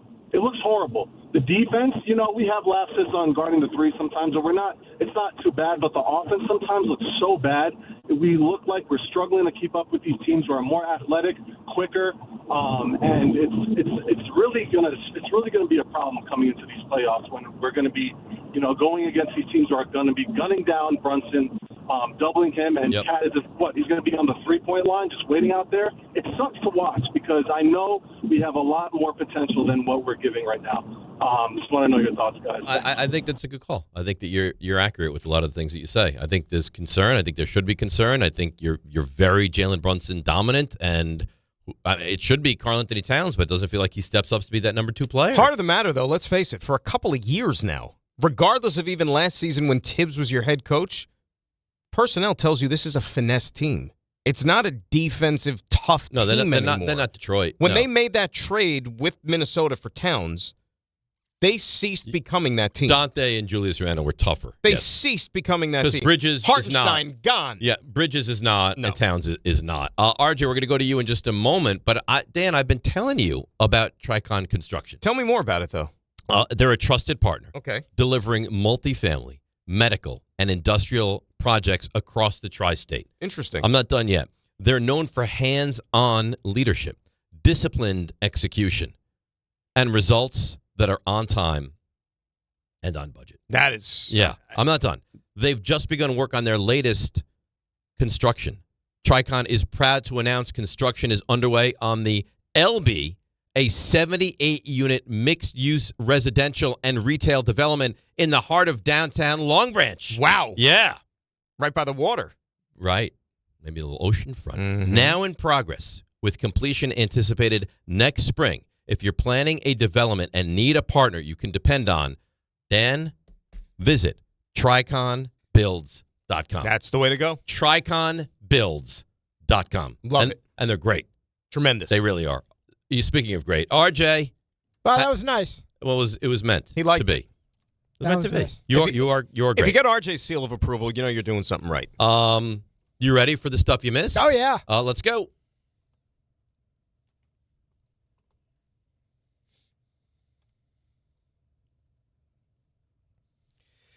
Oh, alrighty. So the Knicks 3-game losing streak they're on, they're all by double digits. Great. Yep. Thanks for that. You're welcome. Pistons, by the way, you want more good news? They clinched their first division title since 2008. Things are looking up. You're just full of good news today, aren't you? Luka Doncic, good news for him. Dropped 40-plus, third straight game. So Luka finished with 42-12. Lakers beat the Cavs. Well, that was actually good news for the Knicks. Luka scored 600 points in the month of March. Lakers, I think, went, 15-2 in the month? That feels like a lot of points. So he joined Michael Jordan. They are the only two players to score 600 points in the month of March ever.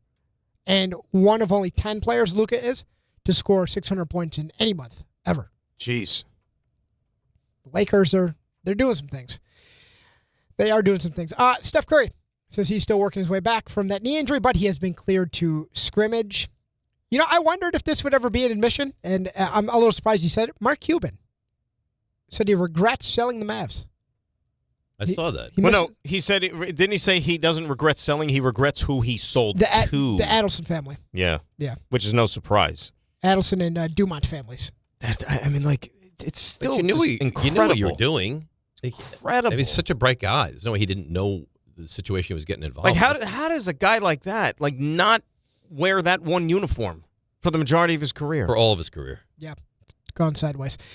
Yankees over the Mariners 5-0. Max Fried, tremendous. Gave up only 3 singles over 7 innings. Giancarlo Stanton, who's red hot, drove in a couple of runs. Yankees take care of business. So Fried, so far, has not given up a run over 13 1/3 innings, 2 outings. Gave up only 2 hits in his first outing against the Giants, and terrific last night. Stanton, I believe, Dave, you had this said earlier, became the 4th Yankee player ever with multiple hits in his first 5 games of a season. Yeah. Cam Schlittler goes today. Carlos Rodon, we talked about this earlier. Little tightness in his hamstring as he was running. Has nothing to do with the injury that he is recovering from. Could set him back a little bit. He was set to appear in a AA game for Somerset, but we'll see if that gets pushed back. Cardinals, they shut the Mets out 3-0. Good news for the Mets, though, is Kodai Senga looked pretty good. Allowed 2 runs, 4 hits over 6, struck out 9, including the side in the second and the sixth. He walked 3. Freddie Peralta pitches today. Also he looked announced, good. Senga looked good. He looked really good. Yeah. Also announced J.D. Martinez back in the Mets organization as a special assistant to baseball operations. He'll be winning now. Andrew Painter, you got him to worry about now if you're a Mets fan. He's a Phillies rookie. He looked great in his big league debut. 5 1/3 innings, 8 strikeouts. Phillies over the Nats.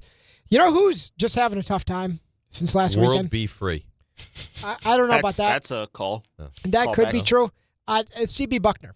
Yeah. He's an umpire in baseball, and he was the one behind home plate in Cincinnati over the weekend when things just went really poorly, made a lot of incorrect calls that were challenged, overturned.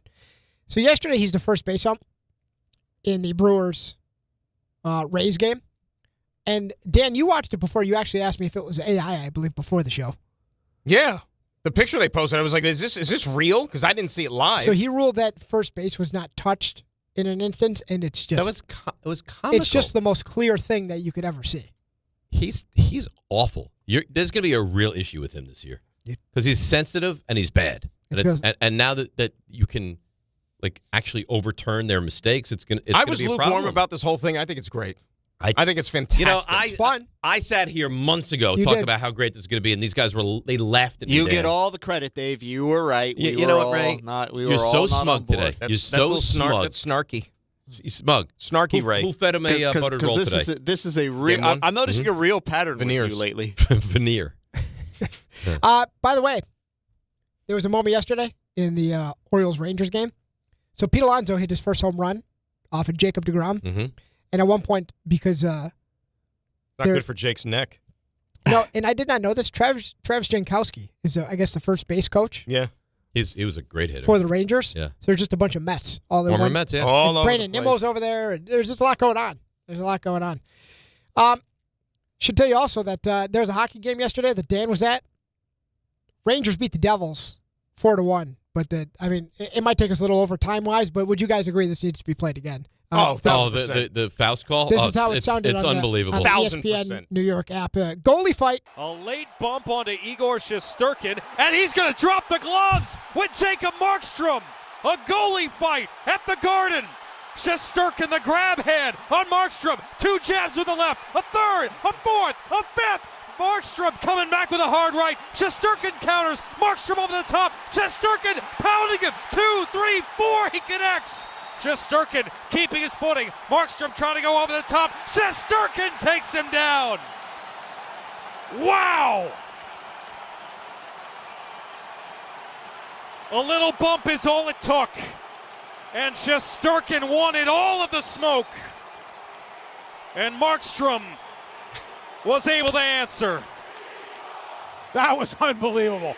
That was unreal. That was unreal. RJ, do you remember? Oh, so good. RJ, remember right around the holidays, I was on the phone with you once while I was at the mall.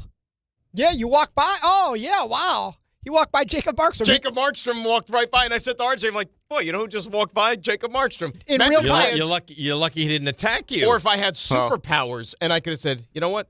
Don't. 3 months down the road, Don't cross the red line. Yeah. Don't do it. Don't start the fight. If I'm not mistaken, you saw him again. Yeah, twice in the same visit. The same loops. And then I saw him again. Yeah. So I don't know how closely you've watched the video of that, but Dan and I were talking about this. If you notice, Igor has no idea he's there until he looks up. He's like, "Oh, what? What are you doing It was like a here?" sneak attack. So watching it from the bridge, because you see them, they all come together at the end of that play and thinking, okay, this will be a scrum. They'll do what they did last time and nothing will happen. And I see Markstrom making his way down the line.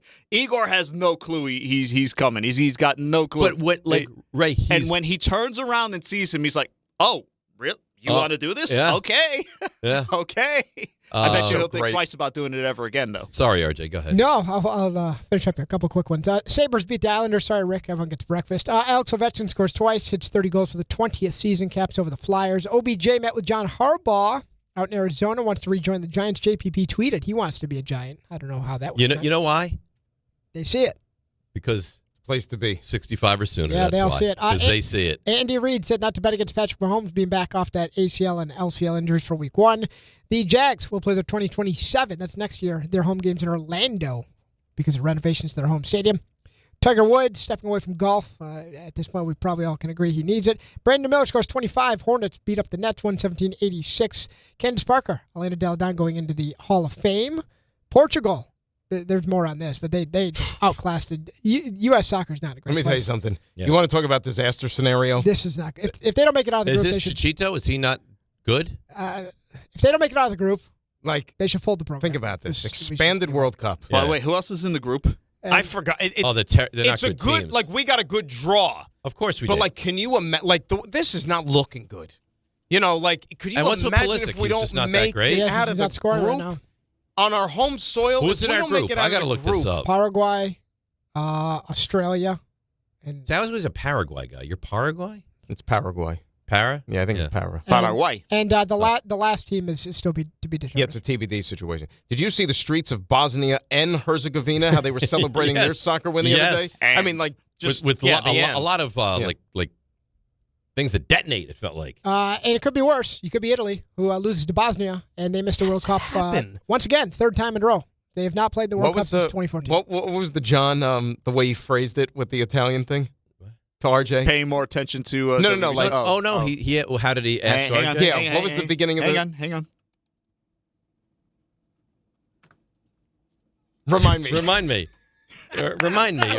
Are you part of my Italian heritage as well? Guy. Is that it, RJ? That's my opinion. Remind John. me. My Paisan. My Are opinion you? of John Did you think you said changed with an after accent? that. Remind me. That's what you should do. You know, RJ, you and John should just walk around the hallways now calling each other Paisan. You know what you should have done, RJ? You should have responded in Italian. That would have been good. Vini Vidi Vici. Yeah. All right, let's break. We'll come back. Something's bothered me. I'll bring it to your attention. Was it next. Veneer? No, I love Veneer. He's great. It's something else. You got to tell me where he is. He's right outside. It's DNR with you, ESPN New York. All right, let's see what's happening on the roads. Here's Debbie Duhane.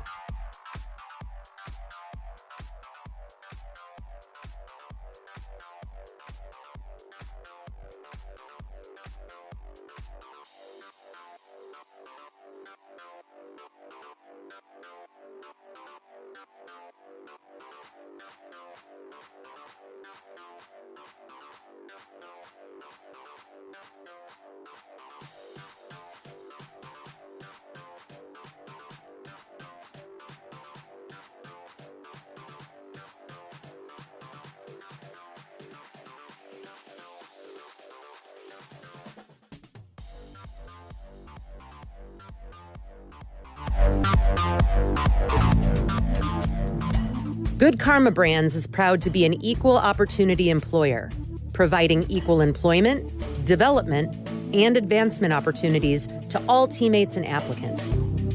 To learn more about careers with us, please send an email to talentacquisition@goodkarmabrands.com. That's talentacquisition@goodkarmabrands.com. Baseball fans, FanDuel is giving you a chance to call your shot with daily dingers. Joining the action is easy. Just make your free pick on who's hitting a home run in their game, and if you're right, you'll get a profit boost to use on your next bet for a chance at extra winnings. It's just another reason why FanDuel is the home of home runs. Judge, Ohtani, Schwarber, Raleigh. There are so many names for you to choose from. Head over to FanDuel.com/local to opt in for daily dingers and make your free pick on who's hitting a home run. FanDuel, an official partner of the MLB. 21 plus and physically present in New York. No purchase necessary. Opt-in required. Bonus issued as non-withdrawable profit boost tokens. Restrictions apply, including any token expiration and max wager amount. See terms at sportsbook.fanduel.com. For help with a gambling problem, call 1-877-8-HOPE-NY or text HOPE-NY 467-369. With other language learning apps, I was just playing games. I wasn't really learning. Babbel's different. Babbel was designed by over 200 language learning experts to be the most effective way to learn another language. Every time I open the app, I can choose to work on my writing, speaking, or listening. And it saves my mistakes for me to review, so I'm constantly improving. Before Babbel, I thought I just wasn't good with languages. But now I'm speaking French. Tout ça, c'est grâce à Babbel. Save up to 50% on your Babbel subscription when you sign up at Babbel.com. Babbel.com.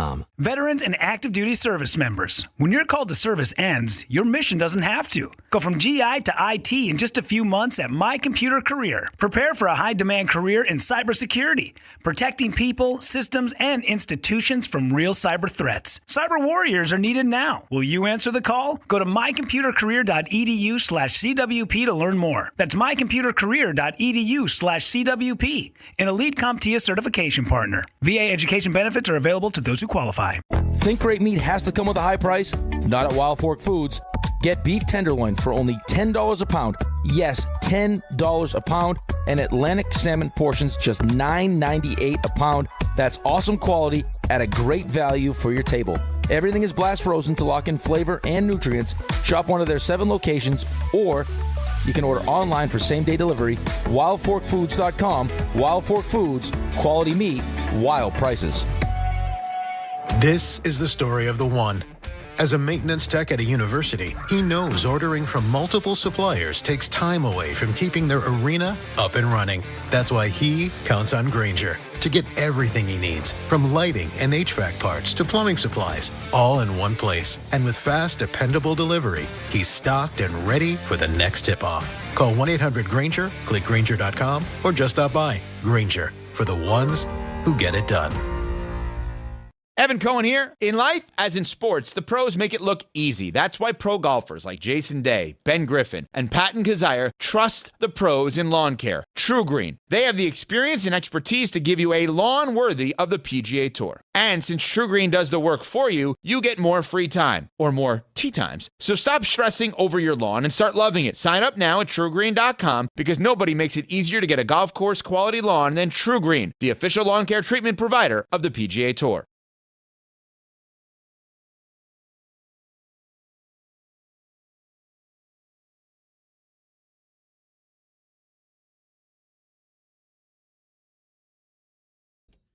All right, DNR with you, ESPN New York. Dan, I want to tell you this. With Xfinity, you already enjoy ESPN as part of your TV lineup with live games, daily sports coverage, expert analysis. And now the ESPN Unlimited plan is, well, it's available at no additional cost. Oh, Raymond. Giving you access to additional ESPN content in the ESPN app, including more must-see action like WWE Premium Live events, on-demand programming, and originals to explore. Visit Xfinity.com/your subscriptions to activate ESPN Unlimited Access. Then start watching in the ESPN app. More from ESPN all in one place. So, it's funny. It's so good. It's so good. It seems desperate, and I don't want it. I don't want Odell back with the Giants. Oh, my God. I mean, can we get off this is like... What do you mean? People like are so excited. continual time warp with Odell. This was like freaking 15 years ago, man. I mean, firstly... You want Plaxico, too? Do I have to remind you? It didn't end well with Odell. Odell got a fortune of money and then went on national television and started trashing Eli Manning, like a franchise and the Giants. icon. Like, I mean, trashing a franchise. You couldn't script a more inappropriate thing to do after you got paid but to how do many it. more? I mean, like, seriously, isn't he done as a player? Isn't he done? But now who would still take a chance? And I guess he lives there. So he drove. Lives where? He lives in Arizona. In Arizona. He drove to the league meetings, and he's like, it felt like begging John Harbaugh to bring him back to the Giants. Firstly, I don't want him. I don't particularly like him. It didn't end well. I didn't like his antics. I didn't like the kicking the net. I didn't like the urinating like a dog. I didn't like the fighting with the I can't remember the Josh Norman, was that who it was? Yes. I don't want it, man. I don't want any of that. And you know what the problem is? You're not good enough. The Giants should be ashamed if that happens. And I don't think, thankfully, you have an adult running things now with John Harbaugh that I don't think it will. But you heard what he said yesterday, right? Well, he's just trying to be. He loves Odell. Yeah. He's one of his favorite players. Great. I love people, too. But if push comes to shove, you have to stick your neck out for him? Probably not. Love a bunch of people, too. You say, oh, I love him. He's great. But if it's your reputation at stake to recommend him for a job, would you? No, we all have people like that in our lives. So you don't want it. You don't think it happens, right? You got to love this story I'm reading. Our buddy Jeremy Fowler wrote on ESPN about just there's so many issues with Jalen Hurts and Philadelphia and their offense going into the season. Yeah, look at you. It's so good. Brightened up. I detest the Eagles. I think Raymond feels the same way. I hate this team to such an extent that anything bad that happens to them, I am all here for it. Couldn't be more excited. I want them to be a disaster. How about this? It's going to happen at some point. Though there's plenty of blame to be spread, Hurts has had a hand in the offense becoming calcified, according to several team sources who spoke to ESPN on condition of anonymity. His strong preferences, coupled with the coach's efforts to play to his strength, which include his deep ball accuracy and throws to the perimeter, limits the breadth to which the offense can expand, or at least that's the way it's gone in the past. The problem with the Eagles for everyone around the NFL is that Harry Roseman is so good. Yeah. And so ahead of the curve and so able to keep this team afloat even when things are going poorly. But I've said this, Ray said this for years. Jalen Hurts he's just not that good. I think you could have taken. I thought the best game he ever played was the Super Bowl they lost to Kansas City. 100%. The shoot overtime. You could have been the quarterback of the Eagles when they beat the Chiefs. Was that the overtime? Game. That was overtime, right? No, it was like San the last Francisco play. Was the overtime game. San Fran was overtime. That was like the last play. They ran it to Hardman. Right. It was the pass interference call on all these Chiefs Super Bowls get confusing because there's a lot of them. It's unbelievable. But he is. I stand by it. Well, what do you think? You think Jalen Hurts is I used to be like, as of a few years ago, I was a big supporter. Like, I mean, it's like, what do you think they're winning by accident? Like, I mean, give the guy some credit. I think they're so talented. Right. There's. He's not exactly somebody that I had him a lot higher on the pecking order like a couple of years ago. So, he's falling a little bit. Yeah, cooled a little bit. Yeah, 100%. You hear this, Ray? You hear the story? I mean, we were there. We've been there. That's right. Ray's happy too. Been there for a while. Not what am I got to be happy about? I'm just going to sit here and say I was right. Okay, thank you. I mean, it can feel good to say you're right. He's a one-read tush push merchant. I happen to be on a hell of a team. Wait a second. One read tush push merchant. I like that. I like that too. You one read and tush push merchant. He's a one read tush push. You no good one read and tush push merchant. We got to have the stupid tush push is going to be back. Yeah, why are they so afraid to kick this thing to the curb? They were this close to getting rid of it last year. Every year. Why can't we get rid of it this year? By the way, I want to play the John Harbaugh because he speaks about Odell, but we're having a meeting today. I don't understand why. Are we sure about that? That's what I'm told. That's just the regular. He did say unless things like he's like, I might change. Meeting confirmed. Meeting confirmed. Oh, well, there you go. But Rick's not here. And what in the world do we have to meet about Rick today? will have to be in virtually, I assume. There is no chance Rick is going to be on the meeting today. You know what? Rick might be listening right now. He might dial in just to spite you. I don't think he will. I don't know if he wants to be. I mean, all I know is that's I hope he winds up on the meeting. I know Rick has listened at certain points of the show, and we know that because we got text messages from Rick like usual. So he could be listening now. Maybe just turn your phone off, Rick. Oh, dear. You don't want to be on this meeting? No. Are you in the meeting? I wasn't planning on it. I think Dan's got to stick around for a minute, I've been told. Would you like to be? I think Dan has to stick around for a minute or two, I've been told. How different do you think the meeting is without having Rick's filth in the meeting? It's much different. I think it's quicker because we'll cut out, I don't know if we'll cut out John and Rick fighting. Do we know if which takes up a good catered 10 minutes? meeting? Yeah, we do. It's not. I'm going to go ahead and say there's no food or you can drink grab here. a bottle of water as we go in. There's Italian talk today. No Italian pastries or anything like that. No sponsor the meeting. Yeah, sponsor everything else. We can't sponsor the meeting. I don't think that'd be great. I don't think the meeting will be sponsored. Sublime if that were to happen. Could play some Billy Joel if you like. Yeah, I love that. Yeah, I think it takes on a different feel though, because Rick always says, "I want to get out of this meeting in 15 minutes," and then he starts. What did you set your parking to? How much longer? I'm gonna have to extend. What do you think is fair? I think 10:30. I think it'll be short. Yeah. I have to be out of here by 10:30. What do you think? 22. Yeah, 22 is good. Good luck. Because there's a 5-minute buffer there. Is it? Yeah. Well, Rick and John's weekly argument Well, that it's should not cut like out it's far either. So that should cut out like at least 12 minutes. Yeah. Also, what will cut out some time is nobody's going to be wandering the floor. Right. We have to wrangle him, and then we start the like meeting. A lasso, and then he starts with his inappropriate comments and all that. Right. Justin shakes his head like Lee Trevino and Happy Gilmore. Right. Yes. You should see RJ, Justin that's on the a meeting. great call. Justin is on the Zoom or whatever it is that we use, and just no troubling emails from Justin this week. That's good. No. Yeah, we got some bad stuff last week. Wow. You guys, what are you doing? Can't say stuff like that. So, not great.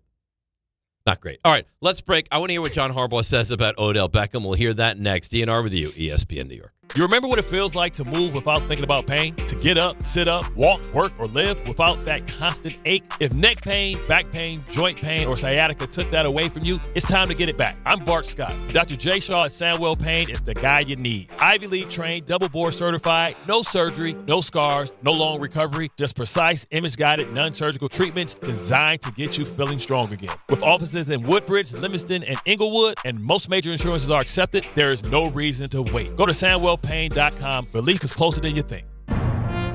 Hey fans, come out to Yankee Stadium on Friday, April 17th when the Yankees host the Royals and be ready to receive a Yankees promotional giveaway that has become a fan favorite. It's Yankees Hockey Jersey Night, presented by StubHub. The first 18,000 guests in attendance will receive a Yankees hockey jersey. For tickets, log on to Yankees.com/tickets. Again, don't miss the Yankees and Royals for Yankees Hockey Jersey Night, presented by StubHub on Friday, April 17th. Visit Yankees.com/tickets today. Gold and silver prices are soaring and near all-time highs. If you want to get cash in your hands for your old jewelry, now is the time. Get the most competitive prices at the Estates Roadshow. Old rings, chains, and even broken jewelry. Don't wait. Cash in while gold and silver are hot. 3 locations this week: Staten Island, Old Bridge, and Toms River. Bring your gold, silver, coins, diamonds, and watches, even broken pieces, and get cash on the spot. There's never been a better time to sell. No appointments, no fees, no pressure. Just friendly professional buyers with over 35 years in the business. Go to the Estates Roadshow Monday through Friday in Staten Island at the Hilton Garden Inn, and Friday through Tuesday in Old Bridge at TMT Cash for Gold, the bright yellow building on Route 9 South, or TMT Cash for Gold in Toms River on Route 37, corner of Hooper Avenue, just off the Garden State. For more info, follow Estates Roadshow on Facebook or go to tmtcashforgold.com. If you love great food and smart prices, you need to know about Wild Fork Foods. Right now, beef tenderloin is only $10 a pound, and Atlantic salmon portions are just $9.98 a pound. That's serious value on awesome quality cuts. Plus, Wild Fork offers over 450 meat and seafood options, all blast frozen to lock in freshness and flavor. Visit one of their 7 stores across Long Island and New Jersey, or get same-day delivery at wildforkfoods.com. This is a special notice to U.S. taxpayers owing $10,000 or more to the IRS. Tax Relief Advocates is urgently notifying taxpayers that tax relief initiatives are now available that may significantly reduce or eliminate what you owe. If you're afraid of an IRS lien, levy, or wage garnishment, don't lose hope. You can now take advantage of these current relief programs to end all collections, reduce the amount you owe, and resolve your tax problem. Even if you have years of unfiled tax returns or are already in a payment plan, you may still qualify for significant relief. Struggling taxpayers can now get relief they need during these hard economic times. A hotline has been established by Tax Relief Advocates for you to call and see what you qualify for. They are A+ rated with the BBB and have over 1,000 5-star reviews. Don't wait. Call 800-575-9087, 800-575-9087. That's 800-575-9087, or simply visit tra.com. Join DiPietro and Rothenberg Thursday, April 23rd for a special couch cast of Round 1 of the NFL Draft, presented by Calandra's Bakery. The Jets and Giants have 3 picks in the top 16, and Rick and Dave will react live as the first round unfolds. From the big decisions to the big-time drama. Catch it all in this YouTube-only exclusive, and it's all from Calandra's Bakery and your home for football talk. ESPN New York.